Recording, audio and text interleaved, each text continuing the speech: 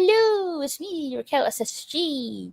And tonight we have Jill, Chris, Hello. and our kitty. Meow meow. And how how is everyone doing tonight? I'm doing well. Good, Yeah, I'm good. doing all right. I'm feeling good. Awesome, awesome. More kitty? I'm sure she's doing fine.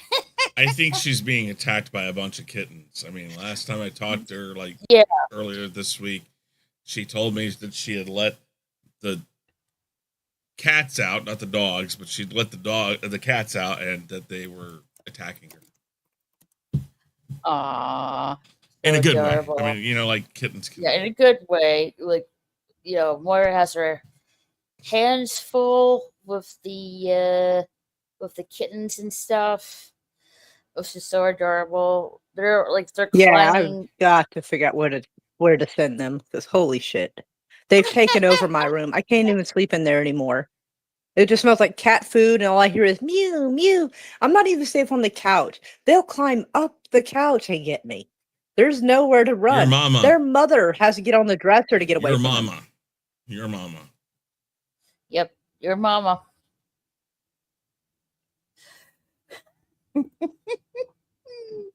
So adorable. I don't necessarily need their mom anymore, or at least not for that. They still mew at her, but she doesn't really feed them anymore because she had to feed twice as many as she normally should have, and it just messed up her whole tummy, the poor girl. She's all like, no, no, no. Anyway, No. I'm on topic. Yep. I want to say hello to Sunflower, Gorilla, Censored Thoughts, King Jamie the Mad, and Lemon Pie. Thanks for guys for being here. I'm sorry we started so late. Thank you guys for patiently waiting. So we're here now, and yeah, we're gonna get on the way here. Also, I want to tell everyone that I do have a Rumble channel, so please, check me out on there and click the subscribe button on there. I'm going to be streaming a lot more on Rumble in the future. Here, yeah, so check me out on there. And for some reason, my stream elements thing is not working. Damn. All right. So that's interesting. I'll have to fix that. Uh, should it uh, should have worked. I put it rightly in the chat already. I saw it start up here. It says Botrix has correctly joined the channel. No, that's Botrix, not stream elements. That's different. Yeah, no. Oh yeah, no.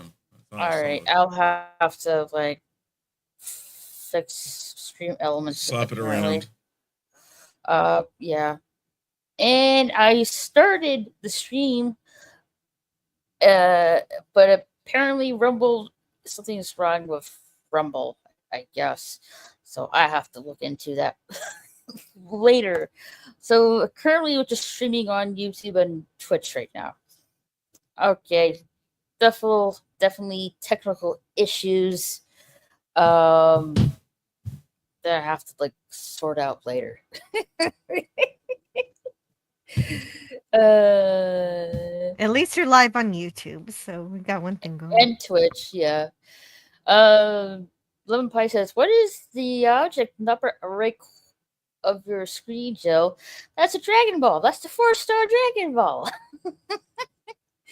Yes, Jill says, "That's a Dragon Ball." Raquel put it there. Oh, I see. Yep. Yeah, it is my logo for this channel, I guess you can say, on StreamYard. And stuff. Jill, what's been going on with you? Oh, with me? I've Yeah. been just hanging around doing stuff. I'm getting ready for my shows. I do a show on Friday, and preparing for that. And not a whole lot really. Just hanging out, playing with my family. My daughter likes to make up board games and draw them, and then I had to play them. So that's fun. She's 6. Ah. And there are always rules that'll let her win, right? Of course, yes. I There's a remember being a kid bonus. and saying, "Oh wait, no, that's not how it works. Because of this, it's this way." Like changing the rules as you go to make it so you can win. I remember that. Mm-hmm. Does she Yeah, do that? yeah, she does. Absolutely, of course she does. It's like from that movie Big Daddy where the game was called I Win. Mm-hmm. That's good. Ah, that's cute. Chris, what's been going on with you? Oh, this past week's been kind of silent because it was a Memorial Day weekend. Mhm. But we're gonna have. I think we're gonna do the wrap up this week. I made a mention about it and didn't get much of a response, so we're gonna try this next week on Sunday at probably 5 Central, somewhere around that. We'll Alright. do the wrap up, and then working on getting Name That Tune back up on Hanstar's channel, getting a lot of new songs up, kind of some new categories possibly, or some new rules and stuff. I got to talk to DJ about that, but we're doing that. We're doing the Chaos Central show, so over on Chaos Central, you can find us the first 3 Mondays of the week guaranteed. First Monday of the month is the Chaotic Conversation, which is basically just talking about any one of a number of topics that Danny Graham comes up with. The second Monday, it is the Chaos List, which is sometimes rankings, sometimes more topic discussion. And then the third week is my show, which is called The Rule of Three, where the 3 of us on Chaos Central come up and we either have a wheel of topics that we decide that we spin and we get our topics and we talk about it for 3 minutes each, and then 3 minutes as a group.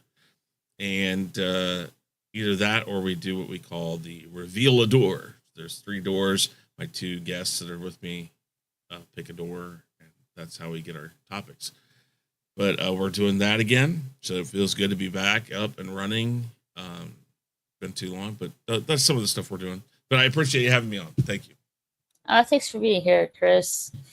Laura Kitty, what's up with you? I know you have your hands full with 9 kittens. Yeah. There to 9 kittens. I don't know why I have to be so fucking old. You can hear them through the door mewing. They have my whole room. You've locked yourself in? No, I have to go sleep in the back bedroom where I'm actually technically supposed to be sleeping. And so they're like in the computer / room that you're usually at. Yeah, the one I usually sleep in because I have trouble sleeping at night, and I didn't want to keep Chris up at night, and so like I just kind of voluntarily decided to go in that room like 4 years ago, and I just sort of stayed in there. But Right. like now I can't do that, so now I gotta share my room with somebody. Kind of like fuck. Right. Humans, So settle they're down. like they're already climbing and stuff, right? Well, So no, they're they there's like this thing by the door, and they can climb up the door. I think they're trying to reach the door handle. If I'm being honest, I think the little shits are trying it. It's like So- raptors. so they're like they will soon. Believe me, they will try. so they're like about 5 weeks at this stage. Oh, I think probably 6, maybe 6 weeks. They're Probably 6 feisty weeks. and unstoppable. Okay, so like probably 6 weeks. So another 2 weeks they'll be ready for adoption and stuff. Right. Yeah, I keep putting up little things on Facebook, my Facebook story, and like TikTok. Maybe I'll make another one. Try to Well, see if if anybody will that be does- takers. If that doesn't work, more you can always go to a rescue center. It's like, hey, yes. Well, yeah, I know that we have one that's just down the road from us, and it is a no-kill shelter. So, like, Yeah. animals will be safe there because I would not send an animal to just die because it had no home. That's fucked up. I would Yep. never. So yes, I only would deal with no kill shelters. Do not worry. Oh, that's good. Yeah, like always, take I'm a them weirdo, but I'm to not a the monster. right.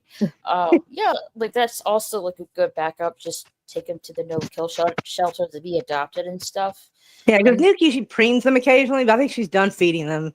Like, cause like it just messed her up so bad. If she's got like one nip that isn't kind of fucked up, so she can feed like one baby at a time. But if two try to get her, she just gets up and leaves them. So it's kind of like, damn. I think she hasn't like they're about like I think they're really like are ready now to have some solid food. Yeah, I've been getting them some. It's kind of like a texture of pate.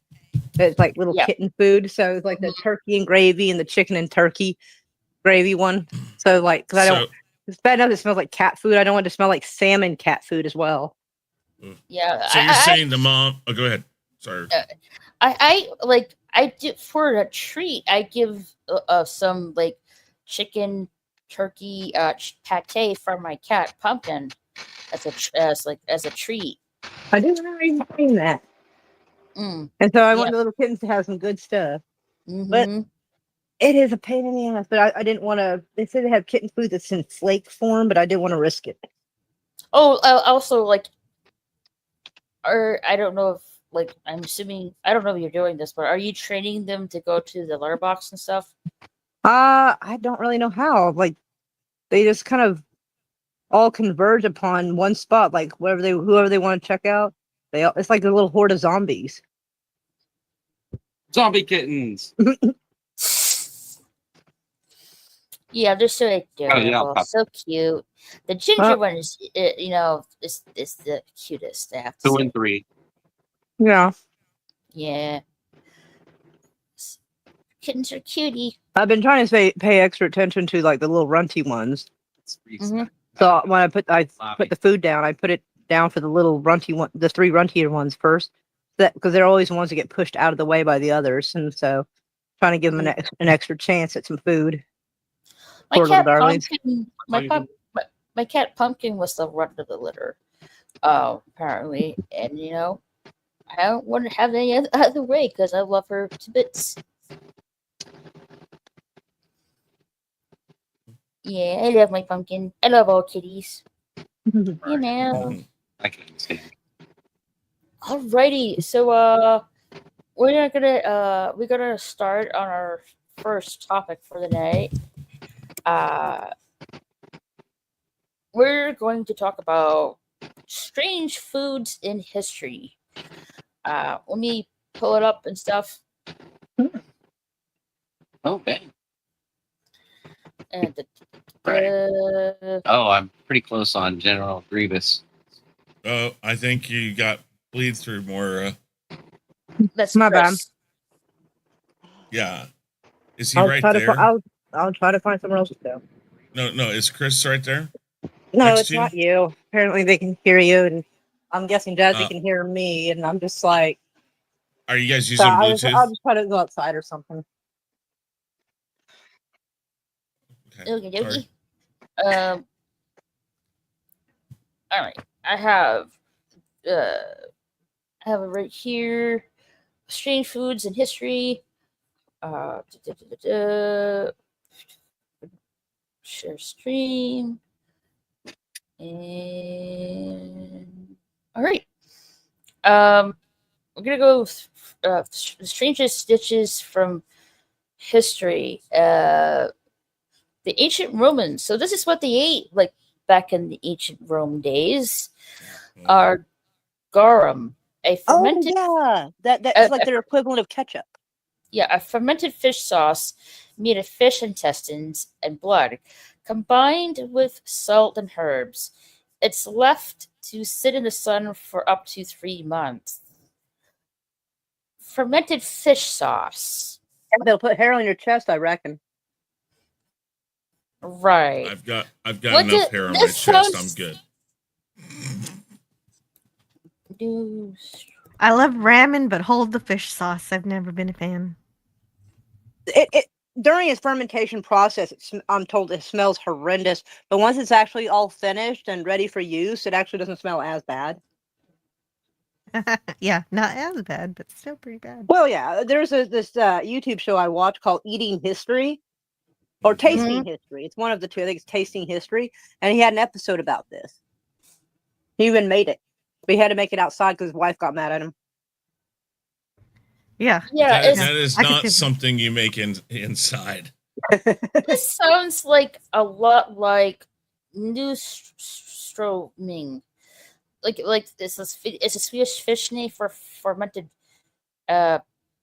fish or herring in Sweden. That definitely sounds like that for this garum food. It doesn't really sound that appetizing, and I don't really think I want to drink it. Oh, fuck off! But when you didn't have so much, I guess they didn't have as many choices for flavor. Well, Apparently not. I think the thing that gets me on this is the blood. So just hear me out for a second here. Mhm. I'm assuming that they would put it in some sort of mortar and pestle, the fish intestines, and grind it up into a paste of some sort. I'm assuming. I don't know that. Mhm. But blood is blood. I mean, when you cook a steak, if you cook it medium, you're gonna have a little bit of blood left, but it kind of mixes with the protein. So it's not like as a human being, if you eat meat, you don't eat blood. Okay, so I guess, but it's just the way it sounds, the way it's described. I hear blood, and it makes it sound like it is like the main ingredient. There's supposed to be a paste, so it's like fish intestines, blood. It's like 2 cups of blood, 2 cups of fish intestines, and then a little bit of this, a little bit of that, and it's like that just sounds like a lot. Here's another possible reason they use this stuff is at the time fridges weren't available, so while the meat was not so good from being stored, this fish sauce would cover up the flavor. Yeah, that could be. A lot of things back then, were for that reason. But I would think that they would like make it into jerky or something, or really salt it to make the meat last longer. Cure it. That's it. So they're drinking fermented /blood fish. This sounds like a lot of like vampirism to me. Yeah. Mm-hmm. Like this, were the Romans trying to be, or are the Romans secretly vampires? I don't think so, but don't know. Yeah, I would not drink this at all. Yeah, skip. Lemon Pie says, 9 kittens. That's a lot of meowing, indeed. Is that one of your kittens on your avatar? And how did it come in to get into Crusades? Oh no, that's not our kitten. That's just like a AI picture, I guess you could say. King Jamie mad. Yay, I made it. You can stop looking. We're so worried. Lemon Pie says I have had pig blood soup. It's high in iron, but I don't exactly seek it out. Yeah. No. It does feel like a kind of soup. Yeah, that's why they put it in ramen. And if I see it on the list of the ramen, I say, hold the fish sauce, please. Yep. Yeah. You hold the fish sauce, definitely. Yeah, like I would not try this for the life of me. Because I was assuming a lot of people who drink this got like really sick. Or or got their stomach really upset. Well, scientists have said that people's stomachs and intestinal fortitude back then was different because the food they had was different. So they were used to it. And as we've refined things and changed things, we've kind of become, I guess, in a sense, soft. We've become soft, so we don't seek out things that people used to seek out. And I mean, I can see that, but back then I would assume, you know, I guess the joke is, you know, when your kids get a scrape, tell them to go rub dirt in it, because our bodies get used to the bacteria or the things and fight off the infections and things like that. Same thing here. I would assume once you've ate it for a while, or once you've used it, and we don't know, it may have been a delicacy, you know, something that only the emperors and stuff have. We don't know. But if this is something that they made on a regular basis, then their bodies would be adapted to it in a way that it probably didn't affect them too much. I Right. think it's fermented. Yeah, it is. So fermentation automatically kind of takes a lot of the chances out of it. So like it says, they left it in the sun for up to 3 months. That means it's killing off bacteria probably during a lot of that. And, you know, again, nothing I would seek, nothing I would ever try. I mean, If you don't mind me people use it today, interjecting, yeah. isn't the fermentation process about having alive bacteria, not dead? Like when you're making alcohol, the bacteria eats the sugar and pees out alcohol, and that's how you have it. So I reckon that wouldn't necessarily kill a bacteria in it. Maybe it's good bacteria because it's fermented, but I don't Mhm. believe that it kills the bacteria. mhm. Yeah. Were you saying, Joe? Oh no! What Mara said sounds good to me. I agree with that. Then you probably will be getting some bacteria, but from this, Well, but that probably won't be bad. and Mm. understand that Not all our stomach bacteria is acid, bad, and that's what lemon no, pie says. our stomach acids, since humans have been what we call human now, Mm-hmm. our stomach acid is some of the most craziest thing to fight off and eat through thing. So I don't know. Again, if this To is the a point you're staple, like, sorry, Chris. To the point, like, why am I having a hole in my stomach? well, I don't know. What has to like? I would like to like sometime in the future, like go over like the human biology kind of stuff. but But continue, Chris. I was just gonna say that I consider myself fairly adventurous when it comes to food. There's a few foods though I know about and I've seen and I've been around and had the opportunity and I've said no, thank you. One of them is a Finnish, I think it's Finnish Norwegian shot, and it's shark cartilage that is rotted, and it's this delicatessen up in the northern territories of Europe, and I've been around that, and it smells horrid. I consider myself adventurous. I would not take this, even if I were to go to Rome or something, or where, because I'm assuming this is something that if you go over and you go to a historic site, that this is something that they could possibly have somewhere and say, hey, taste what they tasted like. And for all I know, it may taste great. And if you don't know what it actually is, I mean, that's a lot of the thing too, is when you read this, you're like, no. But if you were handed it and you didn't know it, Well, and you also, tried if it, you're in ancient Rome, then you don't want to waste what comes off of preserving your fish. So this might yeah, just be no, a byproduct of that. yeah. I mean, Americans are, and a lot of cultures nowadays are inherently wasteful. Oh yeah. Indians would kill a buffalo and there wouldn't be a piece of it not used, whether it was for jewelry or it was for their habitats or food or They would dry medicine. it and smoke Yeah, it, make sure that shit I mean, lasts.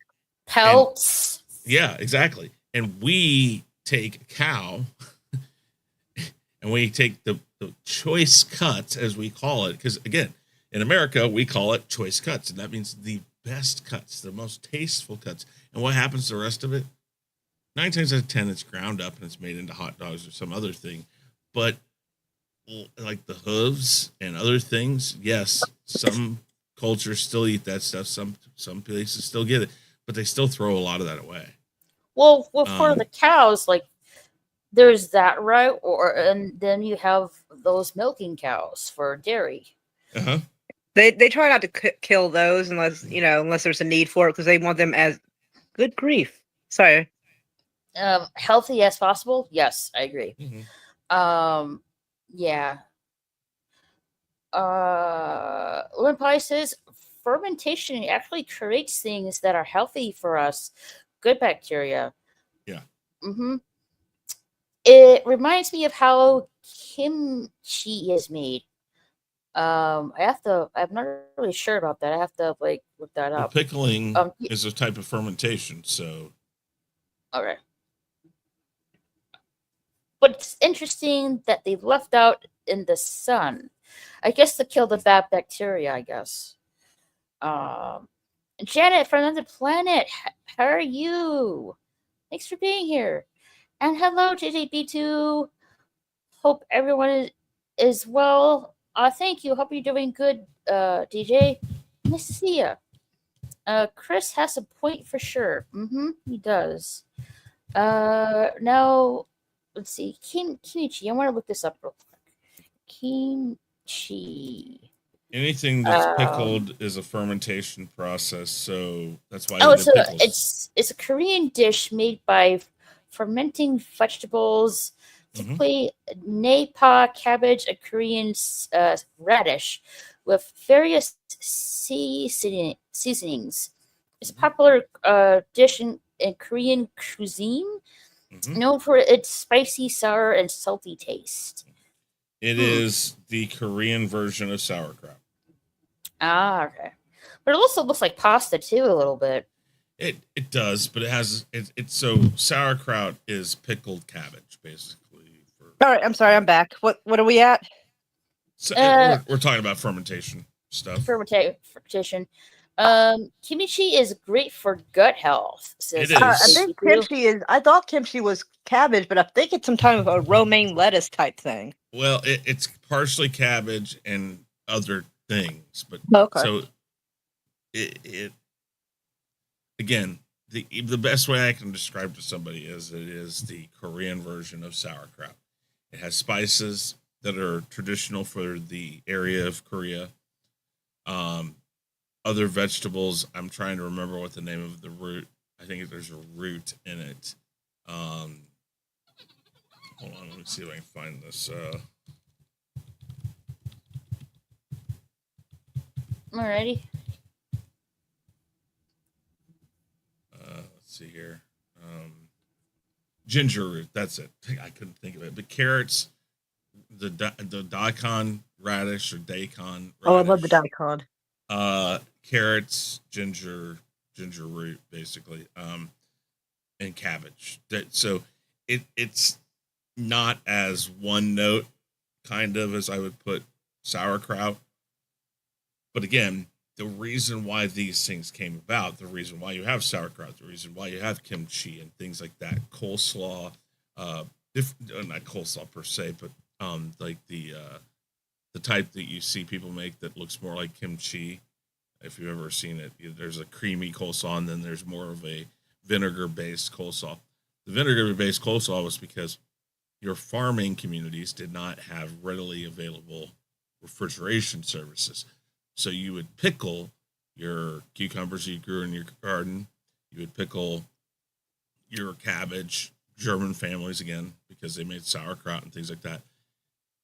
All this stuff was done because it helped keep it for long periods of time. Eggs, that's why pickled eggs are a thing. So anything that talks about fermentation, it wasn't just because, and I think, Jill, I think you said it, because they didn't have the ability to chill things. Again, the ice box itself is a 1900s concept.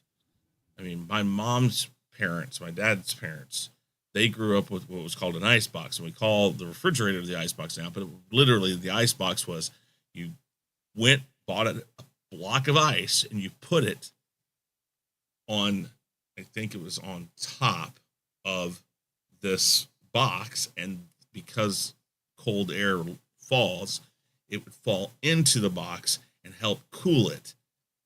And you used ice to do it. So we're not that far away from the times when you couldn't refrigerate things. But, nowadays people lose their refrigerator or their freezer and they go nuts trying to figure out what they're going to do with the food. When Right.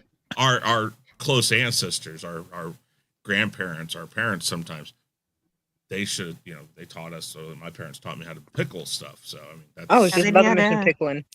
Mm, Yeah, they need but to it's do a, that. it's They a need to novelty now. can stuff.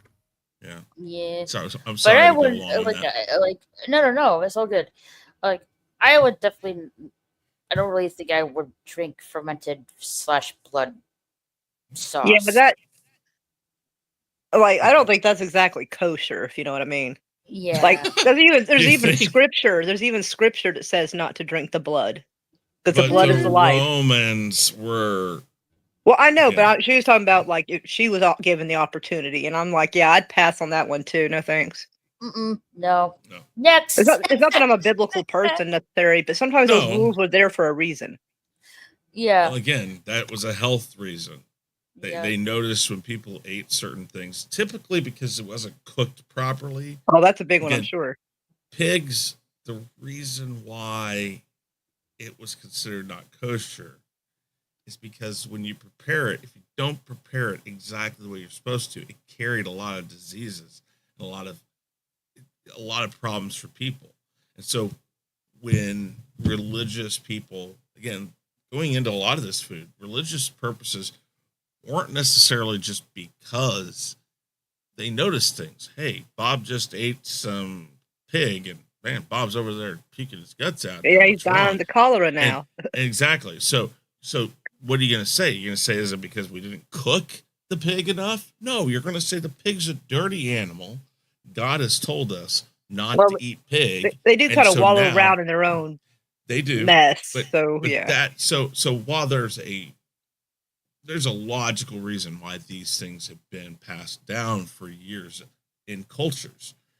It's not because it is because there were real reasons for And it took so long for people to realize that boiling water would destroy the bacteria, but they just thought, oh, hey, let's just drink this beer because we don't get sick when we drink this. Exactly. And eventually, exactly. They did eventually kind of figure it out. And at one point they had daytime beer and nighttime beer. Mhm. Because you didn't want to get absolutely hammered at the work site. So they had like very light beer they would serve just so you'd be safe to drink it. And then when you get sloshed after work, that was that beer. Right, but I would definitely like if someone gave me like garum, I would say next. I might give it a chance. I'd smell it first. I'd see if it smelled all right. I'd be like, Right. maybe. All right. The problem with smelling something is as soon as you smell it, you could lose out on an experience. But I'm with you on it. I'm well with you on that. Yeah. Anywho, the next thing they had was ostrich ragout, a whole boiled ostrich served with a range of seeds, dates, fish, and mint. Ostriches were considered as exotic as elephants. Mhm. Wait, so they skipped the ostrich egg and just put the whole ostrich in a pot? Yeah. Well, I mean, they probably skinned it's it. corned beef. It's corned beef. So that's big chicken. Well, they probably cut it into pieces. I mean, unless they just had a cauldron that fucking big, but it's hard to stir. So I reckon they probably took the head off. They probably cooked the legs separate, I'd reckon. Right. They probably had really impressive wings. Well, I for dinner. guess it would like you really have like a huge family. Like I guess ostrich is the way to go with. Well, they didn't exactly have birth control. Well, they kind of had birth control, but not like that we have it now. They Right. had, that'd probably be an interesting topic to hit up next time. But Right. Ancient form of Yeah. birth Instead of control. like Wow. using one solitary chicken for the whole family, let's just get an ostrich. That's they because- probably dried and smoked that as well, at least some of it. So that So way do it you wouldn't all think go that bad. do you think their local Sam's or Costco did this and like put it out in the warming rack and They sold it for No. $5.99. They probably had their version of that. I mean, like from what I've seen of documentaries, they like just They had normal markets. towns would have tons of like basically their equivalent of fast food, and had multiple spots where they could cook for multiple people. And So do you take the leg off and eat it at the Coliseum when you're watching the gladiators go at it? Call it an ostrich probably leg, something instead smaller. turkey So I leg. imagine an ostrich leg would probably be about the size of a human leg or bigger. That'd be kind of hard to Maybe carry used it that to in. bat people away when they got too close. Get away! So this is how they repaired ostrich ragout. It's a stew or goulash-like dish, typically prepared by simmering ostrich meat with vegetables, broth, and spices. The preparation involves browning the ostrich meat, sautéing the vegetables like onions and carrots, and then combining them with a liquid broth, wine, or water, and spices for a hearty stew. So this is how they prepare the ostrich meat. They cut it into cubes or strips. It's often strips. Yeah, I thought I said that. It's often browned in a pan, similar to how beef is cooked, to develop flavor. And then ostrich is a lean meat, so it's important to cook it to avoid drying it out. And then they sauteed the vegetables, and then they combine the ingredients and simmer it, and add various seasonings into it and stuff like that. But that's how they prepared it, I guess, back in the day. To be honest, I don't really think I would mind trying that. Right? That might not be bad. It just seems like a turkey, so it might Yeah, it'd be just like a that. turkey or chicken stew type thing. Yeah, I would not mind, trying this out. Like, never had ostrich or ostrich egg before, but I wouldn't mind trying this out. Too bad they're not selling it at my local grocery store. No. They could probably, I don't know, maybe it could be ordered online and delivered frozen Yeah. from somewhere. I've never bothered to look because that's not something I ever thought of cooking. Yes, that would be the only way to get it for me, anyway. I think a farm like a couple of miles away may have ostriches actually, so I don't know if they're doing eggs or like if they even still have ostriches. I haven't seen them in a while. I would try this one. Indeed. I think I would try this one. Yeah, definitely will try this one. But I don't really think that's interesting. I googled how ragu was prepared. Apparently they do still do the recipe nowadays, but I guess I wasn't really clear enough. I didn't mean currently, I mean in the past. I don't really think they used pans back in the day. And now they put pasta with it and everything. They do it differently. I'm betting let's see here. I don't know if they had pasta or not, because I think pasta originated from Asia. Well, that's why Raquel was talking about modern day. Modern day. Sorry, the modern day recipe. Well, my headphones I on think is a that little was hard the to hear. modern day recipe. Oh, okay. I don't really think that was the ancient Roman times. I don't think the ancient Roman times have They didn't have. Oh, absolutely not. Absolutely not. That's not what I was stove. Wait, what do they not have? A pan and a stove. They had the equivalent of a stove. It'd be similar to what we would think of as cast iron stoves, where you put the fire down below and it had like a little top up there. They had pots and stuff, but they were pottery and stuff like that. But they were designed So similar uses of what we do. They did metals, so they probably did have some kind of metal pan of sorts. I think they used terracotta, Right. anything terracotta and iron, but yeah. So I guess they use like a metal pan and like what Moira said, like what you said, it's like those like dome like ovens. Yeah, like either like the dome type of ovens, like those what we'd call pizza ovens, or Yeah. like what if you've ever seen those like 150-year-old cast iron stoves? It would look similar to that because like this documentary I was watching, it was showing them kind of looking through the ruins, and it was a thing that was probably about 7 feet long, about 3 feet high, and it was kind of decked out in such a way that you could put the wood and stuff in the fire underneath, and it would heat up the top where they would like put flatbreads to cook and stuff like that. Yeah. Or you can go the other route with just like the big pot Yeah. kind of stew too. I mean, you go there. Well, like I would like to one of these days I would like to try ostrich ragout and see how it tastes like. That would be cool.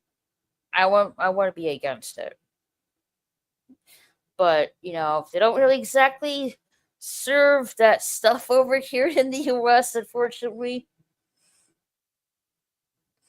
Alrighty. So the other choices that the ancient Romans had dormice, a dormouse stuffed with minced pork and mice dormouse meat.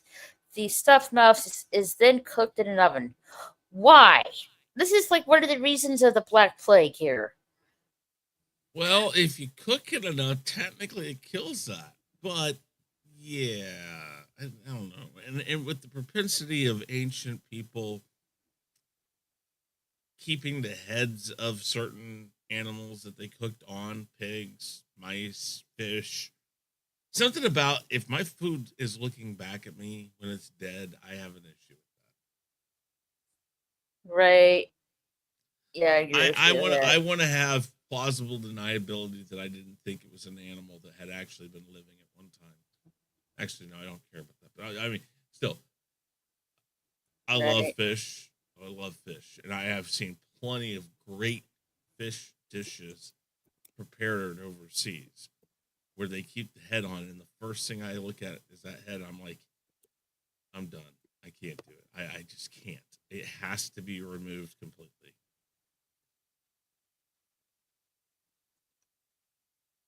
Yeah, like major pass on this one. I'm not eating stuffed mouse. Yeah. I just wouldn't, even though I found ostrich steaks for sale. Oh yeah? Great. Yeah, I put the link in How the is a chat. bird? How do you make a steak out of a bird? Ostrich is big enough you can kind of cut it any direction you like, I reckon. Really? Probably. Ostrich I mean, at the very least, it's got some hips on it, Okay, so it's on the Meat and Bone website. Ostrich steak, 6 ounces for $49.99. Hey, I didn't say the price was good. I just said it was available. Have you tried going after an ostrich? Ostrich and emus are not very nice. They're not. They probably earn that extra bit of money trying to fight that thing to the ground. Right. That's the chicken that fights back for sure. Oh, definitely, especially with their feet. They'll cut you. So yeah, watch out. Yeah, boy, what do you think about this dormice? Like, they eat stuffed mouse. If you clean it and cook it well enough, you'd probably be fine. Because the mice themselves didn't actually create the plague. It was the fleas that they carried and the bacteria that those fleas carried. And technically, those could be on anything. They just preferred mice because they were quite mobile. Carry diseases and stuff. Well, if you cook the shit out of it, it should just about kill anything once you get to 160 degrees. I don't trust it. Oh, I wouldn't eat it either. I'm just saying that's probably how they survived. It didn't die from it all. I think being around all the kittens is kind of affecting you to where you're actually trying to convince us to eat mice. Meow. It's a rat burger. No, I'm just kidding.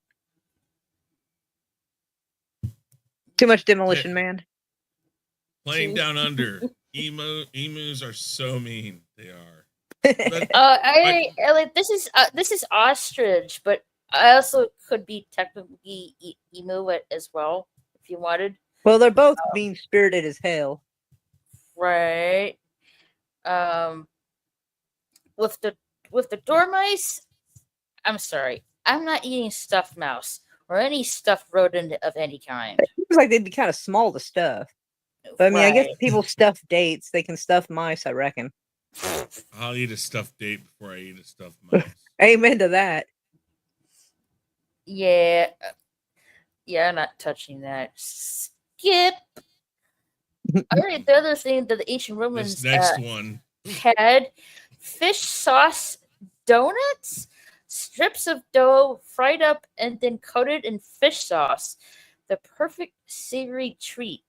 Yeah, Wait, we think of donuts that are very sugary. They did not necessarily. apparently no. So they had a donut made with fish sauce, I guess. Yeah, that does sound a little So they make a donut that has no flavor whatsoever, and they dip it in fish sauce. Sounds like the substrumming stuff again. yeah. See, now fish sauce alone is something I'm not completely against.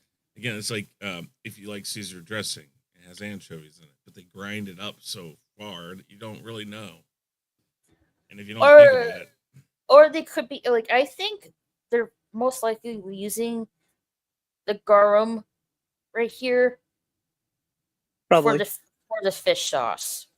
I hope not. I Okay, wouldn't now be you just ruined the chance. I was like, maybe. I No. wouldn't be surprised. Then why didn't they call it garum donuts? I have no idea.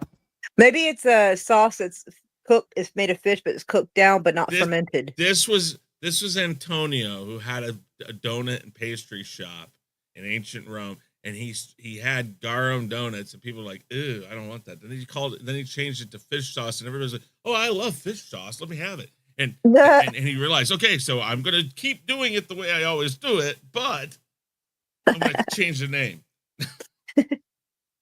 Sorry for my completely Hey, it's clever. choice of history. Yeah, I wouldn't be surprised they're somewhat using the exact same stuff. Somewhat Kangaroo is good. for Kangaroo garum is for this dish called fish sauce donuts. Doesn't really Fermented sound. does not mean rotted. I know. But it doesn't sound really appetizing. Fish sauce and donuts in the morning. Mhm. I mean, sounds like a bad version of sushi. Ew. I mean, I Yeah, like it's just, sushi, but you said a bad version of it. I'm like, ugh. Yeah. Let's just have that right next to our dormice. Yeah. You know, I feel Uh, kind of silly that I didn't know dormice was spelled like that. I thought it was DOOR, like It's they hung out different near front doors. things. Only one O in that one. Yeah, That's what I'm surprised I didn't dormice know is that. actually something. No, both are correct. All right. Old Man Bird says, looks like a lab experiment to me. Mm-hmm. Old Man Bird says, waited 3 weeks for Divas and Dorks. Lampai, well, I've been busy. I have a lot of shit on my plate. I've been But being, we appreciate it though. but yeah, but I just want to let people know. Yeah, I'm trying to stay consistent and stuff like that, but at the same time, I do have a lot of stuff on my plate being pulled in every different direction, and I get tired. I get tired, but I appreciate it though, Oh Man Bird. Thank you for being so patient. Yeah. If you want to share this really quick, if you can go between the two, I don't know if you can or not. Yeah, I can do that. I was just gonna show. This is what they're trying to get you to eat, Moria. That's a dormouse. Aww. No, You see, That's so yeah, cute. eat that. You see, that's what's going to be looking at you when they make it, because I guarantee you they're not cutting that head off. They didn't do that back then, because again, they didn't waste anything. no. That thing's looking at me. I'm like, I can't eat that thing, let alone when it's alive, let alone when it's dead. You're sitting there going, what did he ever do to anybody? He's a cute Look at little him. mouse. He's so Look at him. cute. That's a I'd pet him. face everybody could love. Not It's just true. the mother. I It- definitely see this Don't you as just want to go up to it and go like, oh, squishy, squishy, hello, little Dorma. Sorry, go ahead. You can switch back. I'm sorry. Oh no! I was just looking for something. yeah. They're dormice, or known as African pygmy dormouse, and they're sometimes kept as pets. So yeah, I wouldn't eat that mouse. It's too cute. Alligator's great lemon pie. There's a place. Pickled eggs make you fart a lot. I'm sure they do. Eggs do it on their own. You know, pickled eggs also reminds me of pickled pig's feet. Yeah, I'm guessing that will make you fart a lot as well. I don't want to try it. Piggy can be dodgy in holy places. Mhm. I mean hot. Mhm. God. Okay. There's a place in mid Missouri. I don't know. Moira's from Oklahoma, so not too far from where I'm at, technically. You know the Ozarks, right, Moira? Like the Ozark lakes and stuff like that. She's not there. Anyways, so we have a place called the Ozarks, and we have the Truman Lake area. And in Truman Lake, in a place called it's Osage is the name of the area. They have a restaurant that changes their unique items, but they normally have like raccoon, they'll have alligator, crocodile. They used to do shark. There's an issue right now with a lot of people. A lot of shark populations going down, so a lot of people are trying not to do shark. But I used to go down there for Boy Scout camp, and we used to stop there and have all sorts of stuff. But badger, turtle, anything. I mean, they would have anything that was ethically sourced. And it was interesting because you got to try a lot of stuff, and you realize, there's a lot of stuff that tastes pretty darn good. Right? Sorry, I'm not That's trying okay. to get off topic. We're talking No. I agree. Old Man Bird says, hello, sweaty, nervous face, okay? Pineapple juice is better. Debatable. Well, if you want to debate the theology, Christ then said not to be concerned with those dietary restrictions. Okay? I do believe that actually, it is not that he necessarily said that you don't have to be worried about the dietary restrictions. I think what got people is that Jesus said, it is not what goes into a man's mouth that corrupts him, but what comes out. Basically meaning to watch the things that you say. But the Catholic Church may have taken liberties with it with that. I mean, I eat pork, so I love pork. I try to avoid it, but sometimes pepperoni just calls to me. And plus, there's like this confusion of like, was the forbidden fruit actually a peach or an apple? Who knows? Well, again, it depends on where you think that. Hell, it could have been a fig of some kind. If the Garden of Eden was in Africa somewhere, it was probably more like a fig or a very dense fruit. But we bring up the Bible and stuff. You got to remember that, and I don't mean this to be blasphemous if you're religious, but the Bible was written by man. It was told in stories for thousands of years before it was actually written down. Amen. Sorry. And because of that, man realized I can write in these pages things I want people to follow. So somebody thought, I don't think that's the way we should be doing things. The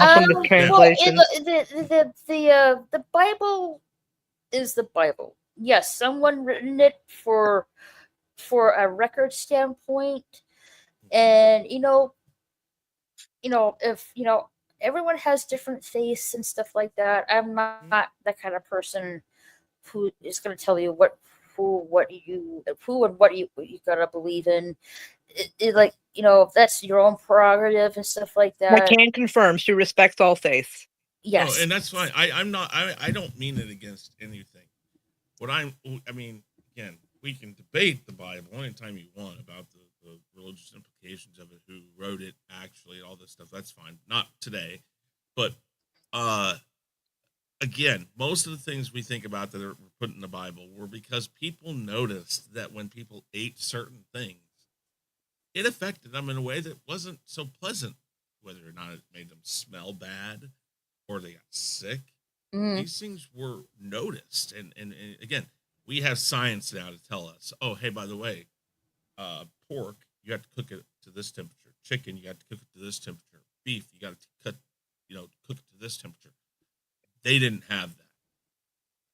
And if you've ever noticed a person who likes to grill but doesn't really understand the implications of how to grill, you'll notice that they typically will either way overcook their meat or way undercook their meat. That's probably how it was back then. Right. DJ B2 says pineapple juice melts parasites. Ooh. I mean, probably helps. Probably, I guess. They do have some enzymes in there. Millen Pie says, but it's definitely worth noting the Old Testament prohibition of consuming animal blood. DJ says you need just to poop it out. Okay. Thank you. Wow. Was pickle on pizza prohibited in the Old Testament? I absolutely not think so. Nice try. Yeah, that's got to be the 11th command. That's got to be the 11th commandment. I'm not even playing. No. God spoke unto the Israelites and said, "Thou shalt use pineapple on thou pizza." But I don't think they had pineapple over there at the time. It makes the pizza taste heavenly. Okay. I'm not even paraphrasing here. I'm pretty sure that's exact. Bird says they must have been on the tablet Moses is broke. Oh yeah, I think I saw some comedy skit where he had 3 tablets, and he's like, "I have 15 commandments," and one fella goes, "I have 10 commandments." Yeah, no, it's History of the World Part 1.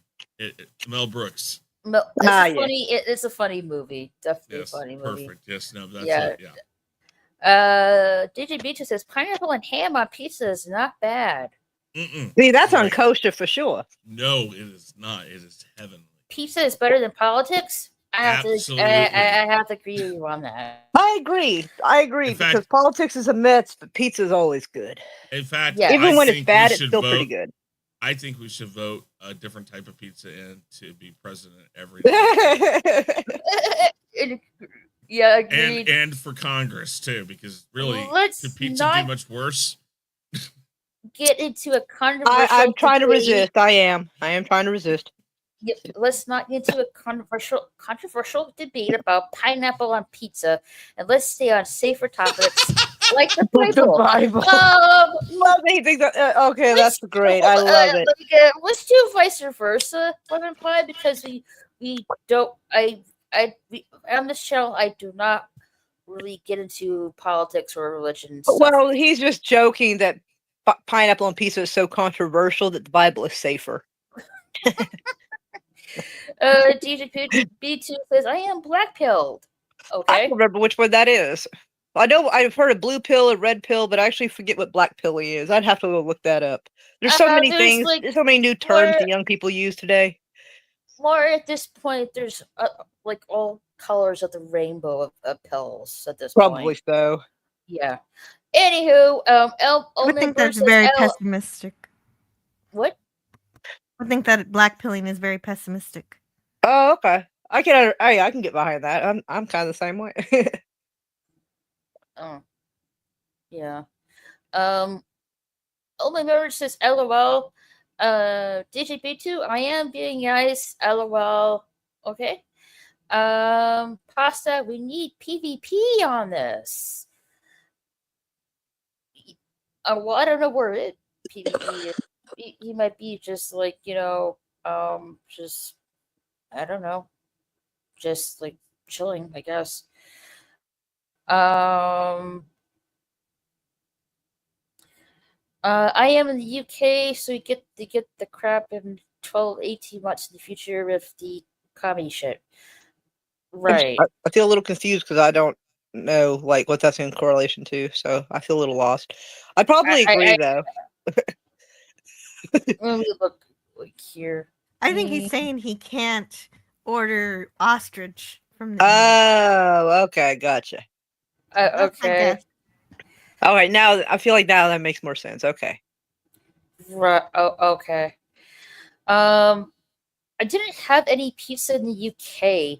The standout food there was Cadbury for me. Like the candy? Cadbury.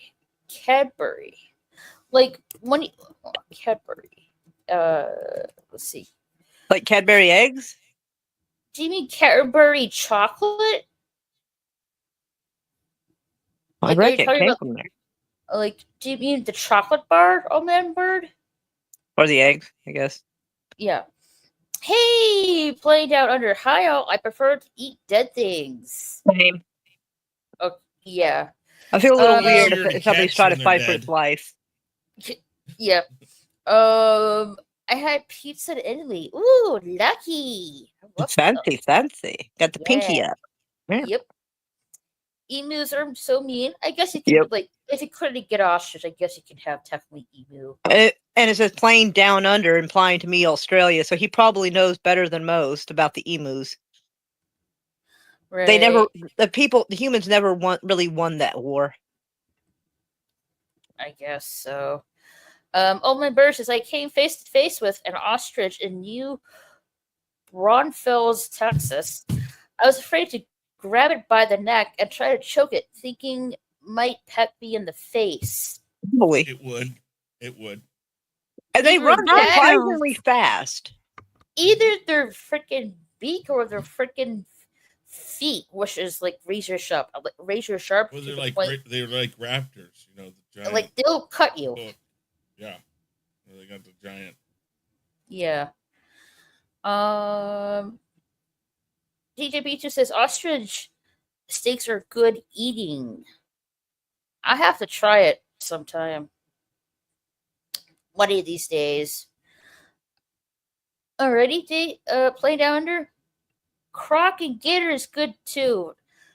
I don't know if I want to try that, to be honest. It's just like frog legs. I don't really want to try it. Frog legs are good. Kangaroo is very healthy. Again, I wouldn't eat that either. It's, kangaroo to Australians are dear to us. Is about the Right. same. Yeah. Except for Fermented- kangaroos can beat you up. Yep, they Well, can. have you ever seen what a deer can do if they get scared? Oh, well, yeah, with the antlers and the hind legs. Mm. Yeah, I can see. Uh-oh, we lost Moira.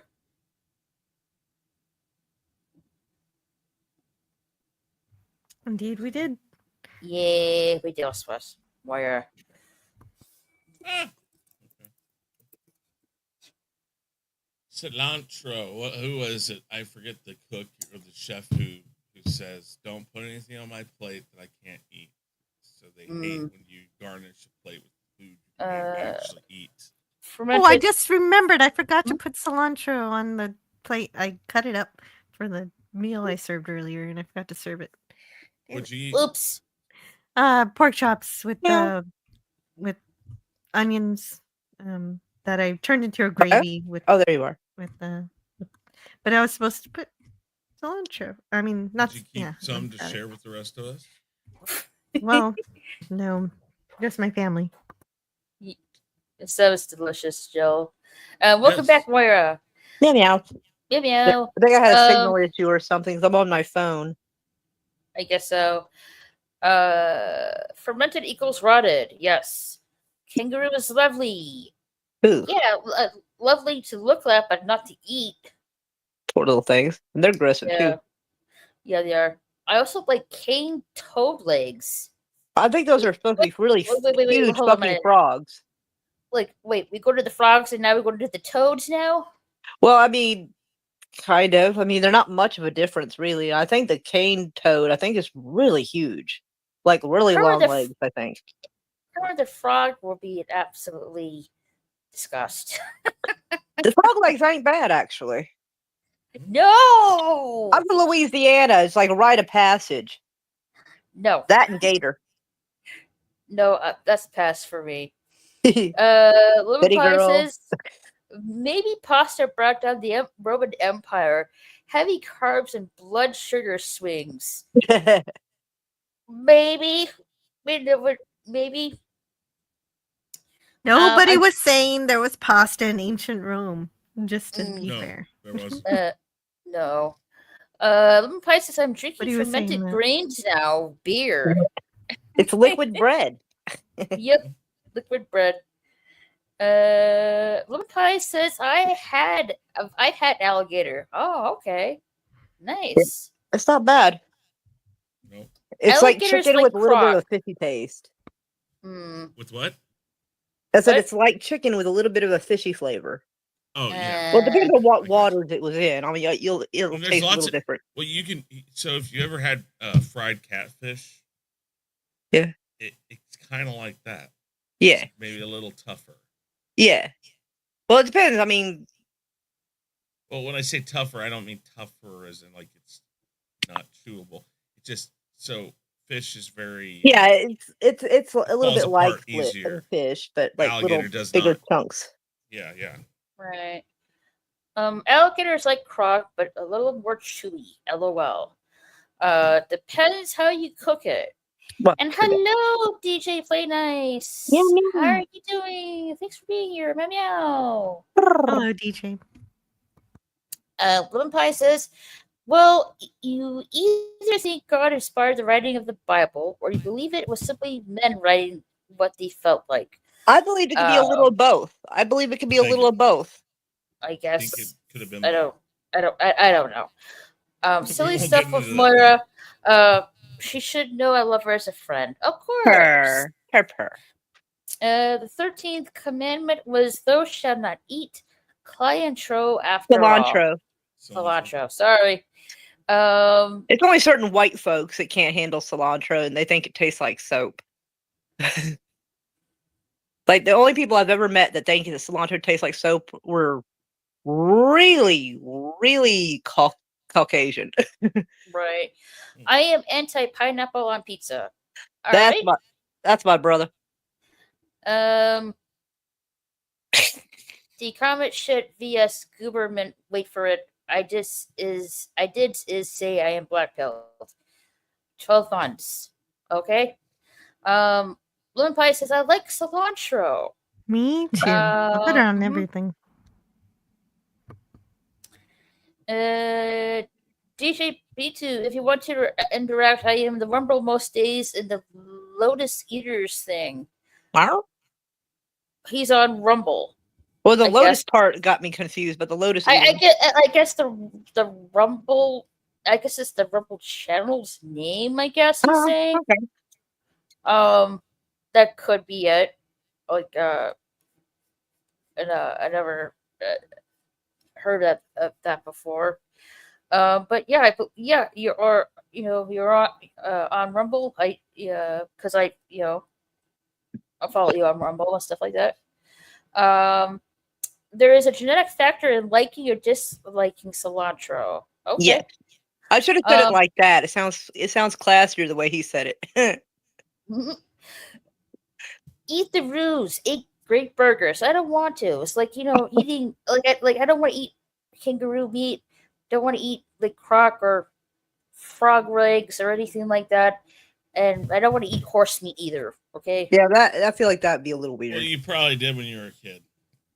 Well, as an American, eating a horse feels like eating a dog. But yes, sometimes, unfortunately, manufacturers were not very honest with their meat processing. We I all tell probably people all ate some the horse time. and didn't know. To me, horses should not be processed into meat. They're free-spirited animals. They're mystic.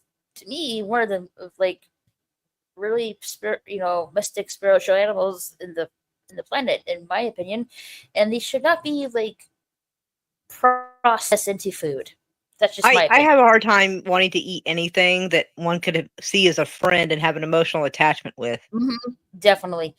I of all the times I've been overseas and ate overseas, I've told people, they're like, well, did you ever eat cat or dog? And I said, well, I never asked because I knew better than to ask. Right. Because did I? Maybe. I don't know. But Yeah. I ignored the meowing out of You eat a lot of street food. Oh God. no. But I'm telling you, Jeez. you go overseas, it's a different game because, again, people over there, we're so spoiled. Like here, the UK, France, and a lot of these places, we're so spoiled because we've taught ourselves, oh, we can only eat this or that. We have all You this ever- livestock. Yeah, if you go Yep. though, and you go to a third world country, if there are horses or cows or chickens around the Some places villages, eat tarantula. those are going to be food or something to help that community at some point. They are not kept because they're fun to look at or anything. That is how they live. And I mean, they trade them and do all sorts of animals are totally different in other places of the world. And Mm-hmm. is that right or wrong? I'm not going to argue that. I'm just saying we, especially as Americans, are very spoiled because we pick what we want to eat and what we don't want to eat. And we Right. have to make those decisions. So please remember that, people, if you live in the United States especially. Oh Think yeah. about all the crappy things going on in government, or the fact that eggs are up to $16 a dozen or whatever. It's a choice. You have that choice. Right. Go over to a third world country, they would die to have the options we have, True that. and the ability to say no that we have. Mm-hmm. Yeah. DJ Bluetooth says way healthier. Gator is fine. Gator is more chewy than Croc.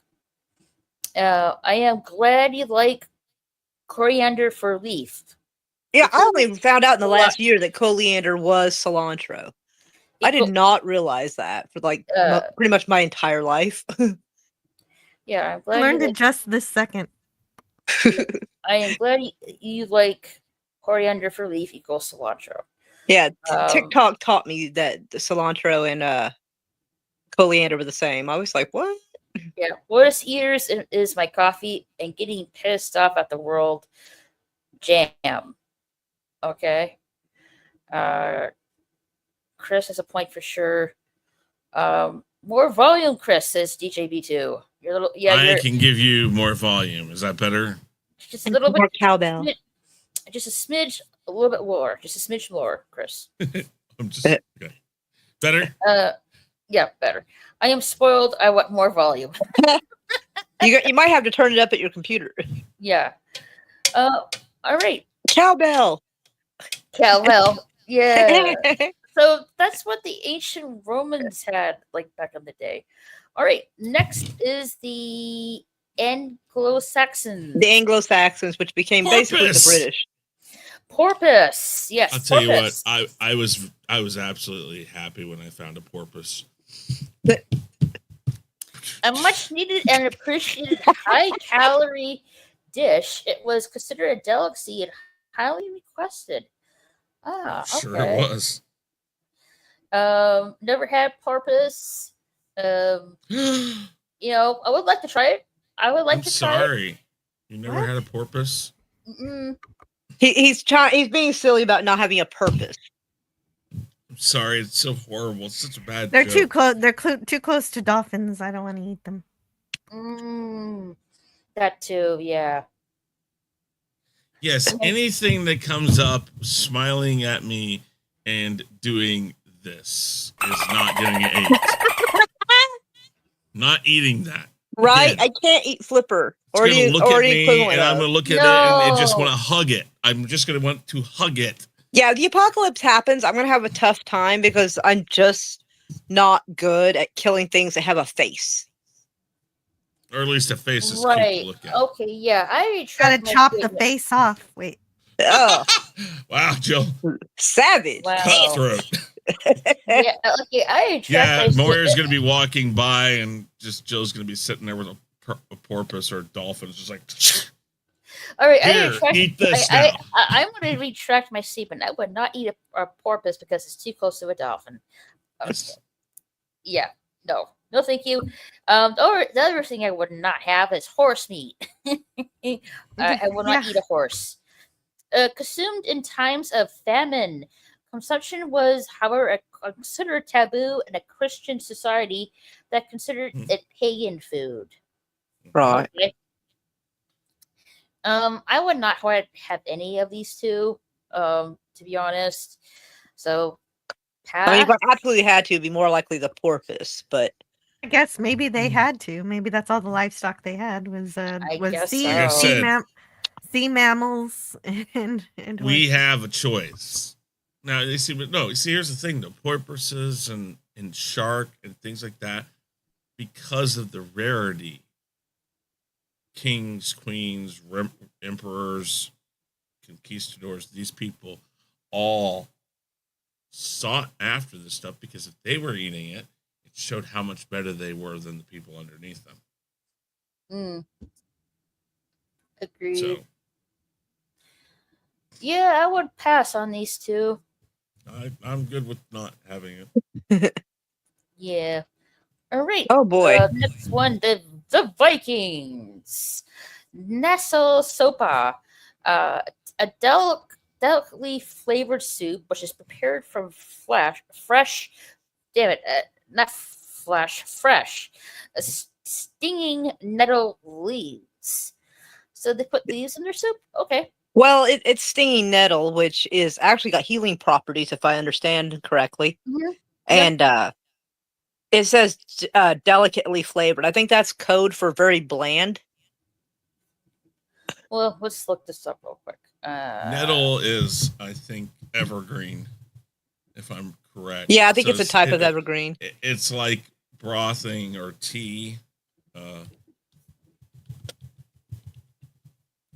Well, I mean, I don't know, because it says stinging nettle. I think stinging nettle has leaves, which would not make it like those evergreens. Plants, specifically those belonging to the genus Urtica, known for their stinging hairs, trichomes on their leaves and stems.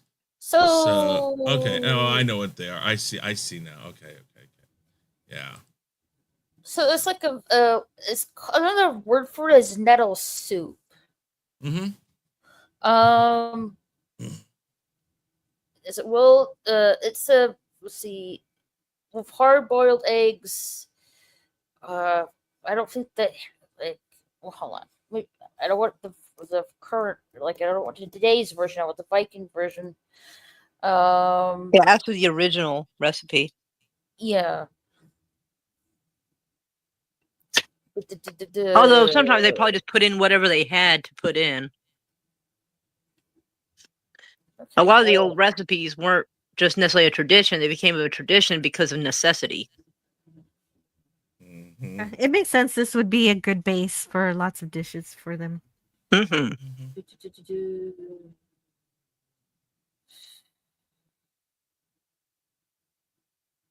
Yeah, I can't remember what stinging nettle does, but it's supposed to be good for something. I just don't remember what. It's hard to keep track. I bet my neighbor would know. She loves nettle that hippie soup, stuff. again, nettles and a lot of this stuff was used in teas and stuff. Yeah, because you could steam it and then you strain it out and the properties, like I said, the stinging. I think probably had a little bit of that because when it rubs up against you, I think that's when you itch and stuff. That's when yeah. But when you put it in hot water and soften it up, I think that issue is gone. I believe they probably pulverized it before putting in for a tea or something. Helps get all the good stuff out, I reckon. Mm-hmm. Let's see here. Is any current Viking recipe here? Okay. Let's see here. Nettle shoots, water, salt, butter, chopped chives, a bouillon cube. Well, that's definitely a more modern. Yeah, No. Vikings might not have had bully on cue. Well, No, they I probably have said some equivalent to it because they said- Yeah, have yeah. like Well, dried, they. hacked. I said Oh, yeah, Viking. Like, that's possible. don't give me the modern stuff. Come on now. That's why I would Um, say original Viking. Maybe that way it'll know what recipe you're asking. But it's still bouillon cubes. I mean, they probably tossed in like onion peels or onions and whatever This else soup they could does throw sound in. a lot better. Yeah. Adding some chicken. Everything's better with Uh, chicken. okay, how about like a, original Viking recipe? Okay, how? Let's see if we get like, any results on that.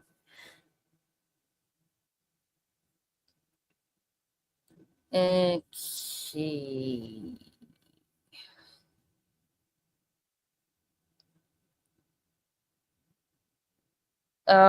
Chicken stock for the base of the soup. No, that doesn't sound like what the Vikings used.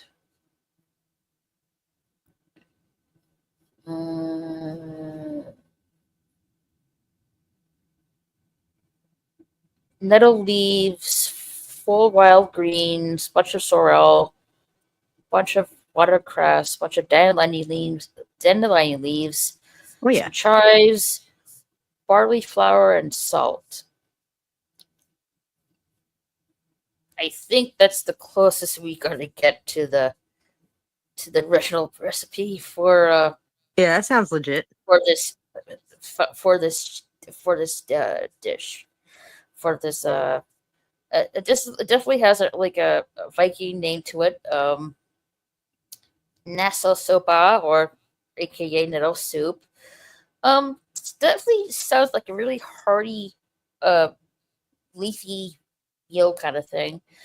Yeah, I definitely see this having healing properties to have to eat. Something really But you had healthy. to be careful Mhm. because the nettle leaves are really sharp and you could Yeah. sting yourself with them. Ooh, gotta be careful of that. But yeah, really healthy meal for soup and stuff like that. I wouldn't mind trying it.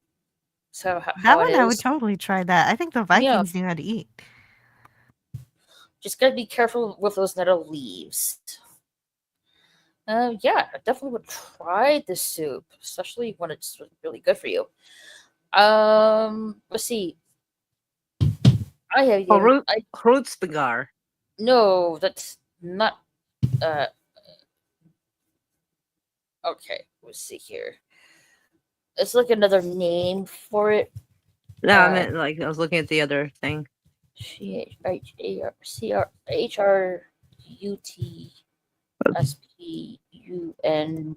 CHRUTSPUNGAR. Yeah, I was No. guessing it's probably pronounced No. Hrutzbegar. Yeah, they're balls. Sour ram testicles. Woof. Woof. Oh, they sell Okay. stuff like that in Oklahoma Okay. and Texas. They have a nicer name for it, but Rocky Mountain oysters. yep. Oh, okay.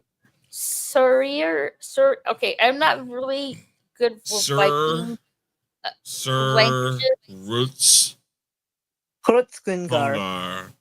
Sir Rutzbegar. Krutzinger. Okay, let's just go with that. AKA sour ram testicles. Okay. Sour pickled ram testicles. The testicles are boiled and cured in whey. I don't want testicles in my mouth. Okay. I know, right? I imagine it'd pop like a grape. Ugh. Okay. I don't want to I think thought about these were that. going to be Viking olives or Gushers something before I candy. read it. Oh Oh God. my! Oh my! God forbid you picked one up. Hey, this is an olive. Boom. Be a big Have you olive. ever seen what is it? Not Animal Farm. Funny Farm with Chevy Chase when he eats Oh the my most. God, I haven't seen that in most- so many years. The most Rocky Mountain oysters, and then And then he says, "Ah, man, I've never seen somebody eat so many testicles in my life." And he's He's like, like, "What?" "What?" He's like, "That's what you just ate." And he's like, "What?" And he just runs out and pukes. It's like, oh god, I couldn't do it. I couldn't. Yeah, I don't think I could do it. No. Pass on this. I would not. No. Okay, Harkle. Shark meat that left to rot for I like 6 how quick weeks. you go past that one. Yeah, we don't need to. Yeah, we don't need it. I was about to do some research. No. We're moving on to the fish. No. Pass on the pickled ram testicle. Okay, Harkle. Shark meat that left to rot for 6 weeks, then cut and hung out That's to it dry right there. for 4 months. This removes the poisonous elements, making it edible. That's what the piece of shark meat is. That's in the shot. I can't remember. Let me look it up. That's what they put in it. I was just always told to cut off the red parts and don't eat the red parts of the shark. But this is a different kind of shark. I didn't know sharks had anything poisonous on them. So shark meat that's left to rot for 6 weeks, then cut and hung out to dry for 4 months. This removes the poisonous elements, making it edible. I don't really think I want to. Oh my god! I don't really think I really want to try this. Mm-mm. It comes in 2 varieties: chewy and reddish glare harkle. The fact that like sharks, like the shark has like poisonous. Yeah, that kind of puts me off. Features, like it itself is poisonous. I don't know, I don't want to eat it, but I eat it. It's like eating what are those things called? Like, I'm forgetting the name of it. What? The name of what? Give me a hint. It's like eating pufferfish, because that's also poisonous. Oh, the it can be, but that is it's a paralytic. Yeah, it can be, but I mean, it actually can render people unconscious, but the paralytic part of that is what causes your respiratory to stop respiratory. Oh my god! It's just like having a piece of pufferfish. Blowfish. I think it's blowfish. Well, I call it pufferfish, but oh well. Just eating a piece of pufferfish and suddenly you go unconscious. Right, if the chef doesn't know how to slice it properly, prepare it properly, then yeah, you can get some poison. I don't have faith in people, so I just skip on that. Yeah, I would not take that to chance. That's especially including this Harkle/shark. Here you go. Choice. This is my last share, and then I have to go. But okay. Look at this really quick. So Brevin is the shot that they serve next to Harkle, and this is what Harkle. This is what it looks like right there. Okay. And they serve it in a little tray like that, and then they give you a shot next to it. I thought this had the picture. Oh wait, hold on. Here we go. That's what it looks like when they're doing it. Unlike pufferfish, it seems like Harkle is safe as long as you let it. So you let it get rid of the toxins for long enough. Its ratings 1.9, almost 2 stars. Second worst rated seafood in the world, third worst rated food product in the world, and first worst rated Icelandic seafood. Gee, I've smelled this stuff. I wonder why. Like I said, I'm adventurous. This is something I wouldn't touch. I wouldn't touch this with your second, twice removed, third sister's cousin, mother's brother's mouth.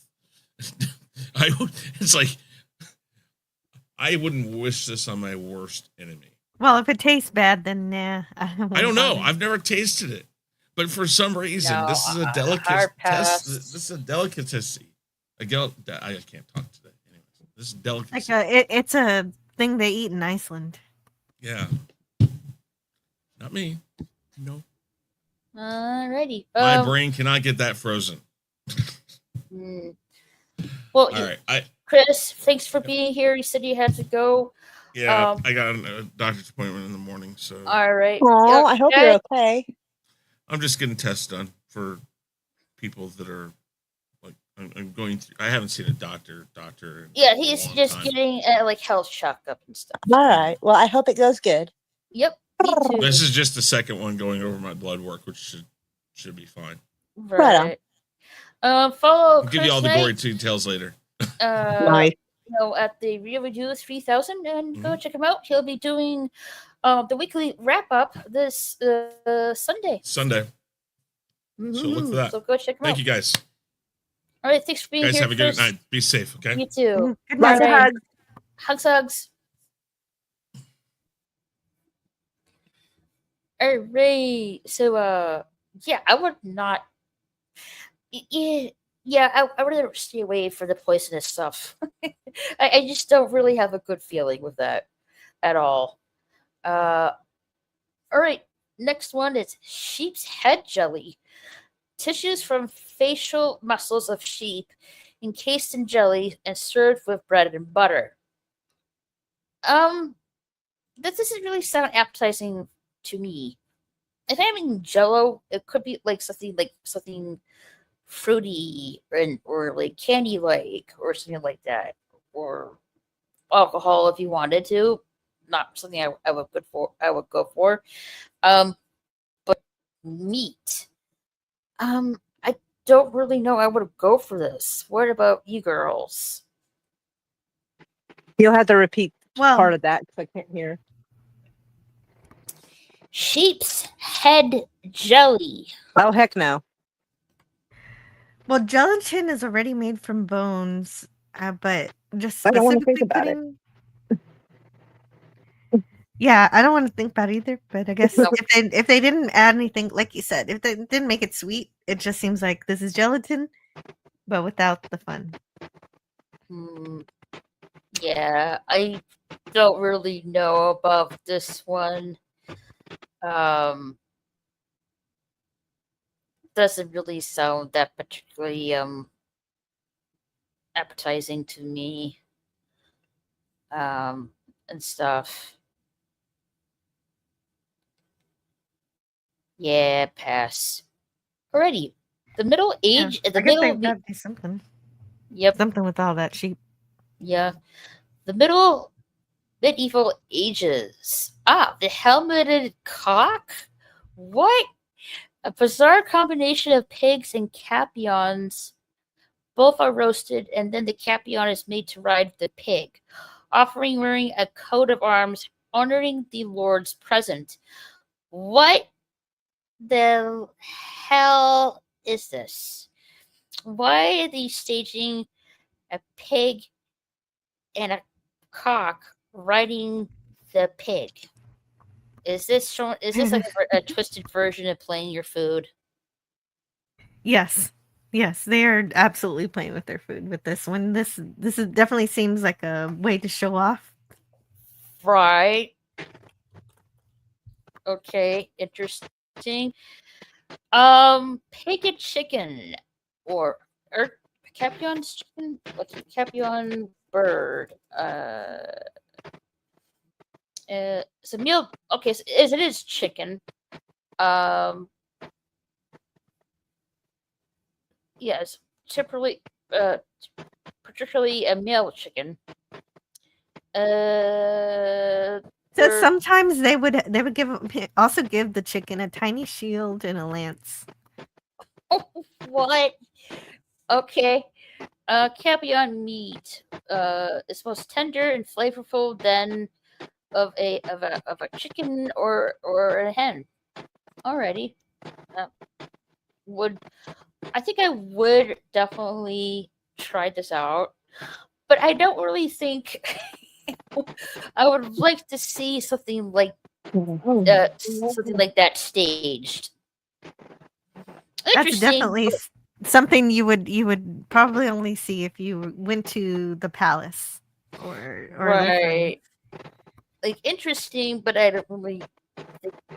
It's too showy, in my opinion. Or you know Um, what? Maybe the peasants, if they did get a pig and a chicken, they would make it. mm, And, it I just don't might know. as well Yeah, put I it. could.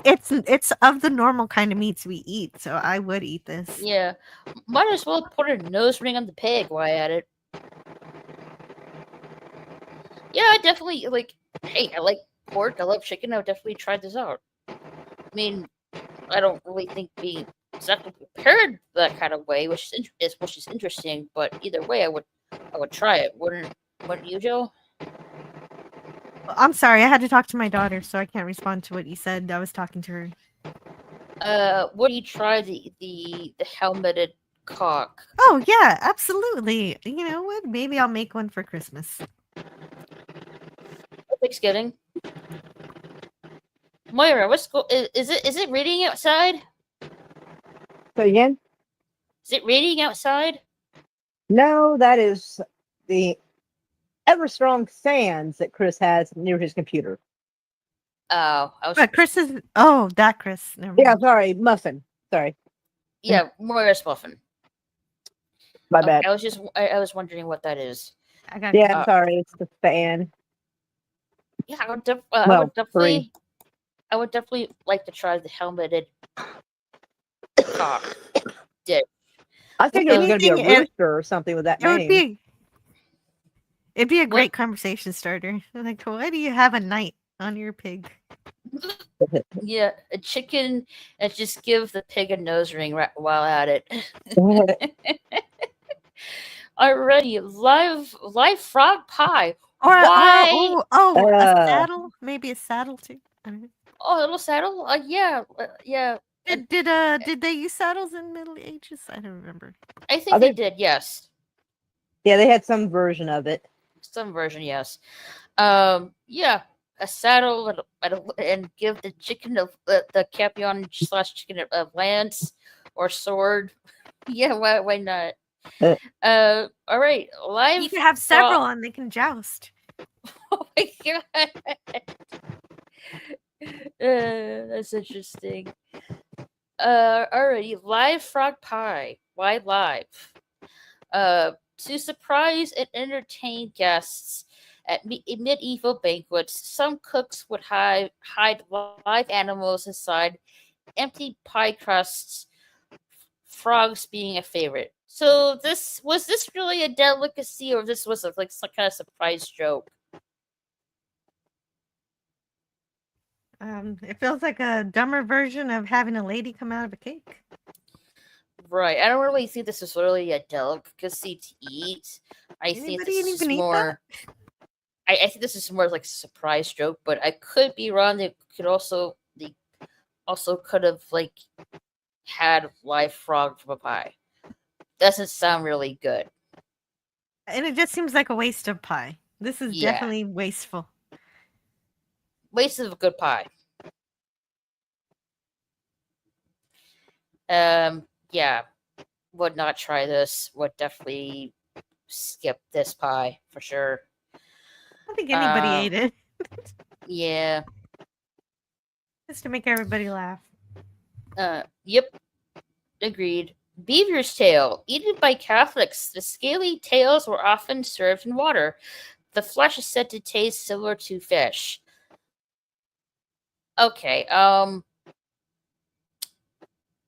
these dead beavers they're taking from, or are they just killing them? Probably they're harvesting them. Yes. I guess. Probably killing them. Yeah. Never tried beaver's tails. I wouldn't either, to be honest, because Oh yeah. PvP's in the chat. PvP, have you ever eaten a beaver's tail? Canadian, so I was gonna ask. I figure, I don't know if Canadians eat beavers. Maybe they don't because it's their national animal. But When I think of beavers, I think of Canadians. Mm. Let me catch up on the chat real quick. Half of my blood is red-headed Celt, lol. Alright. Anglo-Saxons, how did they end up eating beans on toast and kidney pie? I have no idea. Anglo-Saxons? The other I half don't is know. Red Dot Indian, who owns the tea plantations. I-10, well, dad's side is pure pre-1066. I'm halfies. Alrighty. No, it's delicious. Deciduous. Oh, I read that wrong. I read that wrong. Thank you, Joe. Welcome. There's a wheat along river banks here. Okay. I do not like eating fish, but I will eat fish and chips now and then. Glad my foreskin is intact, lol. I think he was commenting about the ram testicles. testicles. The Mhm. ram testicles. Yeah. Yeah. Would make sense. He's talking about like where'd it go? Where'd it go? They probably ate all of the ram. It seems like they also Oh, here it obviously is. made the jelly out of its head. The ram testicles. Yeah. Where like They very clearly used every bit of the ram for something, including the testicles. yeah, they did. Okay. Where did I put that?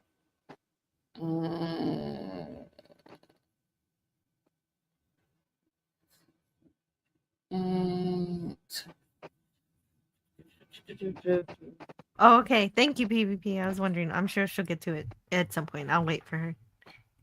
Yeah, sour ram testicles. Yeah. Nope. Okay.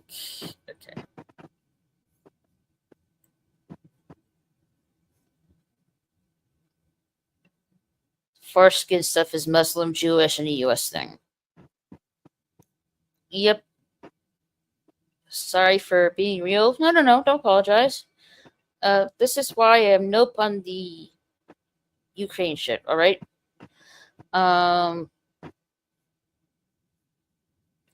There's a community near here, Ashland, that has a testicle festival every year on, Father's Day weekend. The big draw is the fried variety. Well, if that's some people's prerogative, go all for it, I guess. Frying things seems to fix a whole lot of things. I know. My late father ate the fermented shark meat. The stink is worse than taste. I am assuming so. Fugu.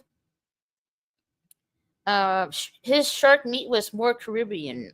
Right on. A lot of gelatin is pork. All right. Jellies and aspics were not usually sweet in previous generations. Jello screwed us. A canyon is a castrated rooster. Thank you, DJ Play Nice. Hello, Gorilla, such a thoughts. Hello to all tacos and sausages. Hashtag Gorilla Raid. I think you mean Divas and Dorks. Pork and pineapple makes sense. He means that by Gorilla Raid, he means that people from his channel are coming here. Yep. Like modern turducken is about pageantry. Pageantry. Pageantry. Sorry, got that wrong. A little bit drowsy, folks. So just bear with me. Yeah, you stuff a chicken and a duck and a turkey. It's fun. This sounds good. Actually, I've been given one as a gift. It was good. Awesome. Hello, Mikey. Hashtag Gorilla Raid. Oh, thank you guys so much. Hello, PvP Gorilla Raid. Hey, how are you guys doing? Thank you so much for the raid, Gorilla. And everybody from Gorilla's chat as well. Like 4 and 20 blackbirds baking a pie. All right. Yeah, like the nursery rhyme, for sure. Yeah, that's correct. Just like a nursery rhyme. Skinned beavers. French trappers did that. Mm-hmm. It's like 4 a.m. Need to sleep. Great chatting with you all. Do not try to be racist as it has jail term. Fuck spelling. I don't know what you mean by that, but anyway, thanks for being here, DJ B2. Have a good night's sleep. Tastes like chicken, says Gorilla. I guess so. Ever had I'll take your word for it. Never tried it. You know, I don't think I would try it either, to be honest. This is bogus. You can't kill beavers. They're Canada's national animal and are protected species. Yep. Yes, that makes sense. That's what I figured, but I saw that people were eating beaver tails in Canada, and turns out it wasn't real beaver tails. It's just like a big donut that they put. Right. They make a dessert out of it and put bananas and chocolate and marshmallows and everything. It really seems really good. It's just in the shape of a beaver tail. It's not really a real one. Don't believe every crazy thing posted on the net. True enough. But PvP, or read it properly. Yeah, agreed. But PvP, they taste like chicken, and chicken is delicious. It is. Gorilla's eating beaver for real? Is that real, Gorilla? I don't know. He could just be trolling too. You never know. I guess he might be just kidding around. PvP, they're discussing what Anglo-Saxons ate way back. They weren't protected when the French harvested them for their skins before the French Indian War. PvP. Yeah, it makes sense. Maybe they used to, but definitely not now. But what we're specifically talking about is about the Middle Ages, people in the medieval times. We're talking about strange foods in history for the guys who are just coming in, just to keep you guys in the know-how. Beavers is not endangered in the U.S., but they are regulated. Nice beaver. Real beavers. Thanks, I just had it stuffed. Real beaver tail snacks are a form of pastry in Canada. They basically taste like a sugary donut and are shaped like beaver's tail. Yep, just like what Joe said. Yeah. I'm sorry, I didn't read that PvP. I just looked it up myself. But it did seem like the Native American, well, not Native Americans, but the indigenous people did eat them for a while until they couldn't. DJ, one of the words might take Raquel down, so hide it. Sorry, I don't know what you're talking about. I think we're all good here. But, yeah, thank you, Mikey. PvP says, I doubt a real beaver's tail would be edible. Probably very leathery and muscular. They're muscular. Their tails are like rudder they used to swim with and very strong, so probably very tough to eat. Yeah, I agree. Very tough. Very rubbery. Because that would be really somewhat difficult to cut that, I think. Yeah, but they didn't have a lot of choices in medieval times, and no.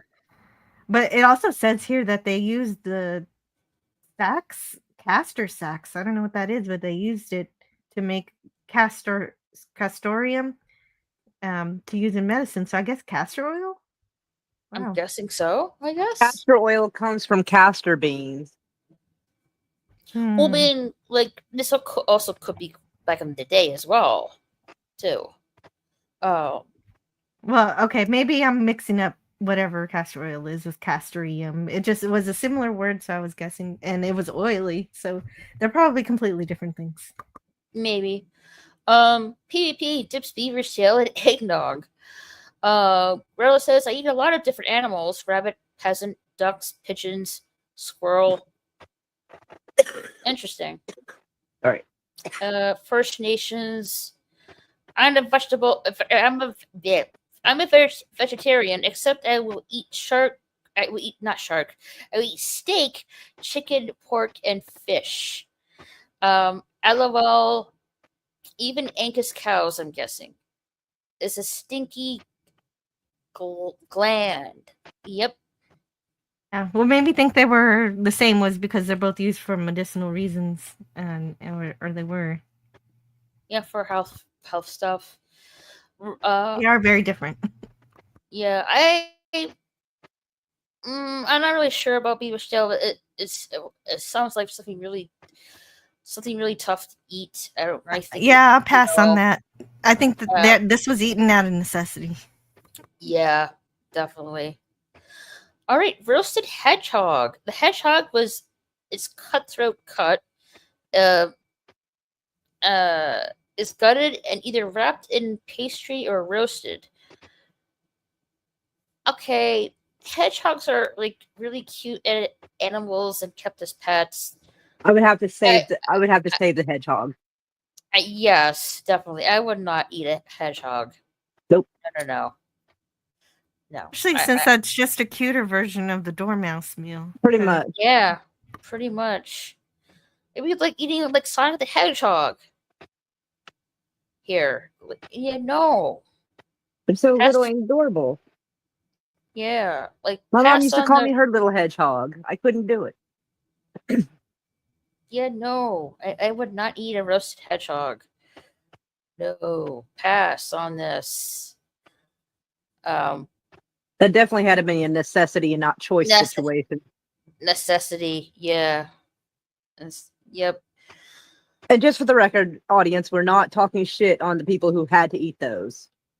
Just in case somebody like who stumbles across this. I don't want anyone to think that. It's just compared to our modern standards of food, like it would be weird. Well, these were back in the olden times. So the food that they had, it was strange, and most of it was maybe for some fun reasons, but most of it's like for like survival / necessity reasons. Yeah. And stuff. Yeah, Yeah. And imagine preparing that, and you have to eat several of them because they're so small. I don't think so. No, pass on that. I can't imagine one hitting the spot, you know. Castrum comes from anal glands of beavers and is what artificial vanilla is made from. Indeed. Yes, right. I was thinking there was something to it with the glands of the beavers. That seemed interesting. PvP says, well, things were different back then. Canada was built on the fur trade before Canada was born. They were almost hunted to extinction, so rich British men could wear beaver pelt hats, just like we do in the U.S. Somewhat similar, but we're pelt hats from raccoons. So U.S. wears raccoon hats and Canada wears beaver hats. Mikey says stink glands are inside javelas, and I eaten javela. Javelina. Javelina. That one is a trick. That one's a trick right there, javelina. Damn it. Stink glands are inside javelas, and I'd eaten javela meat too. Alrighty. We don't cut the gland ever, or you ruin the meat. I'm assuming because the juices will spring out of the meat. Gotta roll out. Have an awesome remainder of the week. Yeah, thank you for being here, DJ Play Nice. Thanks to you. Be safe, have fun, take care of your crew, and rock. Good night, Good- DJ. Good night. Canada was built on the blood of beavers. Poor little thing. Okie dokie. That's They're such hard workers and great They are. engineers. that sounds really horrible because they are really dizzy little beavers. Yeah, because back then I think Canada was trying to compete with either England or France to be like the number one in animal pelts. Right. All right. Nobody was safe in Canada. Not the natives, not the animals, nobody. The Normans. Tripes Adlamodicane. Tripe. Decan. If all four chambers of a cow stomach, part of the large intestine, the hooves and bones cut up and mixed with vegetables and cider. Interesting. Yeah, lots of cultures eat the guts of animals, the stomach.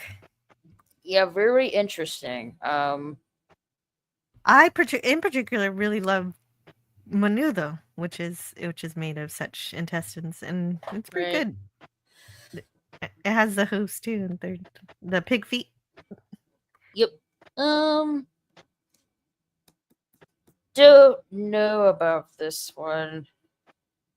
It just sounds like a huge meat soup. Yeah, that's a huge meat soup. Well, the one that I eat has hominy and chili pepper. Yeah, and well, it's brothy. But it does have like vegetables and cider in it, so yeah, exactly. Got some I may give this a try. Very good. Probably. I like it. I like mine with red chili pepper and cumin and cilantro. Now we're back to cilantro. Okay.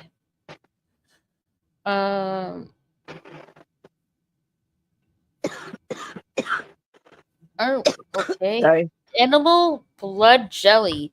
Jellies dive of boiled animal blood to achieve a black color. Sandalwood is used to create red jelly and saffron to make yellow. Fancy. So we're going to with the it's similar to sheep's head jelly, which is putting just actual animal's blood into the jelly mold now instead of the meat itself. Guess so. Yeah, no, I would not eat this. We haven't. It doesn't seem like we've reached the point in history where we turn gelatin into more of a dessert kind of thing. It's still a savory dish. Yeah. So where are we at on that? The Normans. Oh, okay. Yeah, then we have about 1,000 years before they do that. Right. Yeah, still at the testing stage, I guess you could say. Yeah. Yeah. Like from what they're showing here, they use rat blood. Ew. Mouse blood. Yeah, no. No. Pass. Yeah. The Tudors. Like King Henry. Yes. Well, the 8th anyway. My daughter is requesting my time. I I have to step away for a bit. Alrighty. We'll be right here. Alright, cock and trice. A fanciful and imaginative dish made by combining a peg and a capron into one creature. Ew. Thus creating a new animal. It's not only fed, but amused and amazed people as well. So similar to what Sir Duncan idea. The medieval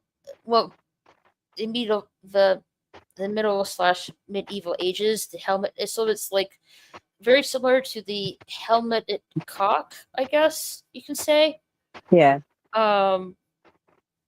but there's no capion positioned on top of the pig. Yeah, I would like to try this if I could. Because I like chicken, I like pork and stuff like that. What do you try this, Moira? Yeah. I think I might give it a try. I mean, it seems a little weird, but I've heard of weirder shit. Around that time period, I don't know if they're going to have this on the list, but they would also eat peacock. Alrighty. Yeah. So, I mean, I wouldn't do that, but I would try this. Definitely. I'll definitely try it. Roasted swan. A dish reserved for special occasions. It was often presented to the table with a gold crown upon his head. The bird was often redressed in its skin and feathers after being roasted. Huh. Okay, so the roasted swan, then put the feathers, the skin. Well, the skin's already there, so they put back the feathers on the swan and put a gold crown on top of its head. Seems a little weird, but all right. Really weird. I would not like to, eat roasted swan because, like horses, they're very free-spirited animals. Plus the symbolism of swans, of love and stuff like that. Just puts a bad taste in my mouth. I would not, really try to eat this. Yeah, I wouldn't either. I'd feel a little weird about it. Yeah.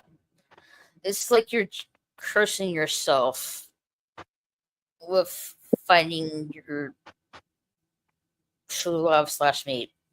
I didn't know that swans had that much of a being seen as that. I think that they're known for being very lovey to each other. I have heard rare stories where sometimes they have polyamorous relationships, but they're very faithful to those 2 or 3 spouses they have.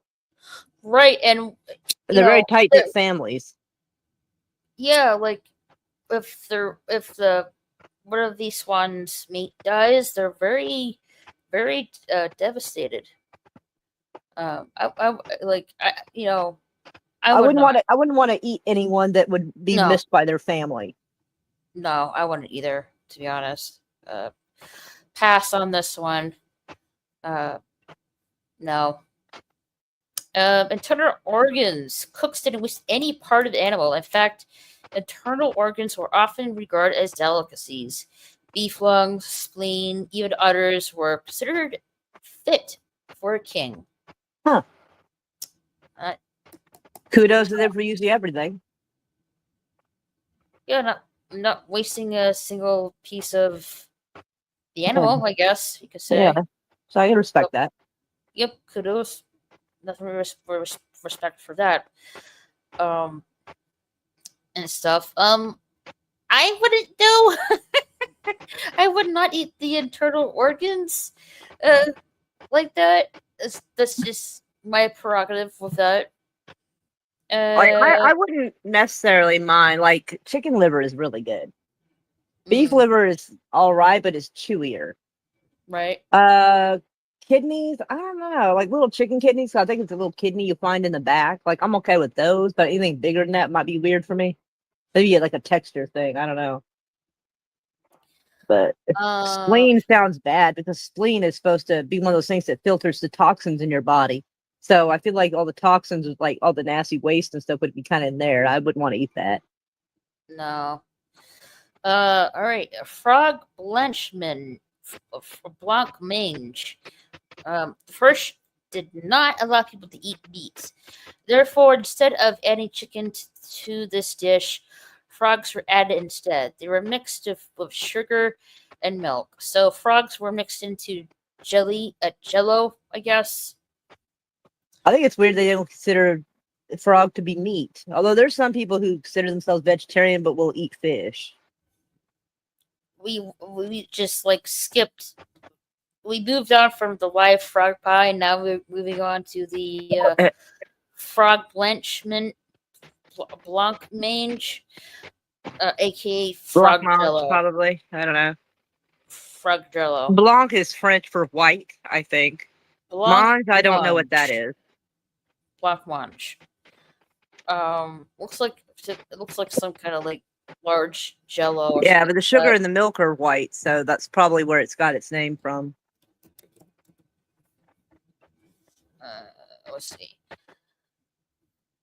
Um,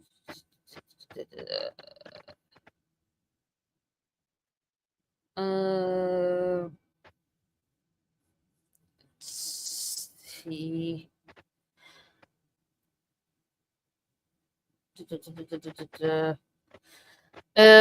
Blancmange is a sweet creamery dessert, typically made with milk, cream, and thickener like cornstarch or gelatin. Often flavored with almonds or other ingredients. Oh, okay. But it's frog legs are a common ingredient, particularly in dishes like frog legs. Frog's blancmange incorporates frog meat into additional dessert, creating a dish with both sweet and savory elements. Alrighty. I don't know about this one. Pass, because I don't want to eat frog, really. I feel like frog should be my a savory thing, not a sweet thing. I think that's weird. Yeah, I would not eat frog. Just my preference, really. So I would pass on this one. I want to catch up on the chat. PvP says castrum is yellow extrudate from the castor sacs mature beavers used in combination with urine to set mark their territory. Both beaver sexes have a pair of castor sacs and a pair of anal glands located in two cavities under the skin between the pelvis and the base of the tail. The castor sacs are not true glands. Extrodin or excrocrine are a serial revel. Hence, references to these structures are as preputial glands, castor glands, or senet glands are misomers. Tripes from Cayenne, France, like a form of stomach meat. Menudo with chipotle sauce. Right, Jill? Yum. When Muendo has essentially daily tripes.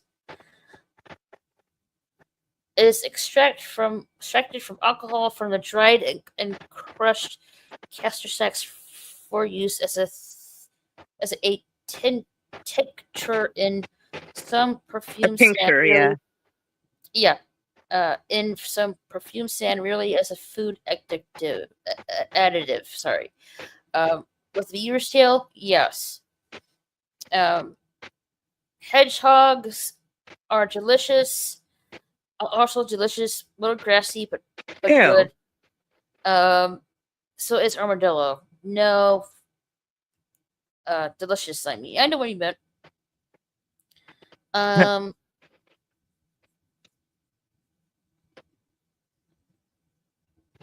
If Raquel would like to give me a wrench, I could post a few short videos about beavers live. Well, we're talking just like about stuff. We were talking about like history of strange foods that were eaten back in the day. We're not really talking about beavers itself exactly. We're just talking about like strange foods in history that people used to eat back in the day. Not really talking about like the animals themselves. But one of these days we'll maybe we'll like do like some kind of like animal farm topic or something sometime in the future. We'll see. There's some great videos about their family life and hope they rebuild their dams. Yeah, they're very busy building their dams and stuff. Truly remarkable animals. Yep. Indeed. Hey, have you ever seen a beaver chew through a tree to bring it down? Pretty impressive. Mm-hmm.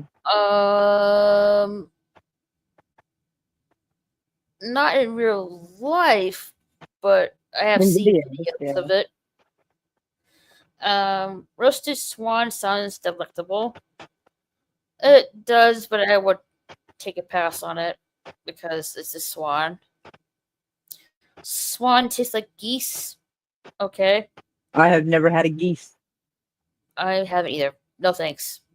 Gorilla has eaten every animal on Earth. Sounds like it. Goodness. If hostile aliens ever land, the army will send in gorilla so he could eat the aliens. Maybe. Gorilla eating a pigeon sounds wrong to me for some reason. It's like to me, pigeons are like flying rodents. Just how I see it. That's just my opinion. But with that. Internal organs would make a great heavy metal band name. Could be.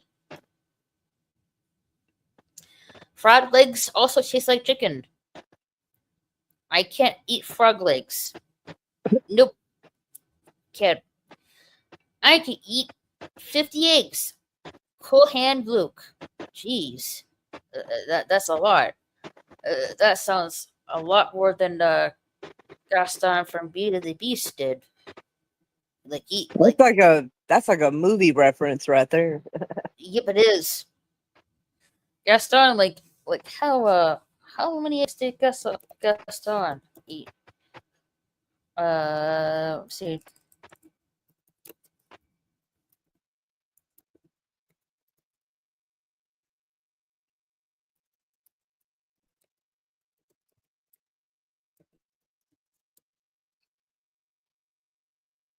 Five dozen eggs, 60 eggs every morning.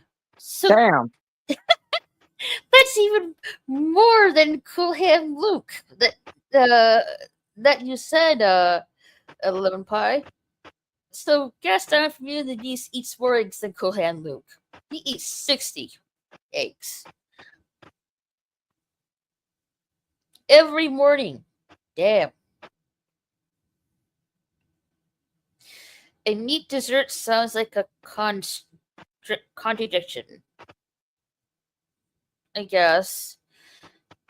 Have you heard of mint jelly of lamb PvP? I have.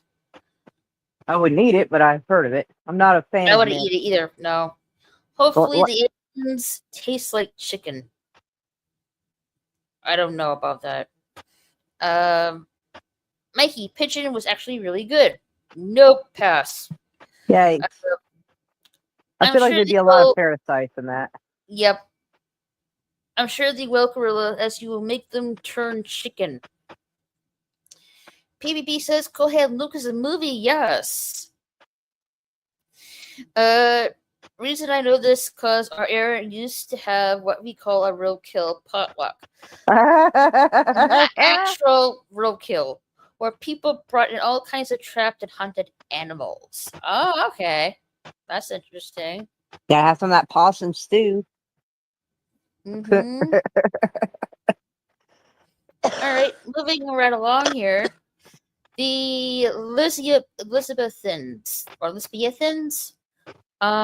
they had marrow on toast, a topping made from the bones of dead animals spread on toast. So that actually is not bad. Instead of jelly and butter, they used bones of dead animals spread on toast instead. Yeah, it's got a lot of vitamins and shit. Interesting. Wouldn't mind, I've eaten bone marrow before. I wouldn't mind eating that. To be honest, that doesn't sound like too out of there. All right. Next one is sheep's feet. Ew. So we're going to pick. So we're going. So similar to pickle pig's feet, I guess. Sheep's feet. The Elizabethans believing in head to tail eating, not wasting any part of the animal, even the feet. So really, somewhat similar to the internal organs that the Tudors did, but they didn't really eat the feet.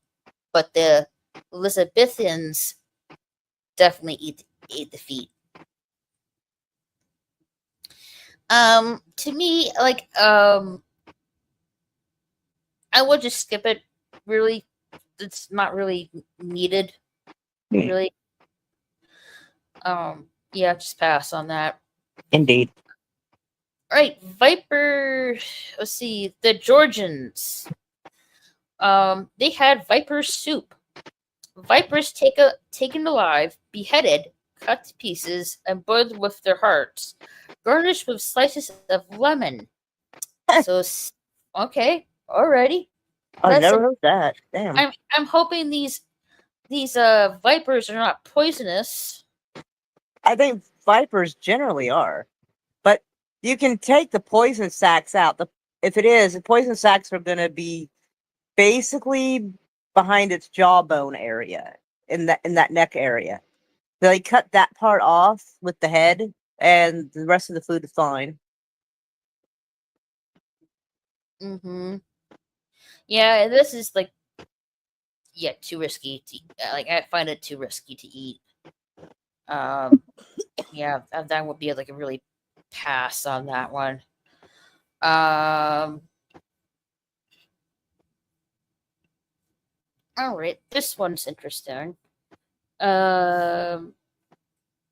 Roti sans par L.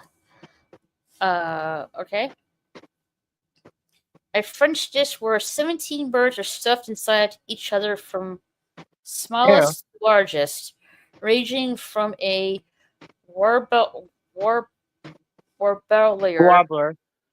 thank you, to a great bustard. So it's like stuffing a chicken to a turkey, I guess.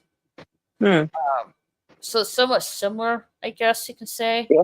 It's just so weird adding animals into other animals. It's so odd. Like, too many of them makes it kind of weird. Yeah, like just like a turducken, like, chicken stuff into like duck or turkey. That's just like two animals. That's fine. But stuffing 17 birds in just one big bird seems a bit much. Yeah, two's a party, three's a crowd right there. 17's outrageous. yes, definitely is. This is a little bit much. Like, I guess they were just like trying to like, I don't know, maybe they were trying to like get a variety of flavor. That was their way of flexing, was doing weird shit with food. Like, they didn't have social media. They wasn't any way to flex, but having dinner parties with the weirdest shit you could find, that was where the party was. Right. I just see it. Maybe there was just like maybe there was their attempt to have variety of bird meat in one bird, I guess. And here's Jill. Welcome back, Jill. Hey, we moved up in time. Yeah, we were talking about the Georgians. So, fucking gorilla. Jesus. Damn. I'll take the threesome, but not the gangbang. Okay. Jesus Christ. Yeah, like, so we're talking about... Sorry. It's all about consent. Yeah. Yeah, we're talking about the bird, Jill. Oh, okay. Stuffing 17 birds into each other. Yeah, like, it's damn. called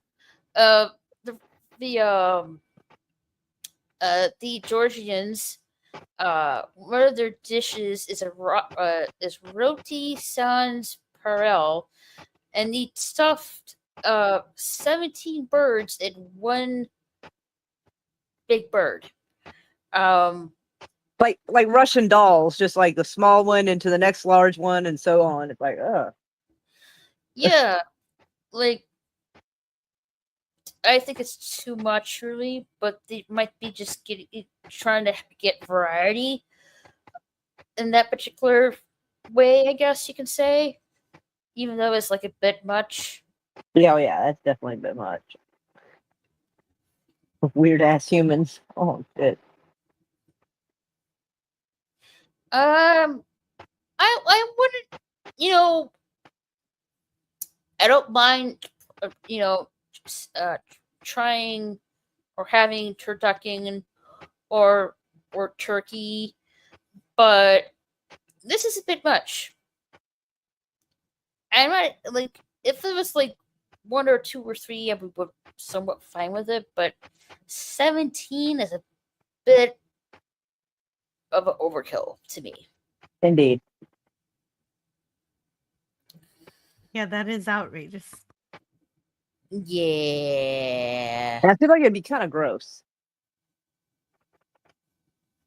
The prepping Also, of it. how do you putting, get- like, and I imagine like you gotta at least cook some of the birds first and then put them in there, because I don't know how like all those birds are gonna cook evenly all the way down like that.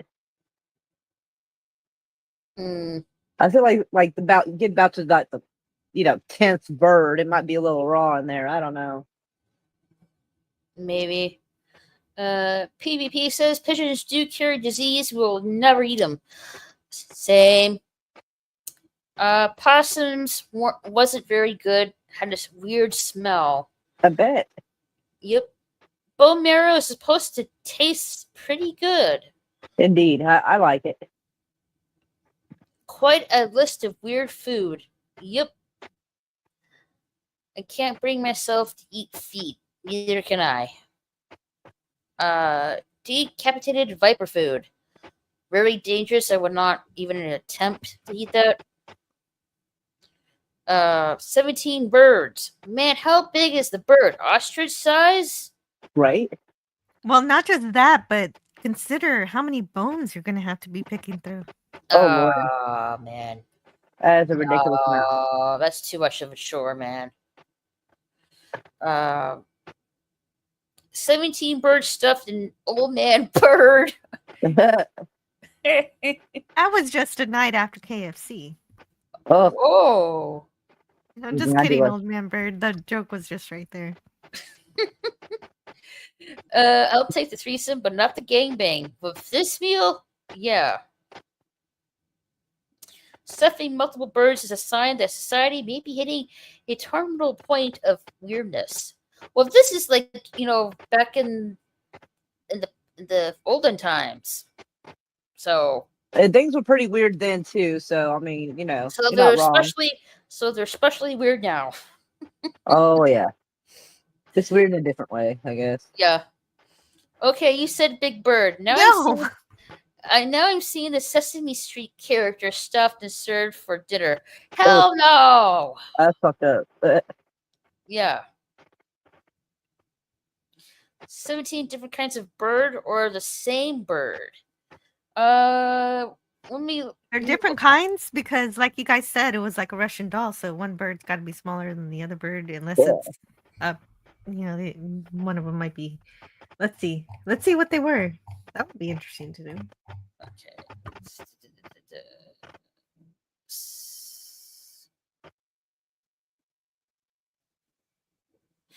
Okay.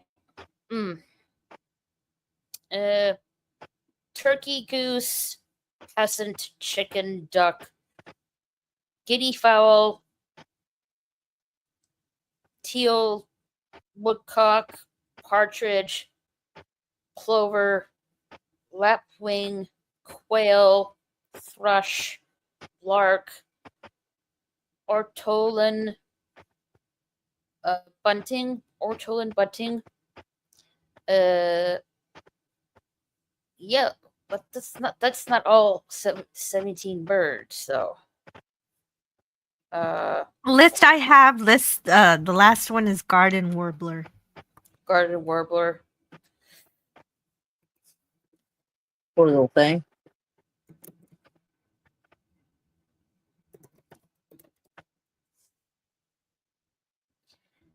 Okay, so this featuring 17 birds and stuffed inside one another.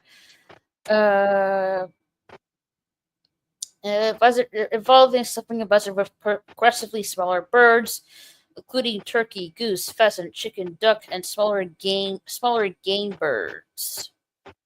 Okay, so what are the other birds they used? Turkey, goose, pheasant, not peasant, chicken, duck, a guinea fowl, a teal, a woodcock, a partridge, a plover, a lapwing, a quail, a thrush, a lark, an orleton, butting, and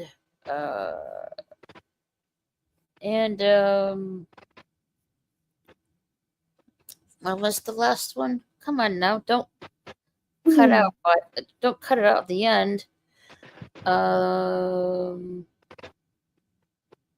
With a garden warbler. So yeah, those are the birds that they used. I imagine the one big one that they used first was the turkey, obviously. Yes. Luckily, I'm not in any danger of being served this anywhere because I bet some of those birds must be endangered and it'd be difficult to find them to eat them. Okay.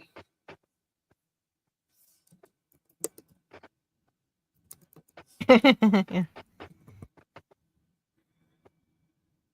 And the smallest bird was the garden warbler.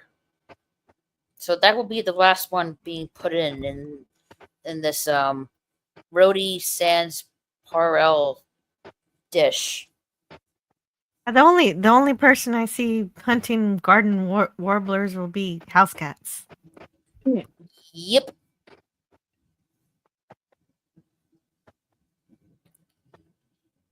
Yeah, like you have to debone all those birds, which is such a chore to do. No. No. It's just too big of a preparation. Let's go crazier, then stuff it inside a pig. Oh my god. Well, yeah, why not? Just have at it. I'm like, why stop now? Yep, why not stop now? 17 birds must be rich folks' kitchens. To prepare 17 birds, you need a huge huge kitchen and an enormous oven. Yeah, right? Yep. PvP? Yeah, no kidding. Big bird probably tastes like chicken. No. Not our Sesame Street Big Bird. No. LOL. Like Moira said, sounded like a flex. Okay. Okay, so where did you get garden warbler at the supermarket? I guess you just go outside in your backyard. Well, I mean, they in the town they did have like little markets, like people had fruit stands and little bread stands, so they had like little area where people would go shopping for groceries. So I mean, it's possible they would have them. I guess some of the species may be extinct, possibly. A dodo bird at the center. Well, the dodo birds were extinct at this time, weren't they? I'm not sure.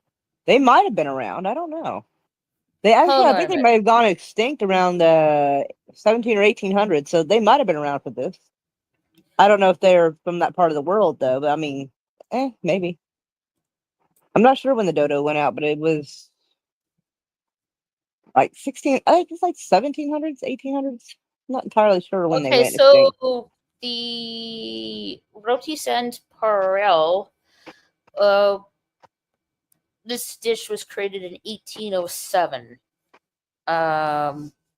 When did the dodo? The last confirmed sighting of a dodo bird was 1662. 1662. So yeah, the dodo bird was already gone by this time. They were eaten to extinction. Yes. Whoopsies. I can see that happening. Whoopsies. So yeah. And like the dodo bird, I'm just gonna pass. This Terrible. Poor bird. I'm just gonna Damn. pass this dish because it's non-existent to me. Oh, goodness. But yeah, I do, like for seriously, I love the dodo bird, and I wish it wasn't extinct.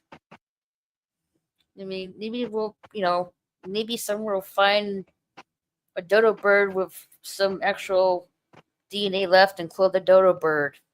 They might. Something. Wait a minute, Gorilla. Hold on, Gorilla says the dodo bird is no longer extinct. They found dodo bird DNA in Jurassic Park. Did what? For seriously? Hold on a minute.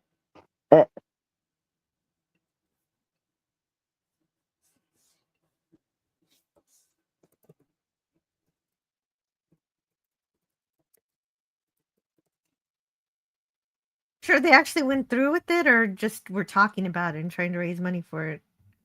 Or have they? Oh, maybe they did in Australia. Oh shit. No, Austria. Sorry. Austria? Oh wow. Might see the dodo come back. I know they're like But how long did the bird survive? Because it was just a clone. I don't know how good it is. What was it?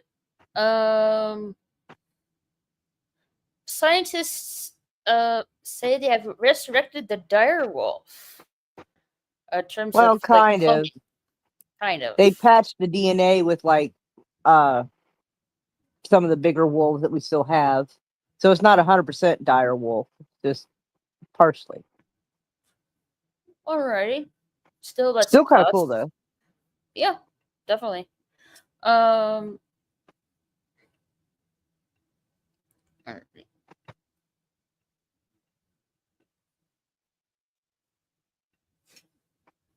Yeah, okay. So, mock turtle soup. Turtle soup was seen as a delicacy that only the very rich could afford. A mock version was made, often using a calf's head instead of a turtle meat, since it has a similar gelatinous texture. I maybe wouldn't mind trying the mock turtle soup, but an actual whole calf head, no. I don't want that being. I don't want to stare that in the face, kind of thing. I'd have to be prepared. Yeah.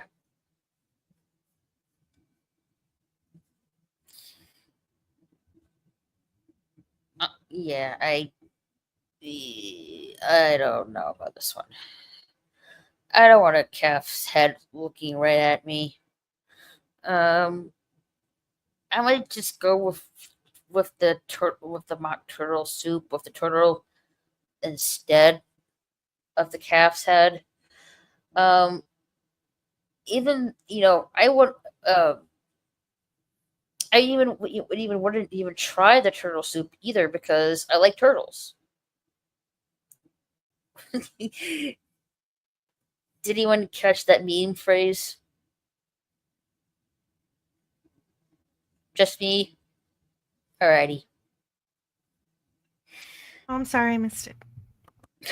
It's okay. I said I probably wouldn't even try mock turtle soup because I like turtles.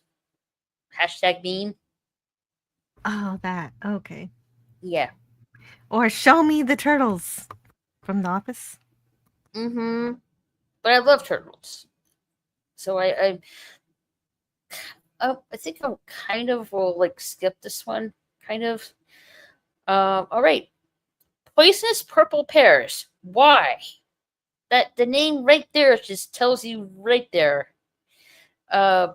Pears cooked in a saucepan with a pewter plate on top. The pear acid reacts with the lead pewter dish, turning the pears purple. It may have looked pretty, but the dish was poisonous. Why even eat this? That's my question.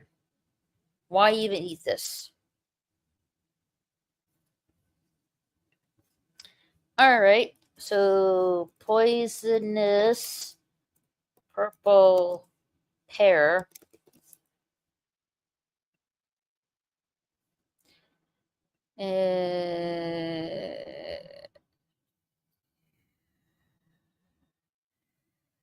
Contains oxalic acid, which can cause discomfort if consumed in excessive amounts.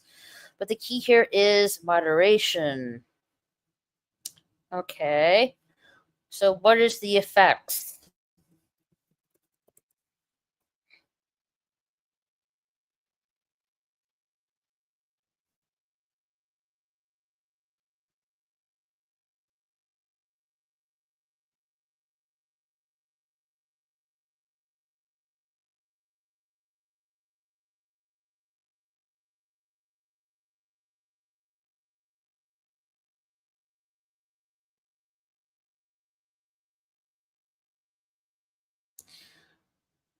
Digestive issues. It's not really toxic And to us unless you overeat it. It's like and allergic Mhm. reactions on the skin as well. So yeah, be careful eating. If you want to eat like the purple pear, do it in moderation. But as for me, I would just skip this entirely. apparently you can make it into a margarita. I don't know. It just Oh dear. Oh dear. because I guess it's sweet. It must be sweet. I guess so.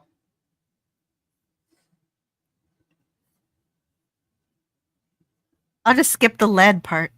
The lead is really what's poisonous. I won't put it Yeah, in the why? pewter bowl. Yeah, why? I don't get it. All right, moving on. Baloo from the Jungle Book ate prickly pears. Well, he's a bear, not human. But I guess it could like have same effect. I guess. Yeah, we With the have to bear. remove the spines. Yeah. All right, moving on to the Victorians. Toast sandwich. A sandwich consisting of one piece of dry toast placed between two pieces of buttered, untoasted bread with a pinch of salt and pepper. I would add jelly onto that. that's just me, but sounds good. A bit bland, but otherwise good. I would definitely have this for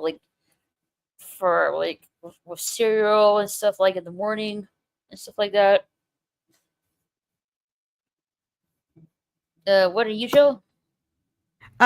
Well, that's a lot of bread. I think I just have the toast. I like to have toast with butter and cinnamon sugar. Mm-hmm. Right. Or you can just have this like some kind of like breakfast / lunch brunch kind of thing, I guess you could say. I never thought about having a sandwich of bread. Bread sandwich. Yeah. But it's a lot better. It's a lot better than ram's testicles. Indeed. Soused pig face, a pig's head, boiled for hours with cow's heels. It was then rubbed with salt before being brined for several days, served with mustard and vinegar. So it's like a pig spit, but hence the body, just half the head.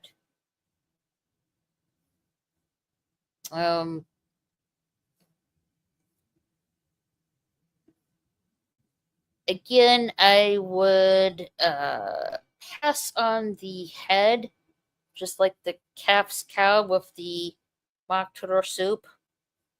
But if the carcass of the animals was served correctly, I would not mind having pork. And to be fact, I was at a carnival a few years back.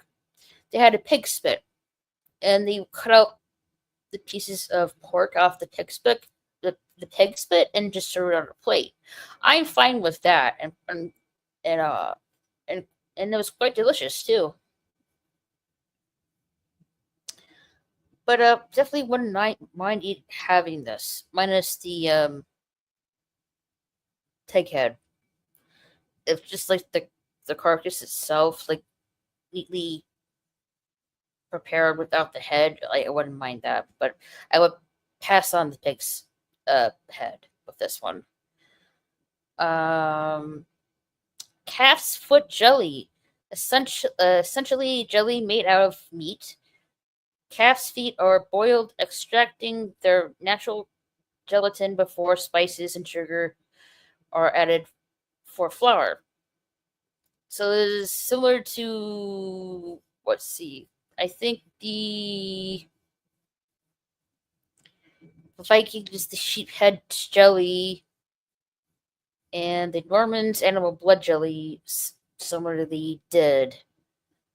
Okay. Yeah, pass on that. I don't want to eat anything feet-wise. Alright, boiled calf's head. A calf's head that boiled until tender. The tongue is removed, cut into slices, and put on a platter with the pickled flesh. The eyeballs, cut in half, are considered a delicacy. So they eat the eyeballs? Ugh, no. Yeah, I would pass on this too. I would not eat the eyeballs, and it's a calf's head. I don't really. How many hours do you have to cook? Boil the calf's head to make sure that it's really fully cooked. Yeah, that's something I have never tried. I don't even eat veal, so I'm not sure. I don't know. I don't really think boiling a tiger's calf's head is gonna really fully. I can tell you one thing. This article did not put me in danger of getting hungry. Mm-hmm. Definitely. Well, some of these are just delicacies, I guess you could say. Or the best thing is the chicken knight on riding on the pig. That one was funny. Yeah, I would pass this. Some of these did not sound appetizing at all. Yeah, and they're not even. We don't even need to look anything up on these. These are just oh yeah, I threw a cow's head in a pot. In a pot, yeah. I'm good. All right, I'm gonna catch up in the chat here. Where the expression "dumb as a dodo" comes from? Where does it come from? Well, it's widely believed that the dodo were not very intelligent birds, but I guess they brought them back to life thanks to Austrian science. I think Jill is right because how the dodo, the bird, actually was. I think that's how the saying came to be. Dumb as a dodo came from. They will create a dodo from DNA. Trouble is, it will size of a T-Rex with razor sharp teeth. I thought that was the chicken. Because the chicken is closely related to the T-Rex. But it could also be the dodo too, as we probably. I mean, maybe. How could I know? If a dodo bird were to show up in the chat, this might get awkward. Depends how good it is at dodging birdshot. Turtle is also delicious. Turtle is also delicious. Oh, you tried some? Okay. The list should be called foods that sound unappetizing. Agreed. This is getting tough. Pig's face? Yuck. I can't think of better things to make a sandwich with. Yeah, exactly. Agreed. Except for more bread. Yeah, except for more But maybe bread. that's all they had. I just have bread I for guess my so. bread. Dumb as a dodo wasn't a question. It was the saying that I mentioned. Oh, okay. All right, let's keep moving right around here. World War I and II post-war. Parisian cake. War rationing meant that butter and lard were in short supply, so liquid paraffin was used when making cakes. Unfortunately, paraffin is not good for you and leads to unexpected gastric effects. So, just like the poisonous purple pears, like the Georgians did, this should be used in moderation.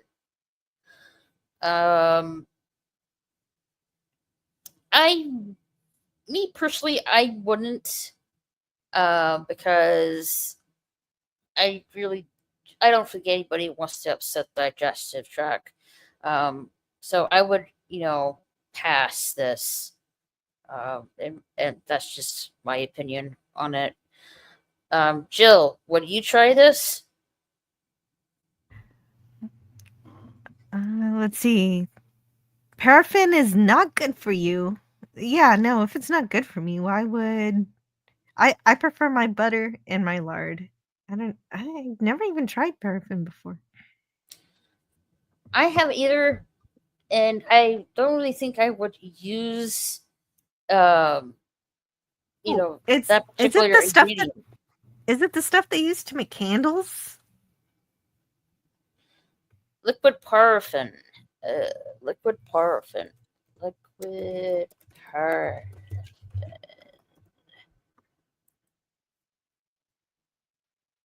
It's a very very highly refined mineral oil used in cosmetics and medicine.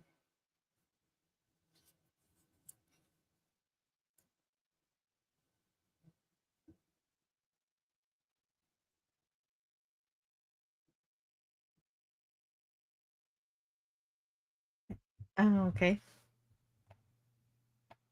I don't know. I've never tried it. But if it's a substitute for something better, it probably wasn't good. Yeah, I agree with that, Joe. Yep, pass with this one.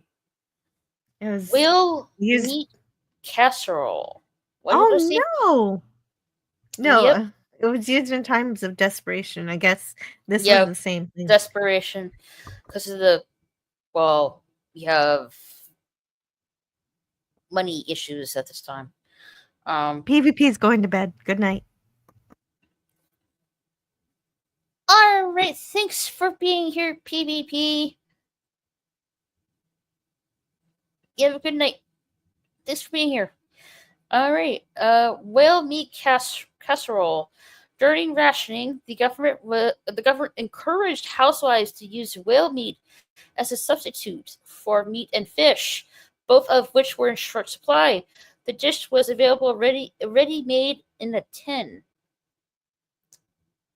Yeah, just like the horse and the swan, I would not eat whale meat. Same here. I won't eat dolphins, porpoises, whales. No. Yep, you're correct. The dolphin, slash porpoises, horses, swans, pass. And that's also including the whale. No, I will not. I will not eat this. Pass. Yeah, I'll get my own fishing pole and go find some fish myself at that point. Ham and bananas hollandaise. Mustard topped ham is wrapped around bananas. This topped with hollandaise sauce and then baked. What? Really? So Oh, wow. it's like a croissant roll. So it's like it's somewhat similar to a croissant roll, but but the dough is wrapped around the banana. Huh. So I guess you can say it's like a banana flavored croissant roll. I guess you can say. Interesting. I might have to try that out, to be honest, and see see how it tastes like. Yeah. Well, we've reached the point where accepting the whale, you can find this stuff in the grocery store. Yeah. I would get the banana at the grocery store. I would get the croissant roll at the grocery store. Yeah, I wouldn't mind trying this out. See how it tastes like. I'll let you be the guinea pig. You should make a video about it. Maybe I will. Maybe I will. Who knows? I guess we'll just have to stay tuned in for that. All right. I think this is the last one. Yes, this last one. Liver, sausage, pineapple. Liver, sausage, and mayonnaise paste molded around a jar and then frosted and decorated to look like a pineapple. So liver sausage shaped into a can, and then molded. Rephrase that. So liver's sausage paste molded around a jar, frosted, and then made to look like a pineapple. So I guess the liver mold is I'm guessing it was supposed to look like a decorative pineapple for looks and taste, I guess. Even though there's no pineapple flavor into it. No, it just looks like one. Yeah. It's sausage and mayo. Right.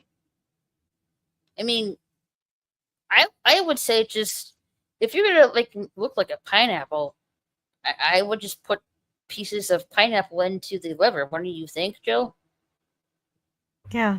I don't know. I don't know if I want pineapple with my liver. Now we're back to the pineapple and pizza debate. Yeah, it is. Definitely is.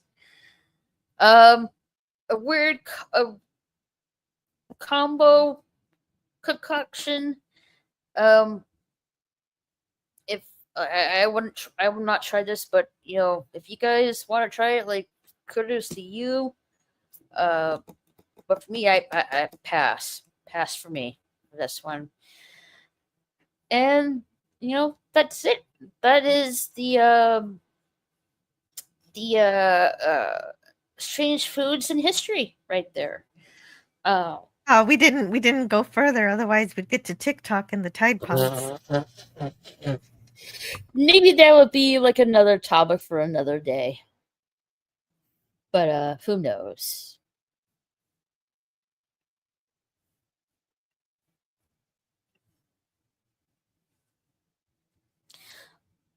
All right. Next topic we're going to do quickly. Let's see if I can get it here. Moving right along here. We're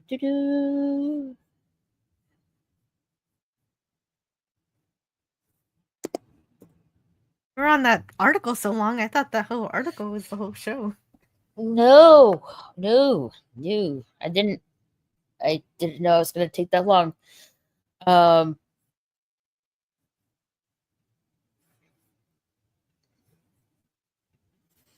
Let's get to the chats first, and then we'll go to our next topic real quickly, because there's when you need to hit Twitter news and then and then to the and then yeah, and I think that will be it for the night. Let's see. Oh yeah, I already read that. If a dodo bird were to oh, we already read that too. I'm losing my place. Where did I left off? Oh,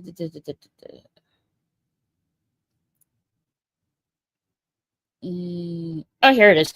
My grandpa grabbed a big old snapper off the side of the road and threw it in the tank, I think he said, or trunk. Grandma wasn't very happy having to fix the upholster in the trunk from the snapper not being too happy about it. I imagine so, yeah. Poor turtle. Being in there. I got you what I mean. Sorry, I'm going to bail. Getting later, and these stitches are mostly so bad I can't hear about it anymore. Thanks for help. Okay, thanks for being here. Paraffin is a wax. Yes, and candles, excuse me. Night ladies. Paraffin is used in industrial applications, I think. It's synthetic. It's synthetic food. That's odd. Yep. That's weird. Well, hey, that's almost sounds okay. The ham banana thing at least is normal ingredients. Agreed. I can't get Will. Cost quite a bit though. No thanks. FKH. Hey ladies. Hey, how are you? Oh, meow. Gorilla says, heading to bed, night. Gotta work in the morning. Thanks for being here, Gorilla, and thank you for the raid. Appreciate it. Good night, Gorilla. Alrighty. Okay. Am I? All right. We're going to. Oh no, that's the wrong one. That's not the page I want.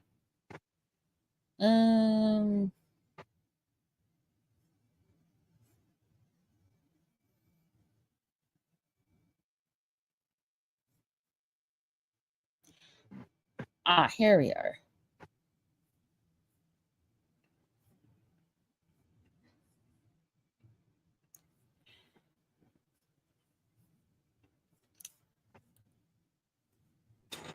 Okay. Top 10 90s game shows.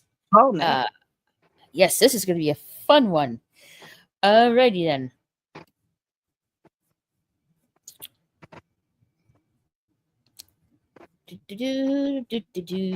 All right.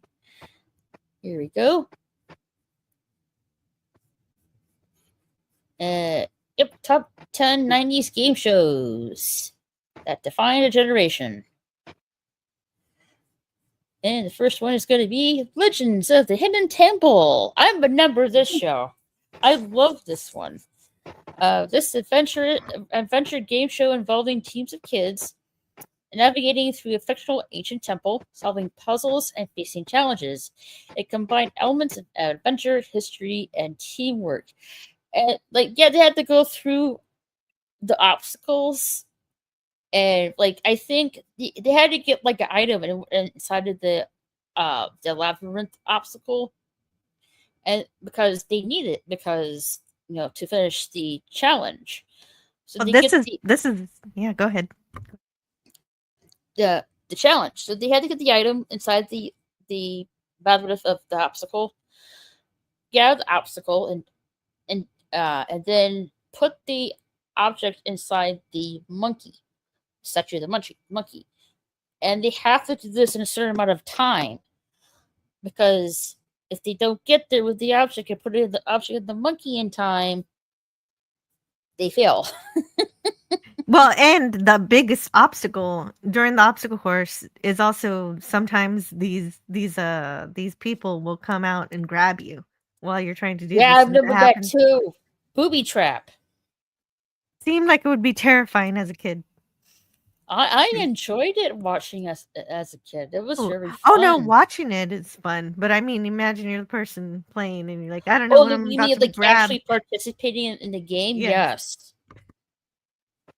Just to keep themselves from getting in trouble, they probably did kind of have a run through and let the kids know what to expect. And like, hey, this is Ted. He's going to be the guy who's going to jump out and grab you. Don't worry. You know, I mean, it'd be a Right. smart thing to do. Yeah. Oh, I that would assume it. make Yeah, sense. like they take precautions and stuff like that. Oh, I they were remember, called like, temple guards. Temple guards. temple guards. Yes. It says 15% of contestants cried after being scared by the temple guard. Oh, apparently Aw, they did not take that precaution. damn. That's a shame. 90s Nickelodeon was some questionable shit. Hmm. 80s, 90s, and early 2000s. Really sus. Yeah. Like, well, I remember, like, they were like just like in the thing here, they're wearing team shirts, and they would wear yellow helmets. The colors consist of red, blue, green, and purple, from I can recall. And I think there was also supposed to be like a let's see, was it supposed to be a movie or something like that? Yeah, I heard about that. There's a movie. I haven't seen it. Is it out? Legends of the Hidden Temple. It came out in 2016. On so definitely like I didn't know that I missed this, so it's definitely something that I have to check out. But yeah, this is like the one of the game shows like I remember the most. That was fun. Yeah, I would definitely like for nostalgic reasons, I would definitely watch this TV show again. Yeah. They fed pizza to the kids for lunch. Oh, pizza! That's awesome. It took place from 1993 to 1995. On Nickelodeon. I don't know. Can you get the DVD with this one? Looked, you can't. You have to get bootleg at this point. Might be free episodes on YouTube, but I don't know. Too many. I've looked before. I love watching the show. No, there's no DVD, but you can watch it on, I guess either on Amazon or other On Paramount Plus. Paramount Plus, or other streaming sites, I guess, that you can watch it on. I guess that's a shame. Like they should really have it on DVD. Agreed. That is, pair it together with Guts. Although we'll probably get there. We'll get there. Right. Next one is Guts. Damn. There you have it. 1952 to 1996, Guts was an action-packed sports competition where young contestants participated in extreme athletic events to earn points. The show culminated into the Argo Crag, a challenging mountain climbing obstacle. All right, I can't show the video, but I will. Where is IMDb here? I can show IMDb. Here. It's like a mountain that you had to climb at the very end of the show. It was kind of similar to Legend of the Hidden Temple, where it was all a bunch of athletic events, but it was a little more Olympic oriented. All right, that's what Guts looked like on Nickelodeon. That's like what it mainly looks like. And just see, and this is like the arena, what it looks like. So like I like go through like it's just interesting obstacles and stuff like that. They look really fun and stuff. We're fun. And the referee was actually named Mora, also. So, but they called her Mo. But they called her Mo. Interesting. I don't really. I don't like. I never watched this TV show called Guts. Unfortunately, I just didn't get around to it. I guess, but it does somewhat seem similar to. Somewhat similar to Legends of Hidden Temple, somewhat. It's just without the theme of the ancient ruins and all of that. Yeah. But it's still very athletic. It really gets the kids. I guess it has like a more modern theme to it, modern / fun theme to it. I guess you could say. Yeah, there were obstacle courses, and you could do weird stuff on the pool. You know, you gotta balance yourself or do something like that. Mm-hmm. Or like, basketball. I might like watch 1 or 2 episodes and see how the TV show is and stuff like that. But sounds fun. It's pretty fun. It is. All right.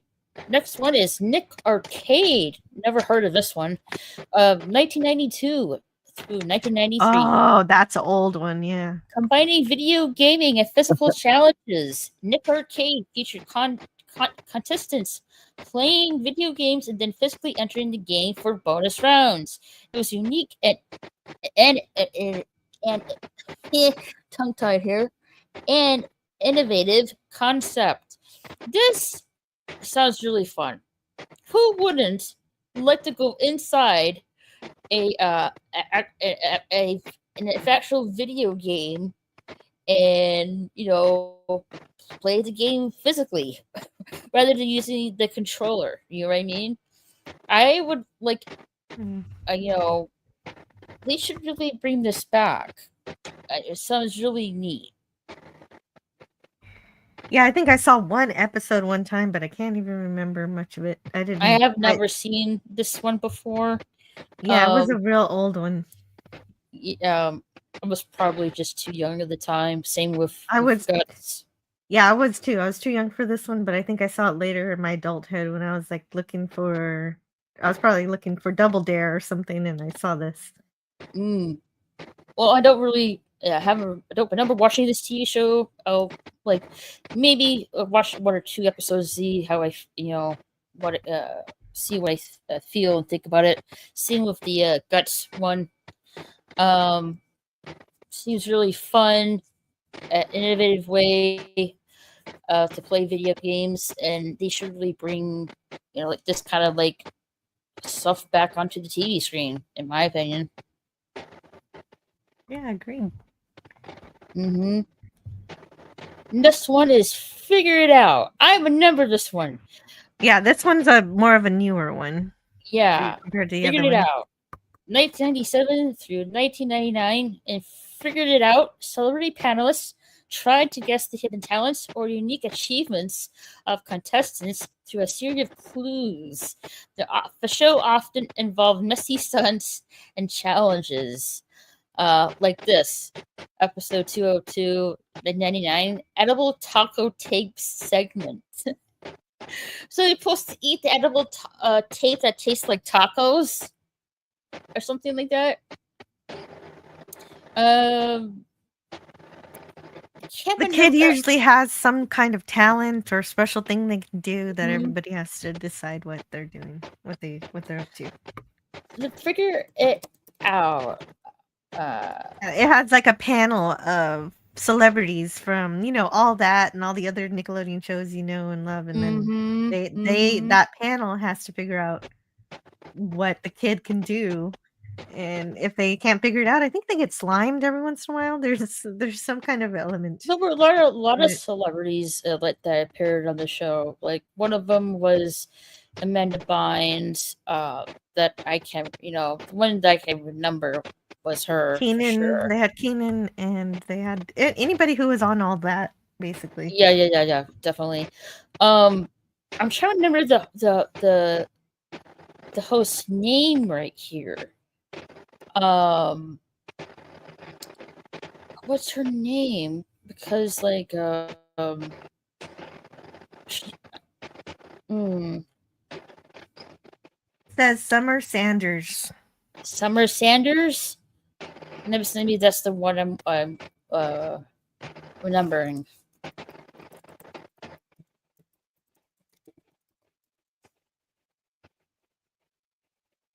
Yes, Summer Sanders.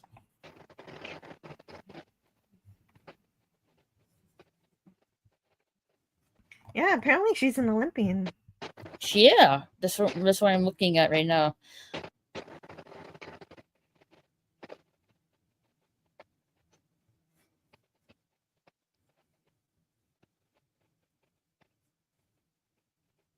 Medals for the Summer Olympics. Awesome.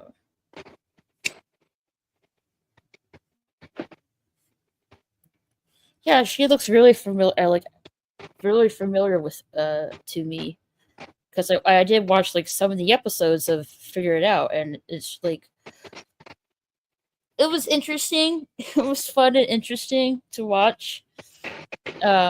Very enjoyable to watch. But yeah, it's the audience. Well, oh wait, the audience knew the answer, but the panelists but didn't. the contestants did not.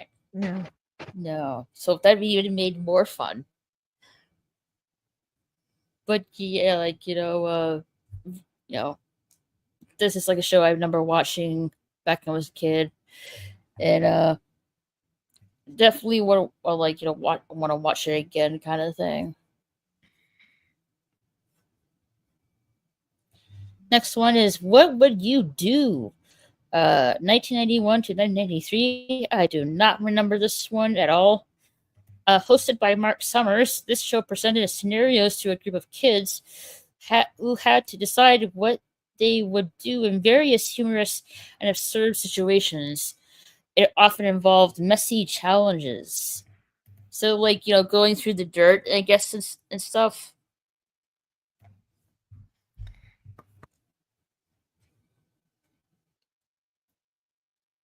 Uh-oh. Moira dropped out. She did? Yeah, Moira says, I think my connection is acting up. Could be, I guess. Hey, Wade, how goes it? I'm dropping 10 videos and now 2 rocks to watch for Cal. Never saw. Alrighty? And Moira's thinks that her connection is acting up. I think my connection is acting up. Hug. Well, hopefully your internet connection comes back on. What would you do? What would you do?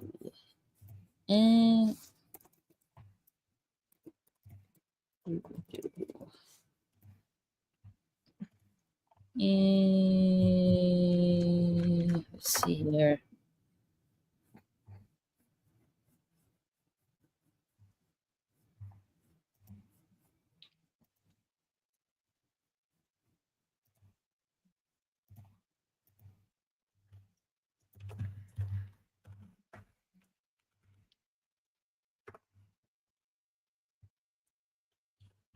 So one of the funny stunts was like kissing a chimpanzee and this, etc.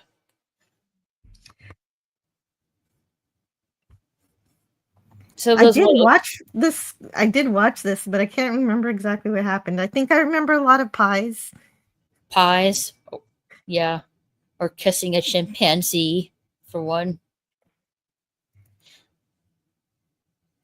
Like, I haven't really seen this show. Definitely might check it out or stuff like that.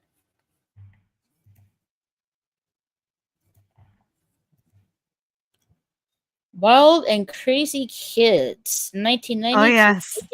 2022. While not a traditional game show, Wild and Crazy Kids featured teams of kids competing in a variety of fun and often messy outdoor challenges and games. So it was like a kid version of what's that show's name? Was it like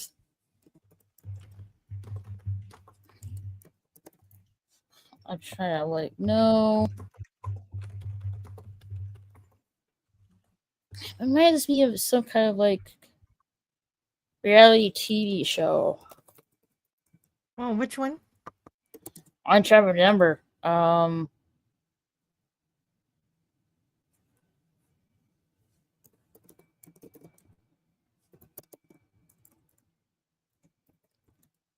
There was Maybe- lots of pies in this one too. This is a theme with Nickelodeon.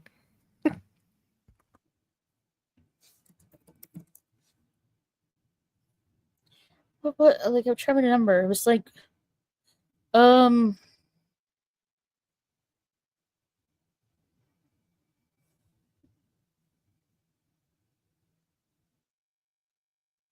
was like an outdoor reality TV show. Yeah, kind of like summer camp, but on Summer camp. steroids. Yeah. So summer camp. Like they had races and stuff and obstacle courses too. You know, these TV shows are all almost kind of the same, just packaged a little bit differently. A little bit different, yeah, but that's not the show I'm looking for. No, was it maybe it's similar to Bug Juice? Do we remember that one? No, I never watched Bug Juice, but right now No. I'm watching a bunch of kids on a ski, but there's it's not just for one person, it's a ski for 5 people. So all 5 kids have to be in sync and walk at the same time. Yeah, So it's that's the kind of thing- similar. It's similar to Bug Juice. It was it featured in Disney Channel at 1998. Focused around 20 kids and their experience at summer camp. So this is somewhat similar, but this is more like the Nickelodeon version of it. Mhm. Yeah, there's their water games and things. It's like a TV reality summer camp for kids. Oh I wait, guess you say. it's a game show, but I don't know a if game there show. was any reality.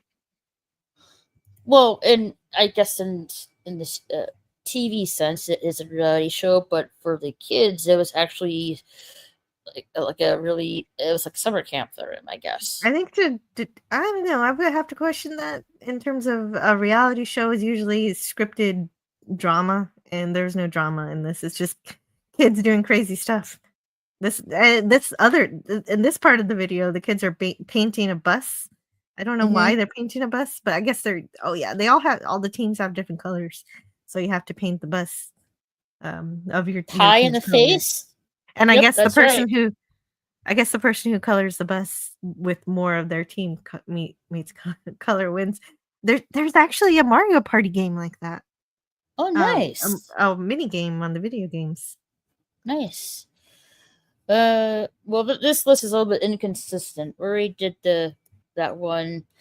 Double Dare, that's the one I love. Family Double Dare. An extension of the original Double Dare, this version involves family teams competing in messy physical challenges and answering trivia questions for cash prizes. Yes, I recommend Double Dare over What Would You Do any day. Double Dare is way more fun. It starts off like they say with the trivia, and kind of like Jeopardy, but your whole family gets to answer. So maybe more like, well, no, it's not Family Feud, but definitely good. And then when during the trivia section, you still do a little bit of the games, a little bit of the pie stuff. You throw things, and you have to maybe get a certain object into a certain bucket or something, or launch a catapult of something. Did they have that like huge nose. They had to like Oh yeah, you're Like- thinking of the end of the episode. So that's at the very Yeah. end. The obstacle course at the end is always the same. Right, And one of like- the obstacles is pulling the flag out of a nose. I remember that. I just don't remember the rest of the episode. That is definitely part of it. It was always fun to see how far people could get through the They obstacle. get this flag out of the huge ass nose. Most people made it that far. It's Yep, some of them did. So this is what Family Double Dare looks like. Just give you more clear and picture. and the further you get through the obstacle course, the more prizes you get. There's certain and the prizes get better and better. Obviously, the further Like you the get. money in terms of money worth, right? So Yeah. One that's part what you it have to looks ride a little tricycle. like they're wearing team colors and stuff like that. Really fun.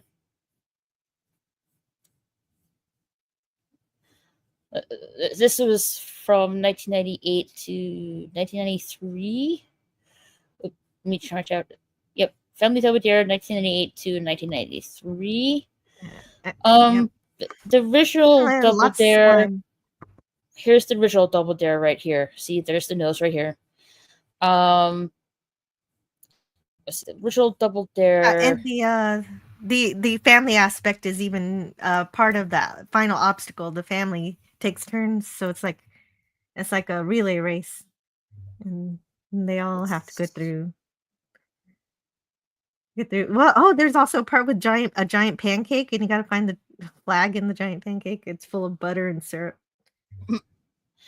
Let's see. It originally ran from The original Double Dare ranged from 1986 to 1993. Oh, and this particular family that I'm looking at, they won, and they went to California. They got a trip to California. That usually never happens.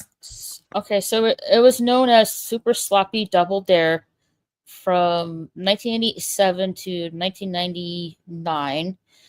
And then it was called Family Double Dare at 1998 through 1990 and 1993, and then it get renamed again at Double Dare 2000, and the logo was changed in 2018.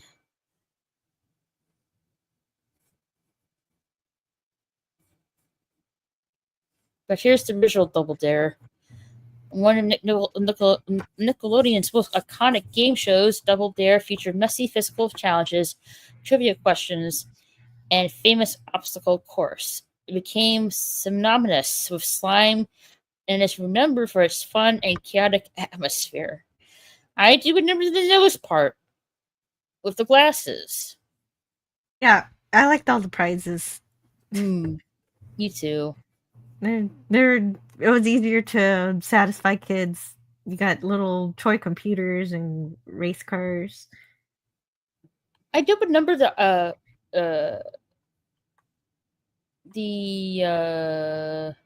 Encyclopedia Britannica. Can you still hear me, Joe? Yeah, can you hear me? Yeah. Something like popped up on my screen. Oh, no. Okay. Let me stop screen. Present. Where did my place go?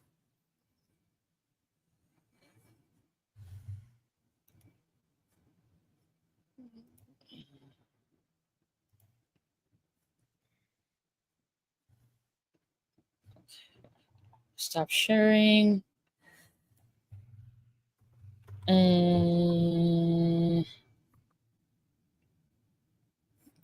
Okay.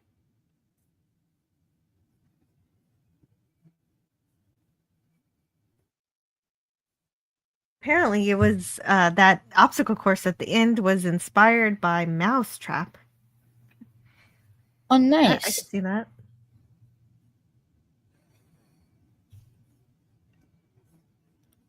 Why am my screen shares giving me trouble? Oh.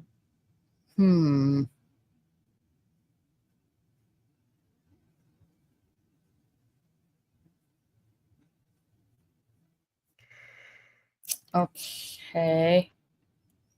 Oh, here it is. Alright. So that was Family Double Dare. The next one was Get the Picture. Never heard of this one. Yeah, that one is before both of our times. Yeah, I've never watched this one. 1991. A game show that We would have combined. been 5 years old, Yeah. so not gonna have a memory, even if we did accidentally watch this. And I didn't have Yep. cable a lot when I was little. That too. It was just like satellite TV back at the time. Get the picture. 1991. Okay, get the picture. Let's see here.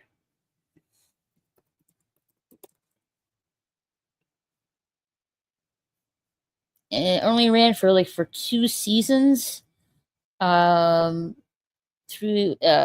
March through September of 1991.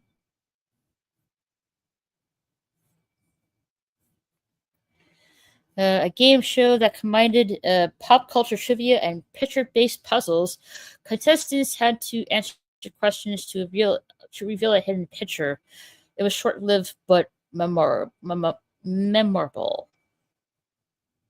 These game shows not only provided entertainment, but also became an integral part of many childhood memories for those who grew up watching Nickelodeons in the 90s.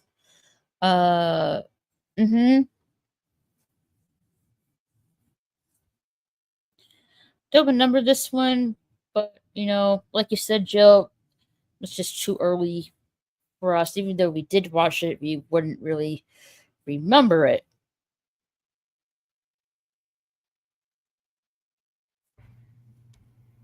Oh, we lost it again. No, that was me this time. Oh, that was the last one? Yeah, that was the last one. There were so many other game shows. I guess that was just Nickelodeon. Well, I'm getting to the Disney part one. I just need to where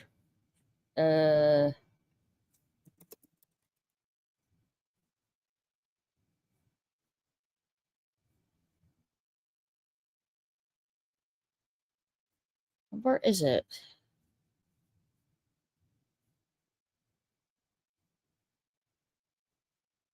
No, the only one they were missing was the one when I was a little bit older, when I was in high school. They had a robot show. They had a robot fighting show competition on Nickelodeon.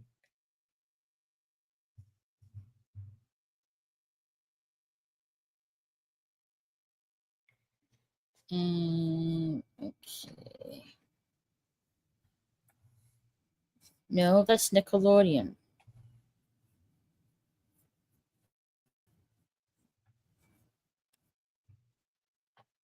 I didn't really watch much of the Disney Channel.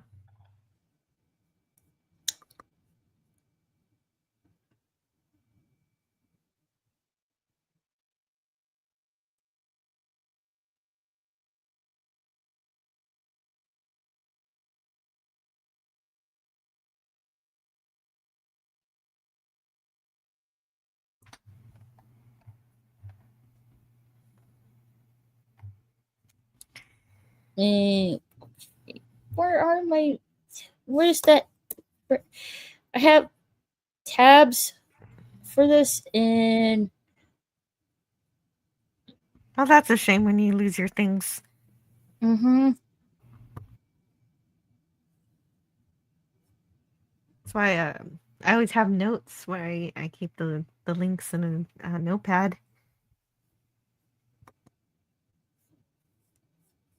Should I do that next time? But you could probably find them in your history, and it wouldn't be too far up because you probably opened them recently. So if you go to your history right now, you could probably find it. Oh yeah, you're right. Let me see if I can find there.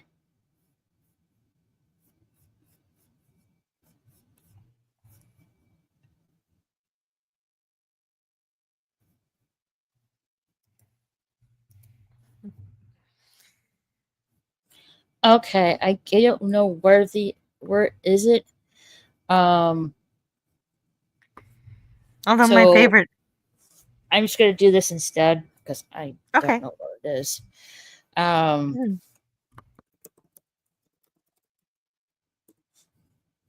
My favorite 90s kids game show was actually PBS. I loved Where in the World is Carmen Sandiego? oh yes, I do have that. Oh,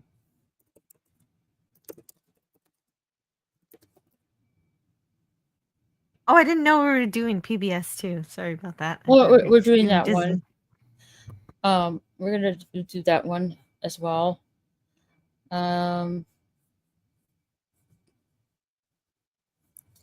Get rid of this thing. All right, so we're gonna do one PBS one. I'm gonna share my screen. All right, here's Carmen Sandiego, and I don't want the freaking ad. So here's Carmen Sandiego TV show. No, on PBS. That ran through 1991 to 1996.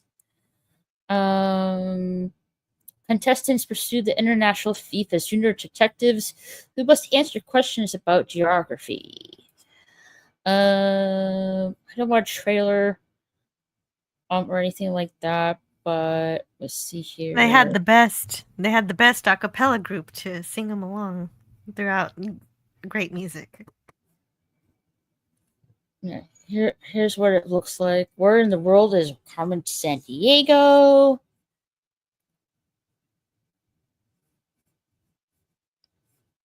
Here are the hosts.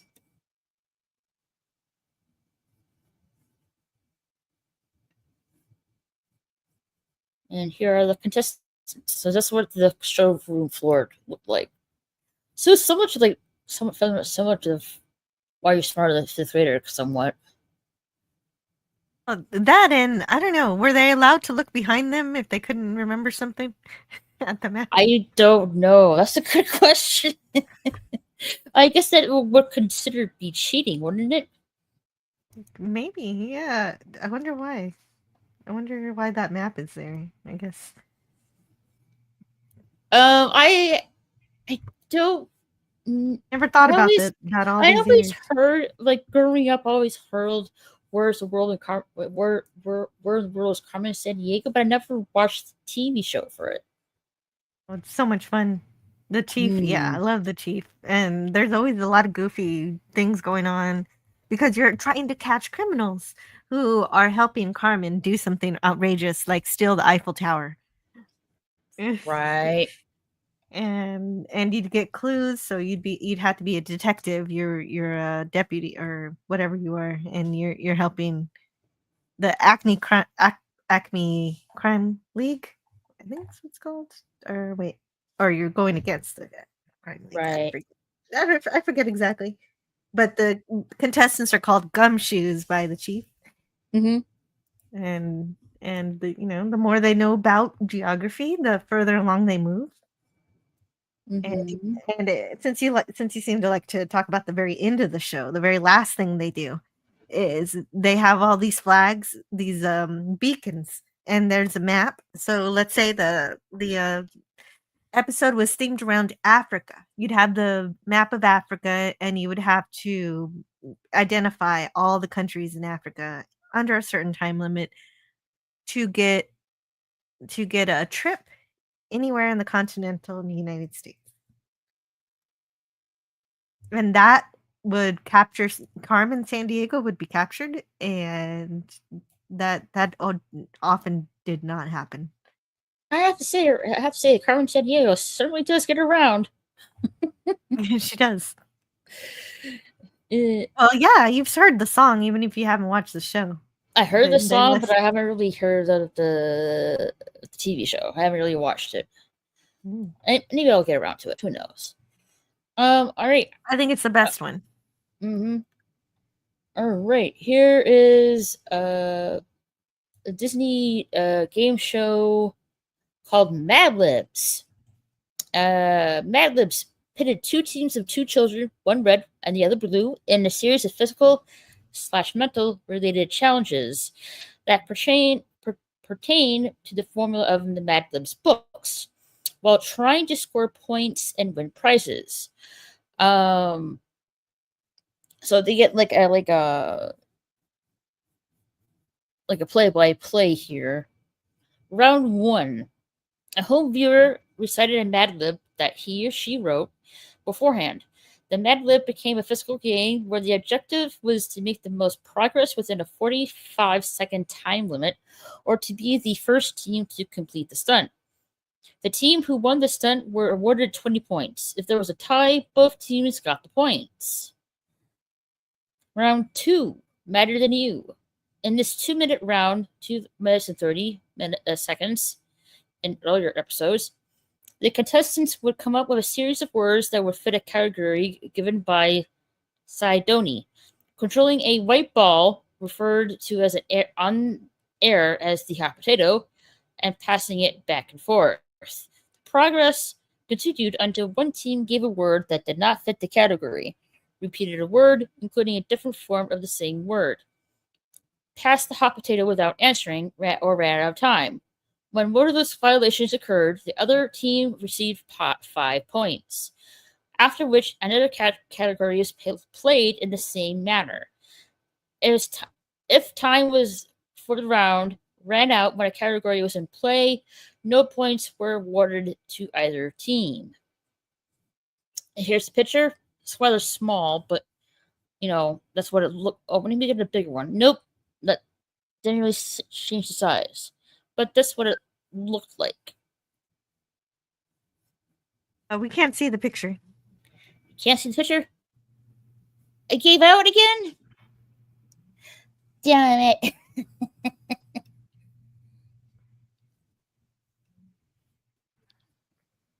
Yeah, sorry about that. That happens to me too. I'm carrying on and on with the episode I'm reviewing, and someone's like, Jill, there's no slides. Okay. Okay. All right. Redo Disney Mad Libs. Mad Libs pitted two teams of two children, one red and the other blue, and a series of physical and mental related challenges that pertain to the formula of Mad Libs books while trying to score points and win prizes. Main game, round 1, viewer Mad Lib. In one round, a home viewer recited a Mad Lib that he or she wrote beforehand. That Mad Lib became a physical game where the objective was to make the most progress within a 45-second time limit, or to be the first team to complete the stunt. The team who won the stunt were awarded 20 points. If there was a tie, both teams got the points. Round 2, Madder Than You. In this 2-minute round, 2 minutes and 30 seconds in earlier episodes, the contestants would come up with a series of words that would fit a category given by Sidoni, controlling a white ball referred to on air as the hot potato, and passing it back and forth. The progress continued until one team gave a word that did not fit the category, repeated a word, including a different form of the same word, passed the hot potato without answering, or ran out of time. Which one of those violations occurred? The other team received 5 points, after which another category was played in the same manner. If time for the round ran out when a category was in play, no points were awarded to either team. 2 teams awaiting the Madder Than You round, and that's what it looked like. I can't get it any bigger. That's what's the size? That's okay. I never watched any game shows on Disney Channel. Not I can recall. It did seem like this one did combine some physical and mental challenges with the wordplay. Round 3, Mega Stunt. Both teams competed in a physical game consisting of anything from picking nose hairs to grabbing mohawks while being strapped into a mailbag. to grab items needed to create a Mad Lib. Each item in the game had a word on it, and the object was to get 4 words in 4 categories. Did Doing they pick so, their own nose hair? I don't know. Doing so completed the Mad Lib and earning the winning team 20 points. I'm hoping it's just like a fake nose and Yeah, not actually like the one that had the like flag in double it. dare. You mean like I'm hoping that's the case. Yeah, me too. Yeah.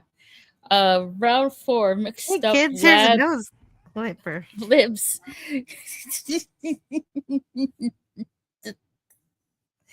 No, please. I really hope it's not actual nose hairs. No, That I would don't be think so either. That would be painful. Round 4, mixing up the Mad Libs. In this deciding round, Sidoni read a series of statements with a crazy word inserted in each one. The contestants buzz in to correct those statements with the right word. If the buzz in contestant answered incorrectly, the opposing team got a chance to answer.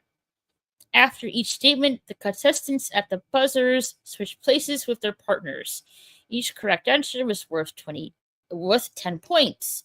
The round was played for 90 seconds, and the team with the most points, ran timeout, won the game. If both teams tied, one last mix-up Mad Lib was red, and the first player to buzz in and correct the statement won. Otherwise, his/her opponents automatically won. The winning team proceeded to the bonus round while the losing team went home with parting gifts. All right. Bonus round.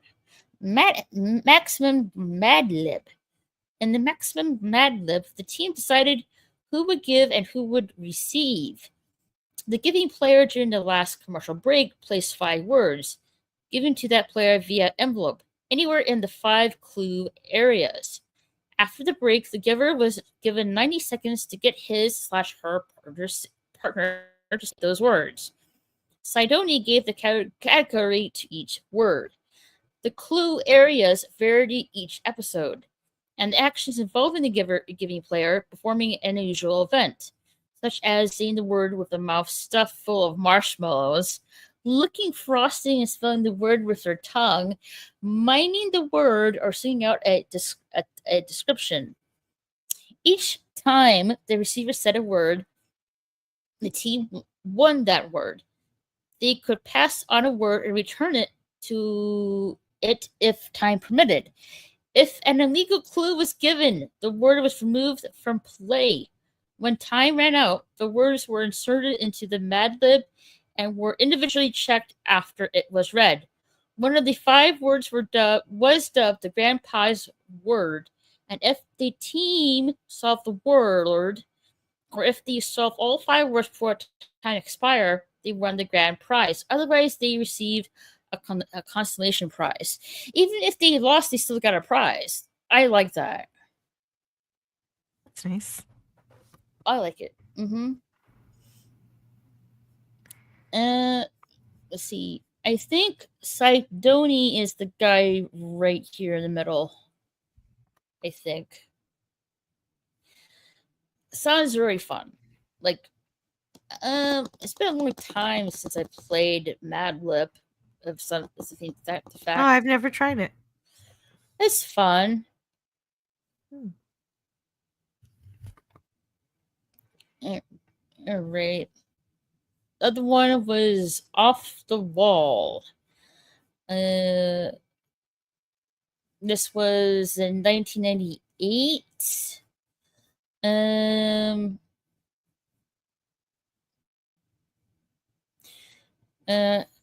Not really much about it, really.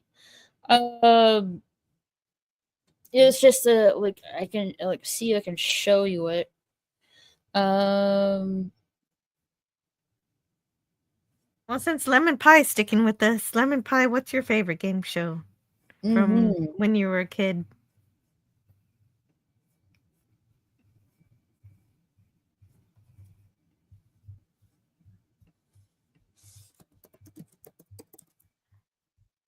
Are we supposed to see what you're typing, or are we waiting for the next one? I don't know. I'm getting it. I'm getting it. I'm just Oh, like, okay, gotcha. Just checking.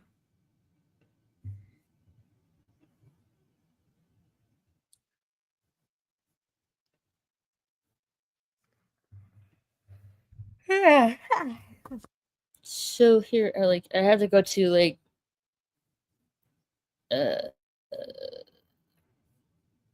Disney fandom Wikipedia here. All right, Off the Wall. This is what it looked like. I can't make the picture any bigger than that, but it's called Off the Wall. Was a let's see, round gameplay. 3 teams of 3 kids compete in a series of weird, outrageous, and unusual events, all played against 9 pre-videotaped on the street contestants. It seems like they're like 3 rounds and a bonus round. Rounds 1 and 2. In the first 2 rounds, one player from each team chose a video on the street player from the wall, hence the name of the show, to play against in a stunt. A brief videotape interview that wasn't played, after which host Larry explained the stunt. The stunt began by virtue of Larry and the audience counting down 4, 5, 3, 2, 1, go. And the in-studio player job was to beat the videotape on the street player, sometimes within a time limit. If successful, the contestant earned points for the team, but if unsuccessful, no points were awarded. Ties always went to the on-the-street player. After one player took a turn, another player from the opposing team took a chance. One of the on-the-street players was dubbed the Double Trouble player. Should the in-studio contestant win this stunt, he/she earned double the points for the team. So here's the point values right here. Round 3, head-to-head challenge. The final 2 players from both teams compete against each other and one last video player in this deciding round called the head-to-head challenge. To start, the video challenger's interview was played. Then the challenge was explained and played. The first studio contestant to beat the video challenger earns 300 points, with an additional 250 points awarded for beating the studio opponent. In the event of a tie between studio players, no points are rewarded. The theatrical maximum score was 1,050 points, 100 in round 1, 400 in round 2 via Double Dare, and 550 in round 3. The team with the most points wins the game and goes on to play for a grand prize. Ultimate Showdown bonus round. In the bonus game, the winning team plays one game. This time gets a member of the studio audience. After the game was explained, the round began. If the winning team can beat the audience member, they win a grand prize for each team member. But if not, the winning team still takes a home consolation prize. Awesome. Never heard of this one, but it sounds like, mentally challenging, but also fun as well. Oh, sure. Mm-hmm. I don't know. I didn't watch this one either. I can't really help a whole lot. And it's kind of tough, when you're talking about a game, it's like you're just talking about the rules of it, but you're not actually playing it. It's difficult to imagine. Yeah, I don't number this one at all. But this one looks better than Mad Libs to me. This one looks a little more wacky. Wacky, like wacky tobacco. And yeah, this is the last one. It's called, no joke, Pick Your Face. That's what the name of the show was. Let's see if I can get the picture of it. No, let's see, Pick Your Face. Oh, doesn't have a picture. Oh dear. And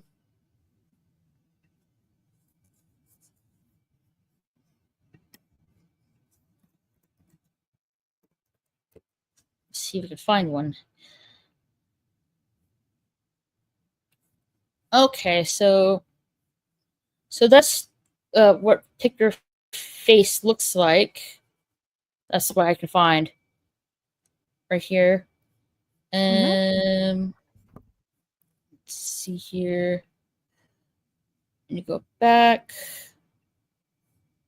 No. Okay, where did it go?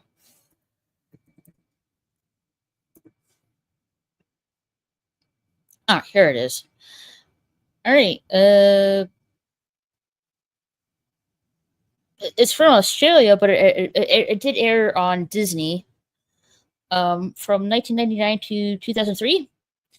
Round one, contestants had to remove items that served as clues from a large fake nose, which, when gathered together, would make the name of a celebrity. Okay.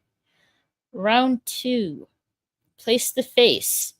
Player one would move to the rear of the studio and play a game where they had 4 celebrity faces, usually 3 celebrities, and the fourth being the player themselves, with the eyes, nose, and mouth each cut out and posted randomly around the outside of the board.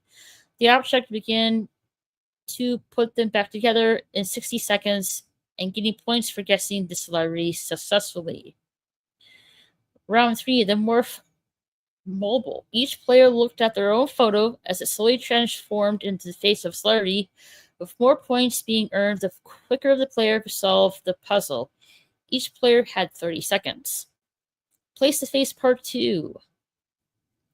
The second player got their opportunity to play the face as above the same celebrities, but their own face as the fourth picture as before.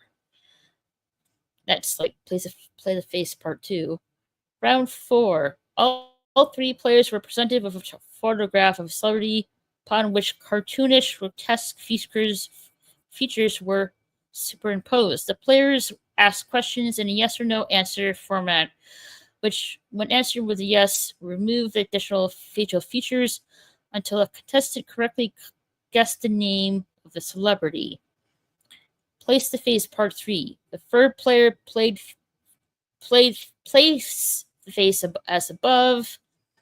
Round 5. Face off. A trivia round where the buzzer was a touch activated giant ball. Okay, place the face part 3 should be above round 4. And then round 4, and then round 5. I don't know who wrote this, but you need to fix that. Don't really recall watching this one at all. I guess it could be fun, like pick your face, like guessing. It's like similar to Guess Who, but it's a little bit more indelved. You have to like guess the faces and stuff like that.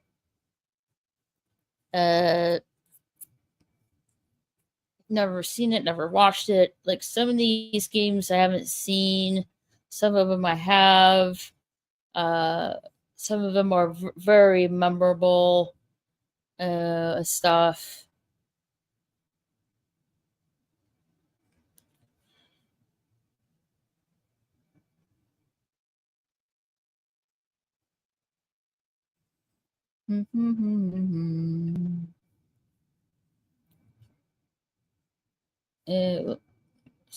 Let's see what implies to have to say.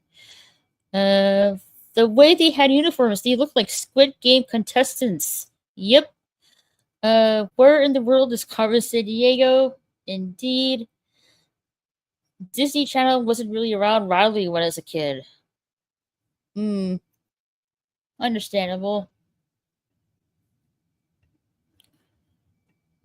Alrighty.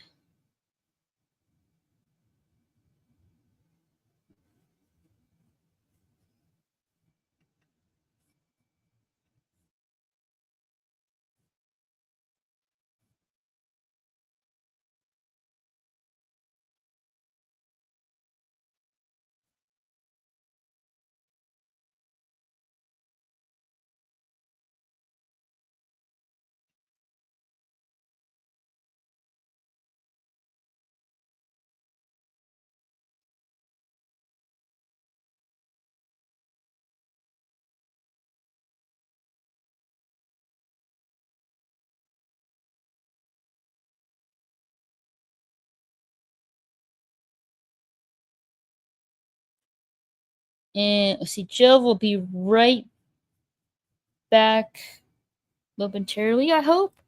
Let's see here. Hey, great Shashi, how are you? Greetings, everyone. The Southeast Asian Dork delegation has arrived.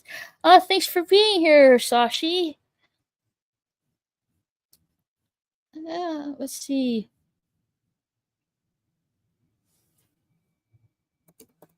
Double Dare Family Double Dare. I think this is like, I don't remember some of it, but I do remember the big nose thing at the end of the show.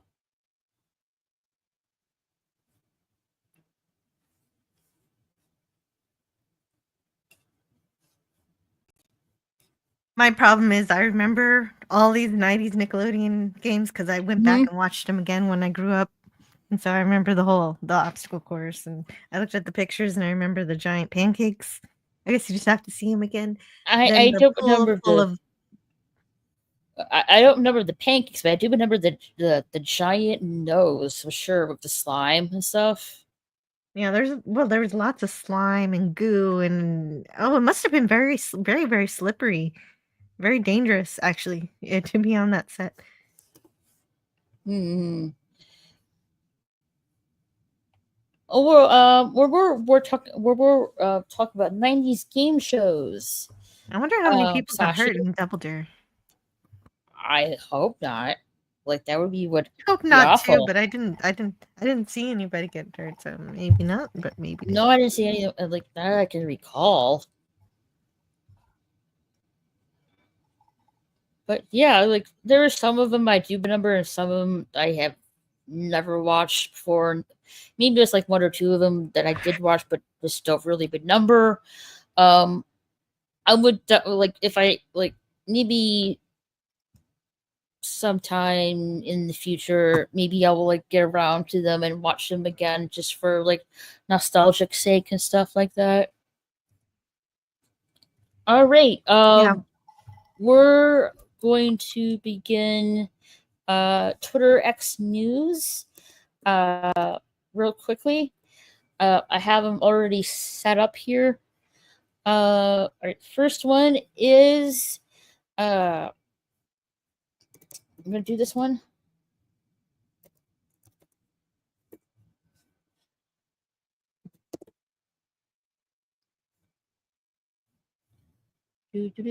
Where's my screen? All right, here we go. So there apparently is going to be a Devil's Wears Prada 2 coming out in theaters next May 1st, 2026. The original film came out in let's see, June 30th, 2006. So it's been a long time. It's been a long time. I don't know, like, why Hollywood decided to do like a sequel to this show, or movie, I should say.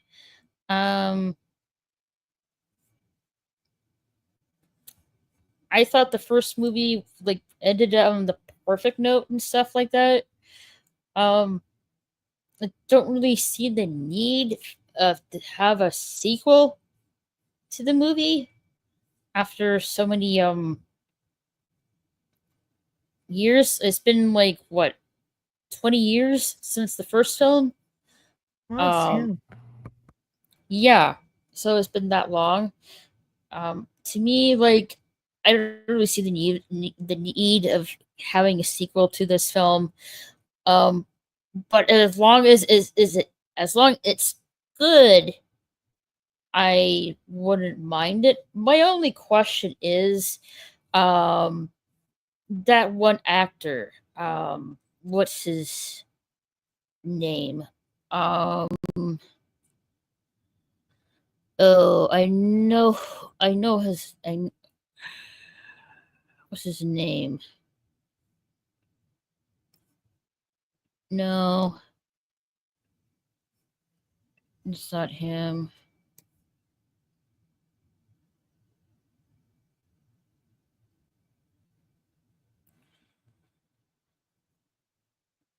Well, I know, I'm assuming Meryl Streep is coming back for the movie. Let me see here. That would make sense.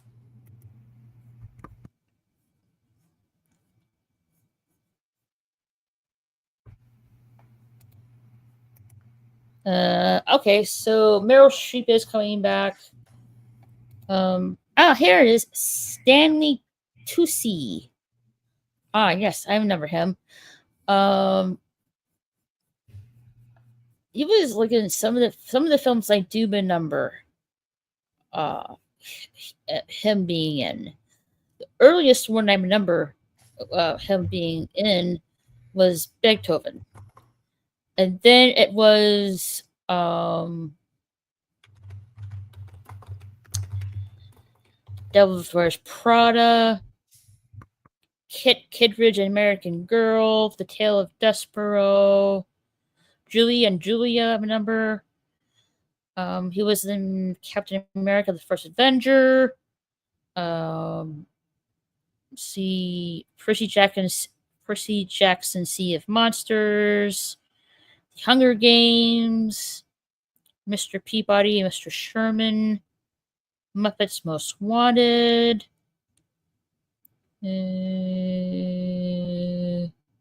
Yep, this is the one. Those ones I can remember. So what?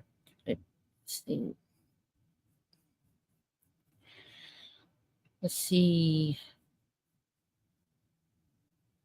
Anna Hathaway's going to be the film. Yep. So it's like somewhat. I don't. So that's like so far. That is and Emily Blunt. Emily Blunt, I believe.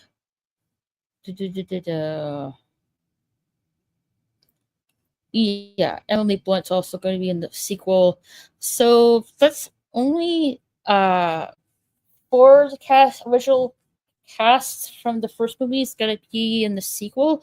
I don't know if we're going to see Anne Hathaway. No, we're going to see Anne Hathaway. I just don't know. Oh, you will. Okay. I don't know if we're going to see Adrian Griner, because he was Nate Cooper in the original film, and Nate Cooper was the partner to Andrea, aka Anne Hathaway. I don't know if he's coming back in the sequel or not.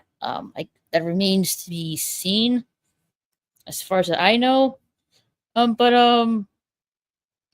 Yeah, as long as the sequel is done well, I will watch it and stuff like that. I don't even remember the first movie, so I mean, I remember enjoying it, but I don't really remember much about it. Yeah, so, I don't like I said, I don't really see a need to do a sequel for that film, because I thought it ended quite nicely. But as long as the sequel does well, then I wouldn't mind it. But comedy has been really nerfed a lot lately in a movie, just basically reliant on mostly comedy. Right. Oh, they've really got to get it done. That's why I'm also worried about that other movie that's coming out. That's being remade. What is it? Was it Lethal Weapon? That's I don't know anyone. But yeah, I am so looking forward to this film coming out. Next film that is coming out this Saturday is the Oh, not the movie, Oh, but yeah. but the trailer. I'm sorry, the first trailer for Guillermo del Toro's Frankenstein releases this Saturday. Guillermo del Toro. It's a tongue twister, isn't it, Jill? Yeah. So the first trailer comes out this Saturday. When does it release? Okay, it releases in this November. Okay, comes out this November. I love what Guillermo del Toro does. I think he does great work, in my opinion. He has done a lot of films. Let's see here. I have it right here. He has done Blade 2. He has done Hellboy. Has done Pan's Labyrinth. I haven't seen that one just yet. He has done Hellboy 2. Pacific Rim, I have not seen. I need to get around to it. He has done Pinocchio, and let's see, he has done the Troll Hunters, Troll Hunters Tales of Arcadia TV show. And in relation to Tales of Arcadia, there's Three Below, Wizards, and then Troll Hunters Rise of the Guardians. And now he is doing Frankenstein movie that will be coming out this November. And the first trailer of it will be released this Saturday. I am very looking forward to this. Like I said, Guillermo del Toro's work, I love it. I'm really a fan of it. Definitely of the very imaginative, right out of the box person, and nothing very cookie cutter personality to his work at all. It's very imaginative and unique. I'm looking really forward to this. I would really like to see what Guillermo del Toro's version of Frankenstein is. Speaking of which, there's something I saw on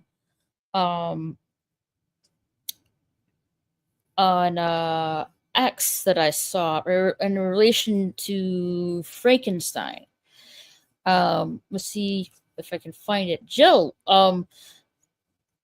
have you watched any of Guillermo del Toro's works or anything like that? I think he worked on The Hobbit. I watched The Hobbit, and I think Hobbit? I think he worked with Peter Jackson on that. And that's mostly what I've seen of him. And The Hobbit it was a little too long, but right. I guess as a director, it was well directed, and I enjoyed some of the cinematography of it. I guess is what I should more be looking at for that particular thing. But what films did he do? I guess he named some of them, but I guess I haven't seen all of them. The ones that I have seen and stuff like that. I've seen Blade, but I don't know if I saw the sequel. So I don't know if I saw Blade 2. Did he just did do Blade 2? No, he just did Blade 2. He didn't do Blade. I did watch Hellboy though. There's one. Hellboy 2 are pretty good. And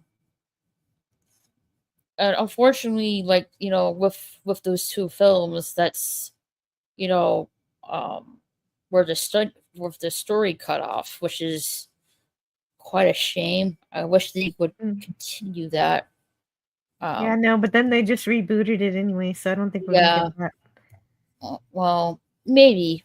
Who knows? But yeah. I have seen. I feel like I might have seen Pacific Rim, but no, I didn't see it. But it's got giant robots. Why haven't I seen Pacific Rim? Well, I haven't really seen it either, Joe. So I need to get around to it. I know the Pacific Rim is based off anime, I think. Okay, that would make sense. It has that kind of feel. Just looking at the cover of the DVD.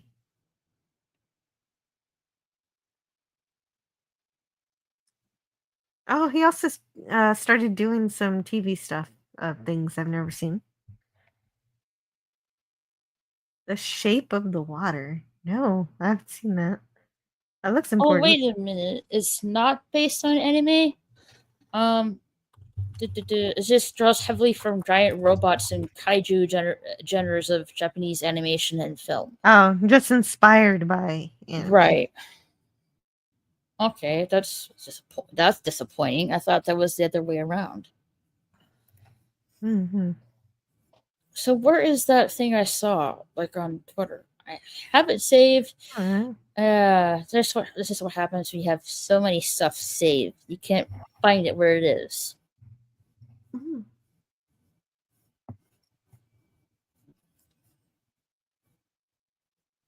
Yeah, that's He did that. He did a stop motion thing of the Adventures of Pinocchio. I never even heard of that. I love stop motion. Yeah, Pinocchio. I haven't seen that one quite yet. I do want to get around to it and watch it because I love stop motion. Like, yeah, I would definitely want to watch it. Maybe do a watch party of it too. Maybe sometime soon. Yeah. Oh. I don't know if he directed it. Oh, they worked with the Jim Henson Company for that one. Ah, well, that's good. That makes sense because, like, well, somewhat sense, but Jim Henson Company does have like experts of puppeteers and stuff like that. Yep. But like, I didn't know they like really into stop motion though. That's a new one for me. I'm having trouble finding it. I don't even know if I it having was trouble made. finding what I'm looking for too. It says here. Okay, let me click on this one. No, that takes you to the actual book. I had to keep scrolling. No, I don't know. Scrolling. Oh, 2022. It says it's 2022.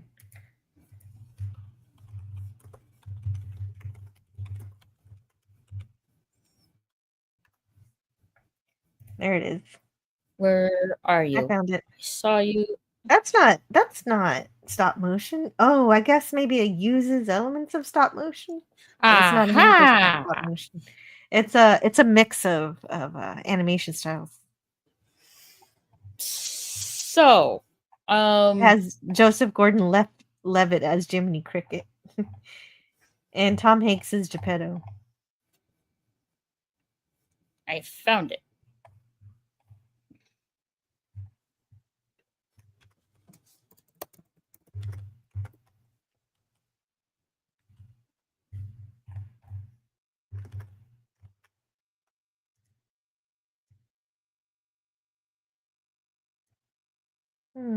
Oh, it's on. Oh, the stop motion one is on Netflix. There are so many remakes of Pinocchio. It's so hard to track them down, to tie them down, and figure out which one you're supposed to be paying attention to. There's so many versions of it. Like it's literally child Guillermo del Toro's Pinocchio. Bless me. Bless you. Sorry about that. That's fine. There it is. Ewan McGregor. Okay, now I got the right one. It is all stop motion. And this one has a different cast. Ewan McGregor is the cricket, and Geppetto is David Bradley. Oh, David Bradley from Game of Thrones. That looks. Wait, that's Mr. Filch from Harry Potter and Game of Thrones. He's also that guy from Game of Thrones who is kind of a jerk. I guess he's kind of a jerk in Harry Potter too. But he plays Geppetto in this one, so not a jerk this time.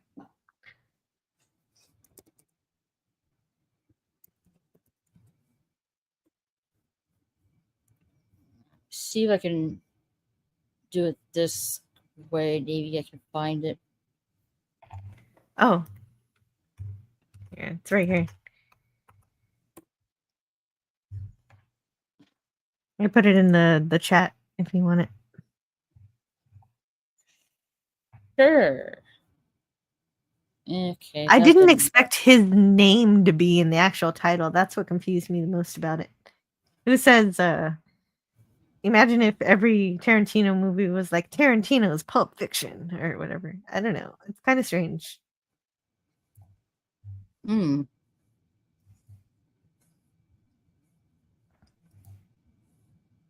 I guess because it's an adaptation. But it does seem a little narcissistic. But it got really highly rated, 7.6. Maybe you should watch it. 7.6 is pretty good. Oh, I definitely want to watch it.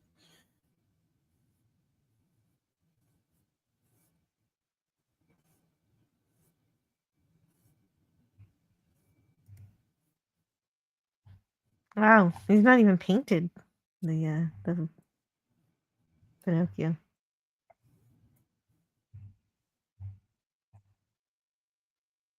All right, I think this goes through more of the book. I remember this particular thing where he gets stuck with the other marionettes when he runs away.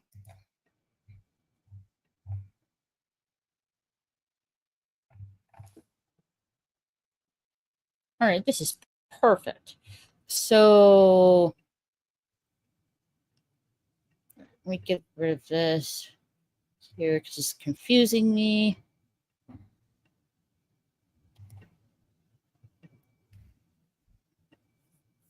So this is perfect right here. In relation to Frankenstein, the Burning Blade Tavern at the Universal Epic Universe catches on fire every 15 Oh minutes. no! Oh good. It's supposed to catch on fire. Yeah, it's supposed to. Like it's not excuse me, it's not a freak accident kind of thing. It's supposed to be like that on purpose. Inspired by Frankenstein 1931. So that's cool. You can see the Burning Blade Tavern at Universal's Epic Universe, which catches on fire every 15 minutes. And you can go to like the Universal Epic Universe park area in Universal Order Studio Resort, which opened officially on May 22nd. So this past Thursday. So that's definitely cool. Now,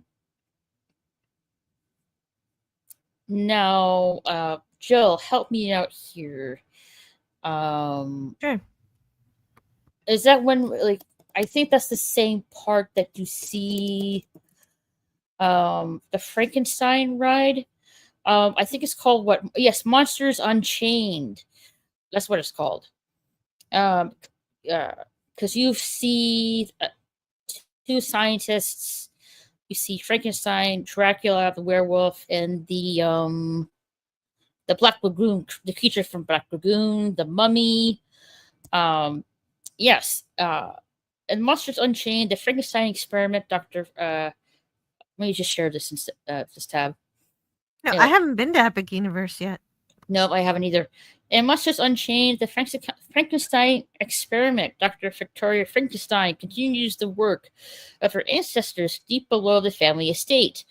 A demonstration of her experiments to control monsters go awry or worry when Dracula leads a revolt of enraged monsters, including the Wolfman, the Mummy, the creature from the Black Lagoon, and more. So that's what it looks like right here. That's great. Fantastic. Mm-hmm. Good stuff. And Universal does do really great work with fire. There's also a dragon in the Wizarding World that shoots out fire periodically too. And if one of my favorite rides next to Hagrid's motorbike is the mummy. Mhm. And there's a huge flame. You almost think, man, how has somebody not just been toasted accidentally by this thing? It is so immense you can feel the heat off of it. But it's a really great ride.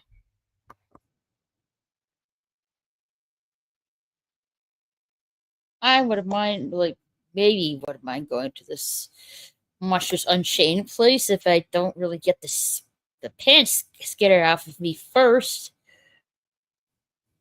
Oh yes, I think I looked at some of this too. There's also a restaurant that's modeled after Dracula, and so so come for dinner, or are you gonna become dinner? Right. So this is what Frankenstein looks in the Monster Unchained ride at Universal's studios. So that's what he's going to look like.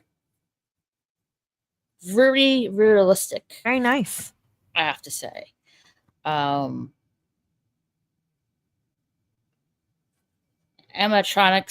I love animatronics as well.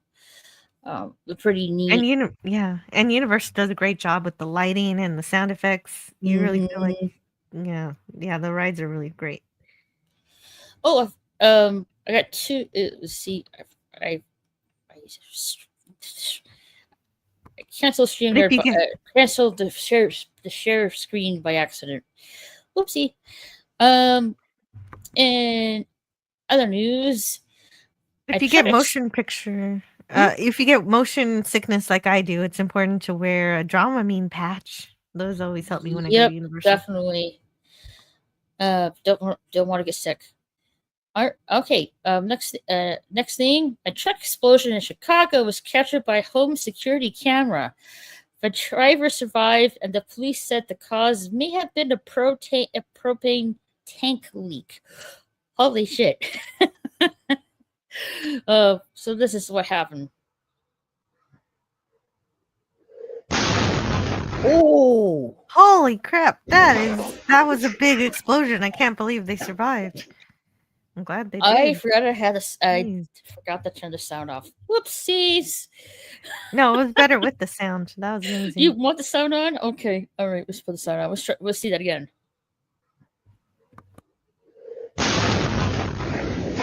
Holy crud, man!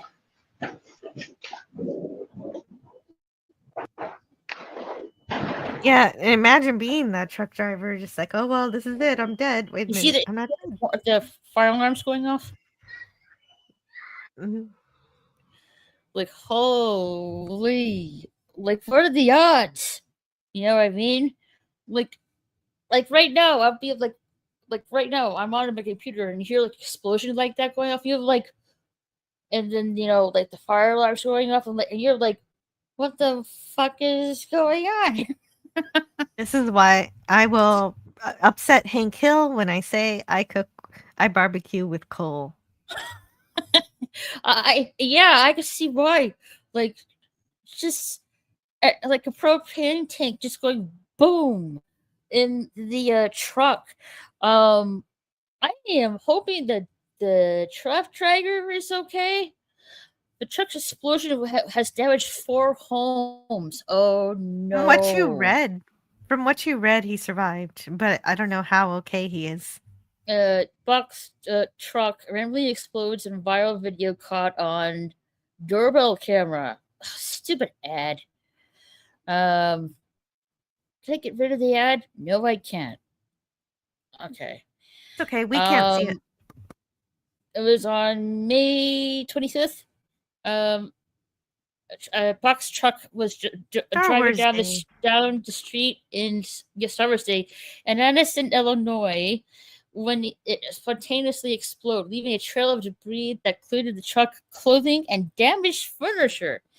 According to CBS News, the company that rented the truck to the driver said he was hauling household belongings, moving his personal items from one place to another, and this is unreal. Sorry for the laugh. An investigation by police. The bomb squad and the ATF later determined that the explosion was caused by a leaking propane tank in the truck. Okay, why did this guy didn't check his propane tank before putting in the truck? Okay, especially when it's a propane tank. The explosion caught on a nearby home security camera, and footage of the blast has gone viral on social media. Box truck explosion damages 4 homes. As a result of the explosion, 4 homes were damaged, with one being left temporarily uninhabitable. Oh dear. CBS says one wall of the box truck was projected towards the house, hitting a load-bearing wall and pushing it 2 to 4 feet inward in the process. They kind of described it as an earthquake and then a tree falling on their house, said Addison Fire Protection District Chief Brock Heron. As the video went viral on social media, the explosion left users across the world shocked, and many took to the prize to share their thoughts. Yeah, I'm not driving my car for the rest of the year, one user commented. Another said the driver lived, but sadly he will need new pants. Too bad he wasn't. No kidding. Ever Oh since my Final gosh. Destination Bloodlines came out, things have been getting a little bit too real. A third user replied. Well, it was too bad he back wasn't in- a UPS driver, because then he would be wearing brown pants. Yeah. Back in 2003, one student went viral on TikTok after revealing that her car had burst into flames while driving to graduation. Well, damn. The fire department was able to put it out quickly, but the car suffered so much damage that it was totaled. Says nothing about the person.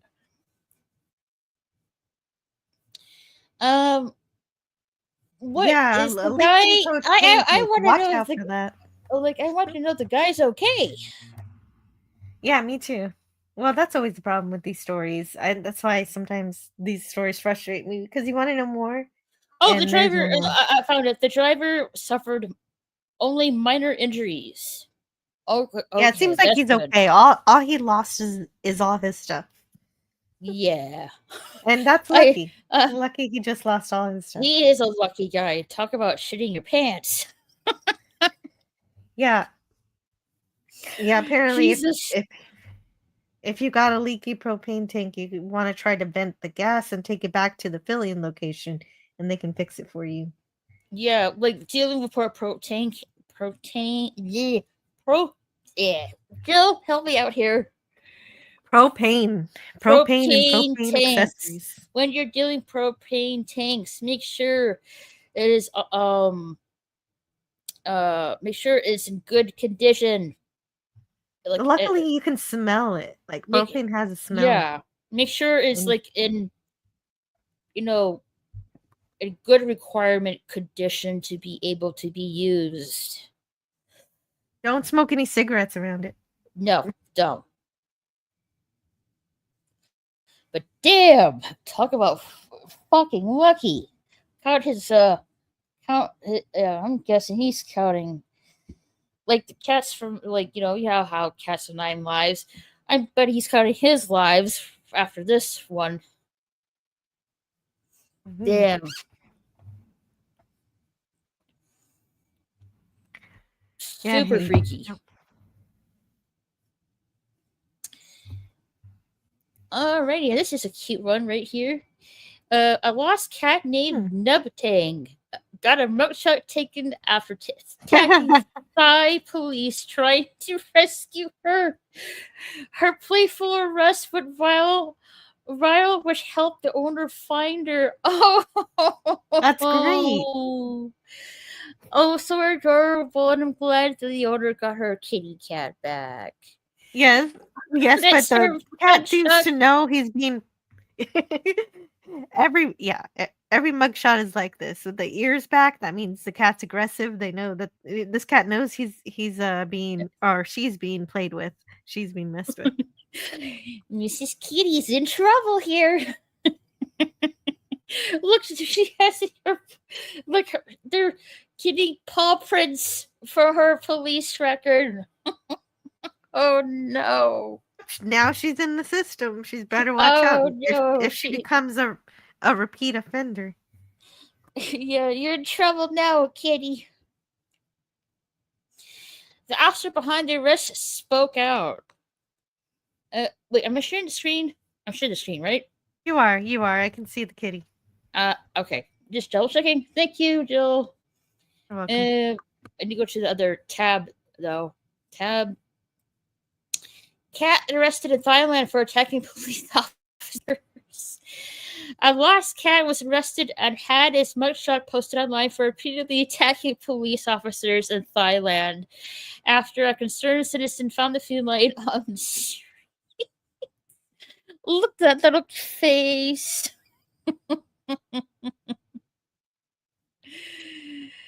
Cats are known for their independent nature and sassy behavior, but one kitty took things to the next level after it got turned into the fuzz.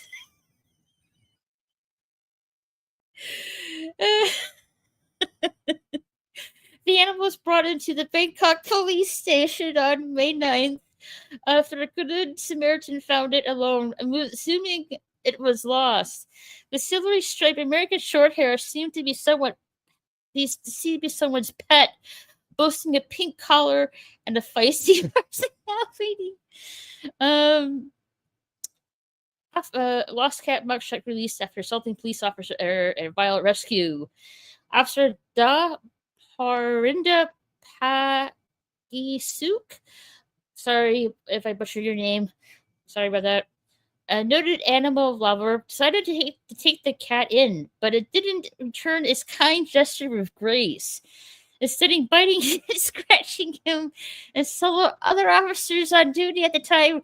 Really? Several officers? Dang. In a humorous twist of events, Pakisuk decided to process the kitty for his heinous crimes, even posting photos taking the animal's paw prints for police records. The officer even added a comment to the report on the cat's behalf, saying, "I was just hungry. I did not mean to bite anyone." This cat has been charged with assaulting police officers and is about to be detained. Please share this post so her owner can come and bail her out. Pakisuk wrote in a post online that's taking Thai social media by storm. He took the cat home for the night, providing with food, water, and a place to rest. She's living her best life, while the police are the true victims, he joked.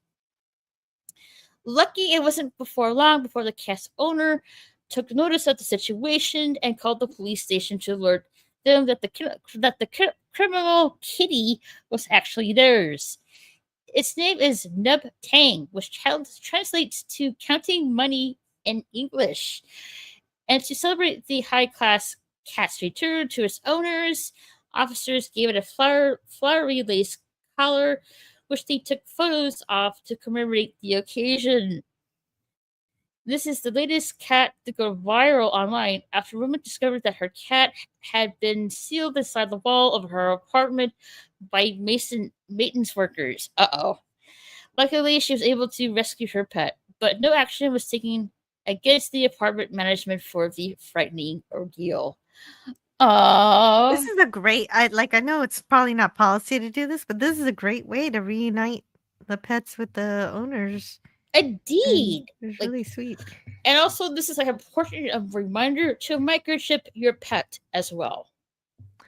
Well, yes, and you can, so you can verify that you're the owner of the pet, definitely. Because anybody can just come and say, "This is my cat," but the microchip will say this your name will be attached to it. And also, so, No, I did that myself. The screen again. Oh, you did that yourself that time. That was me. Nope. Oh, I had something else, but sorry, I guess I forgot. Oh, right. Canadian Spider-Man went to Thailand, and out of all Alright. the places he went in that general area, that's the place I want to visit the most, and the story makes me want to visit it even more. Everything about it seems so lovely. It's just so cute. I love Kick-Ass. That's just so cute. The cat's mudshot was just like so adorable. Just like it had the face of like I'm fed up, but I'm putting up with this. So adorable. I'm gonna catch up the chat real quick. Sashi says not based on anime, it's just influenced by it. Yeah, Pacific Rim. If you like puppet shows, you should check out Thunderbolt Fantasy. The show has the same music composer as Demon Slayer, Attack on Titan, and Solo Leveling. I love Demon Slayer, but haven't really checked out Solo Leveling, and I'm not particularly a fan of Attack on Titan. Jill, what's this link for? Oh, it's just a link to Guillermo del Toro's It's work. Pinocchio. Okay. His Pinocchio, the stop motion one. It's supposedly really good. Okay. Thank you, Jill. You're welcome. Sashi says Alika Studios is coming up with another stop motion movie next year, I think. Wildwood. Oh. Wildwood movie. Stop motion.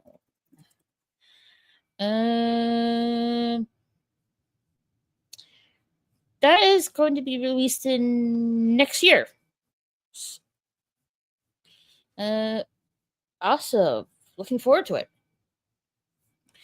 Hey, Pleasant Valley Picker. Your team is still going? Yep. Hi, PvP. Yeah, I spent an hour listening to Great Acadian Band, Jets Overhead. At least you finished that awful food list. I know some of them weren't really appetizing, except for the banana croissant roll. I don't really mind tripe. I love menudo.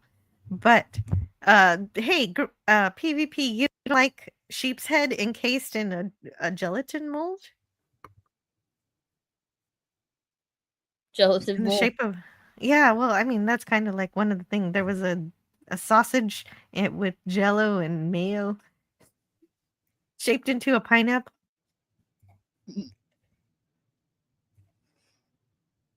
Now, where did my bookmark go? I'll be right back in just a moment. I have to check something. Let's Won't take see. long. I think. Let's see. Most of these were not like really good with the weird food, but I wouldn't mind trying marrow on toast. The toast sandwich. And ham and bananas hollandaise. I think those are the only three I would actually eat, especially with the ham and banana hollandaise. Some wrapping some croissant dough on the banana. I have to try that out. And the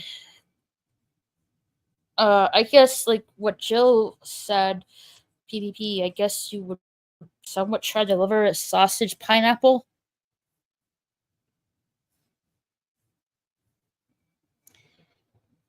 Anyway, I won't stay as too okay.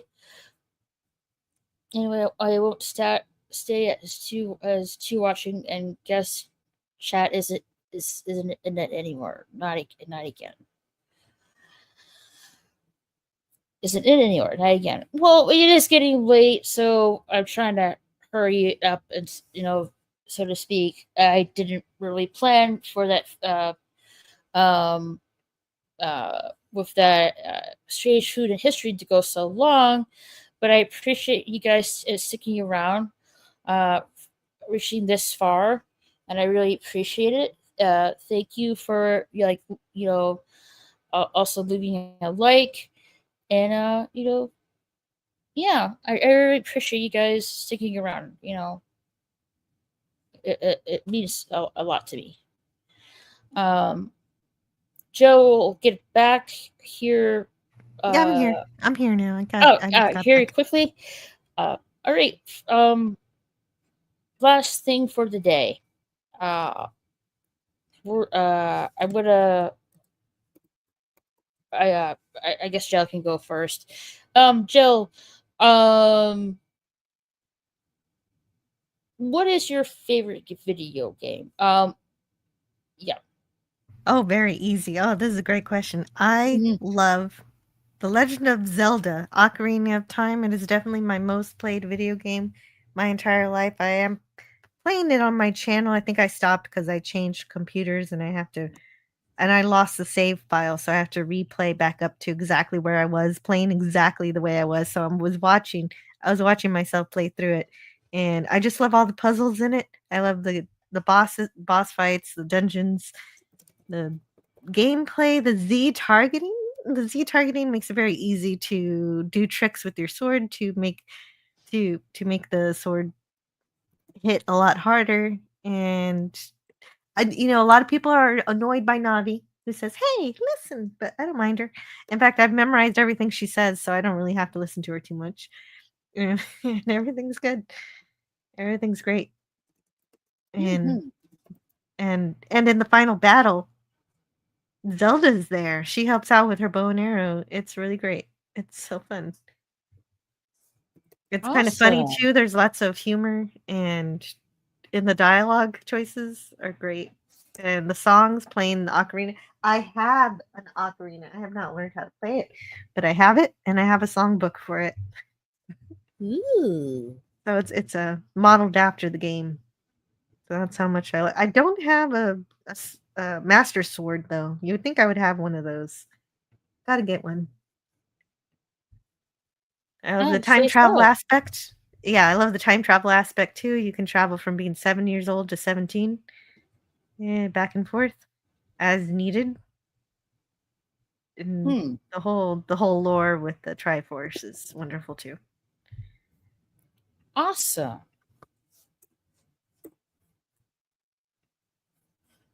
With my favorite video game, I have to say a favorite one.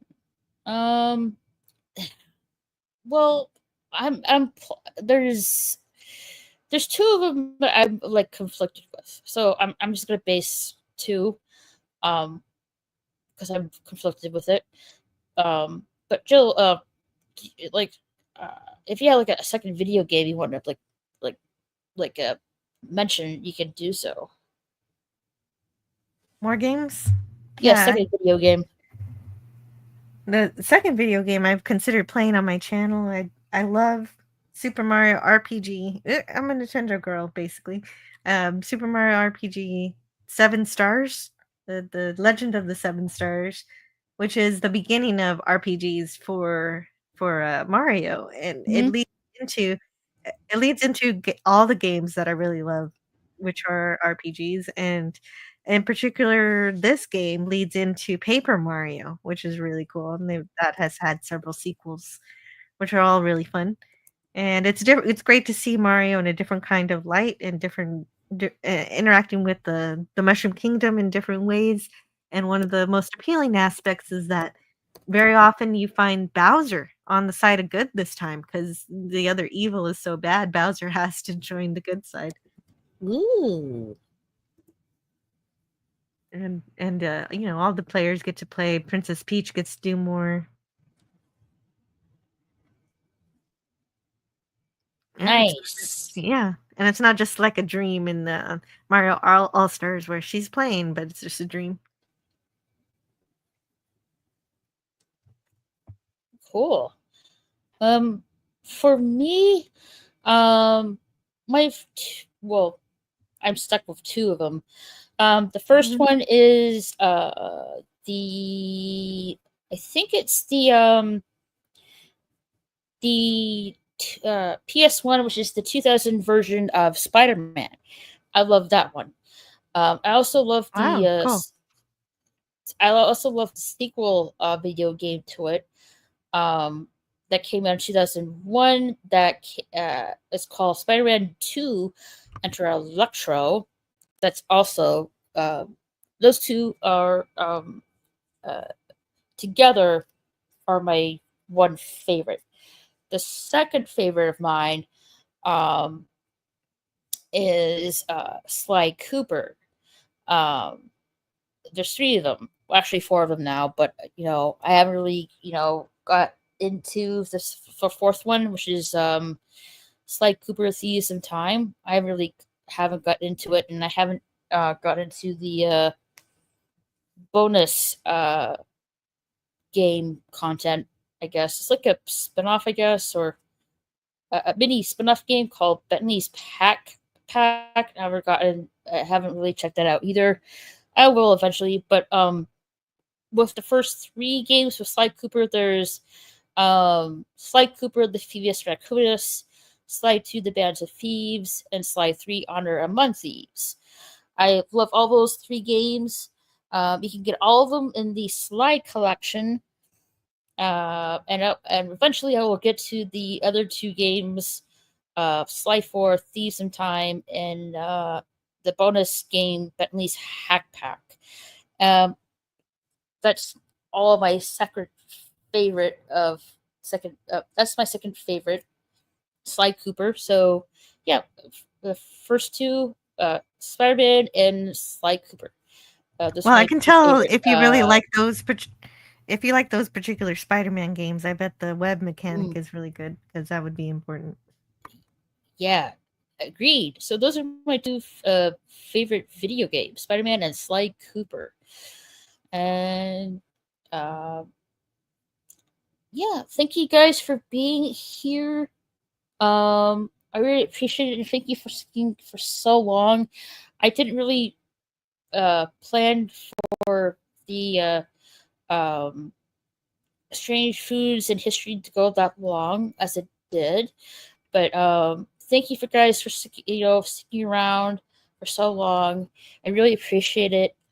I want to say thank you to Janet from Another Planet, DJ B2, Old Man Bird, Plane Down Under, DJ Play Nice, Mikey Sue's 4, PvP. Did I do? Did I do Gorilla? Did I miss him? Oh, I did miss him. Damn it. Gorilla. Thank you for for being here and doing the raid. I really appreciate it.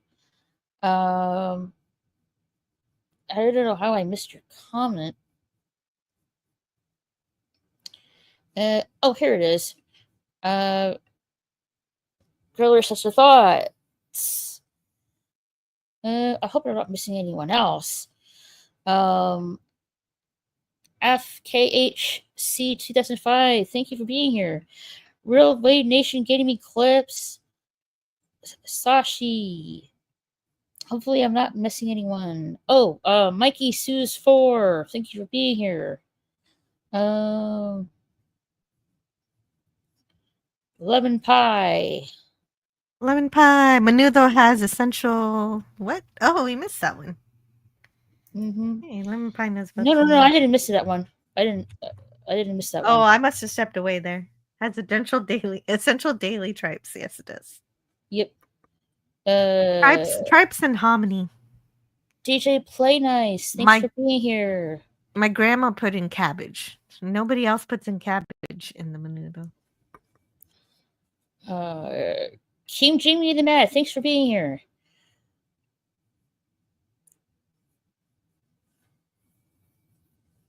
Normally I'm so on top of this, but I guess I'm not tonight. Oh no, you're doing fine. You've been all right. Oh, thank you. Let's see here.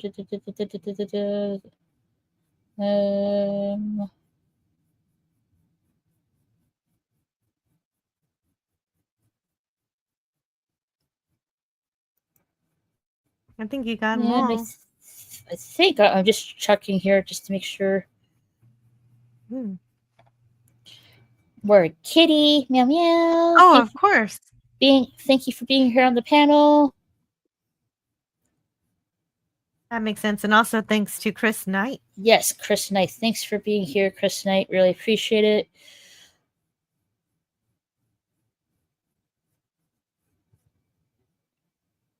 Yes, here's Chris Knight. Thank you, Chris Knight.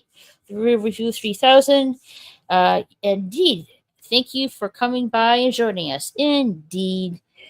And with that, thanks you guys for being here. I really appreciate it and sticking out for this long live stream. Jill, do you want to show your channel? Like anything For planned? sure. Yes. Yes. If anybody hasn't subscribed, please do. I do have on Friday, we're going to talk about George Wendt, who passed away recently, and unfortunately. And we're going to talk a little bit about Cheers, and in particular, the Star Trek character who is named after Norm is a character called Morn. So we're also going to look at a Star Trek episode of Deep Space Nine called Who Mourns for Morn, and it's a really fun, cute little heist episode. And we'll, if anybody has any, I'm actually reading his autobiography. Well, it's not exactly. I don't know how it is. Kind of an autobiography, but he's also a scholar on beer, and so he talks about his life and he talks about beer, and it's quite an interesting read and lots of fun, really breezy to read. Hopefully I can finish it by Friday, and on top of preparing for my show. And on Saturday I might play Fallout. Right And on. the original Fallout, which I guess I can mention as I love those games. Those are pretty good. And then on Tuesdays, every Tuesday, we talk about the Twilight Zone at 11. Nice. Both of my Friday and Tuesday shows are at 11 a.m. Central Time. Mm-hmm. Awesome. You check out Enter with Jill on that link that I put in the live chat, and check her out. Also check out more Kitty's channel. She does like watch parties and talks about the news and stuff like that. And also check out Chris Knight, aka the Review 3000. He'll be doing the weekly wrap up this coming Sunday. I don't know if you're gonna be there, Joe, but I'll be there on Sunday. Maybe more Kitty as well. Possible. Looking forward to it. Thank you guys for being here. Also, I think next Thursday I'll be doing a watch party. Don't know for sure. That'll be a maybe, but I'll let you guys know for sure. As for my gaming channel, I am currently gaming Fortnite right now. But I usually stream on the weekends. I kind of like, I guess, bending the rules with that a little bit because there's a Star Wars Fortnite event going on. So when that ends, I'll be going back to my original schedule for my gaming channel, which is only streaming on the weekends because I have a lot of stuff going on as of late. So yeah, for now on my gaming channel, I am streaming and playing Fortnite during the Star Wars / Fortnite event, and when that ends, I'll be going back and streaming only on the weekends. But hopefully that will change sometime in the future. But in the meantime, check out my gaming channel. I'll probably be streaming more Fortnite later on today, like I think around 8 or 9 p.m. Central Time, somewhere around there. I usually, post on my gaming Twitter profile when I'm going live over there, and stuff like that. You can find my Twitter /X link on my gaming channel. That's where you can find my profile there. Yeah, thank you guys for being here. I really appreciate it. Thank you to my panelists. Thank you to the people in the live chat and hanging out with me with this really long live stream. I really appreciate it. And with that, I'm gonna get out of here, and I'll catch you guys later. Good night. Good night. Catch you later. If this is your first time being here, don't forget to hit that subscribe button. You can also follow me on Twitter and Instagram at RaquelSSG2211. Catch you later.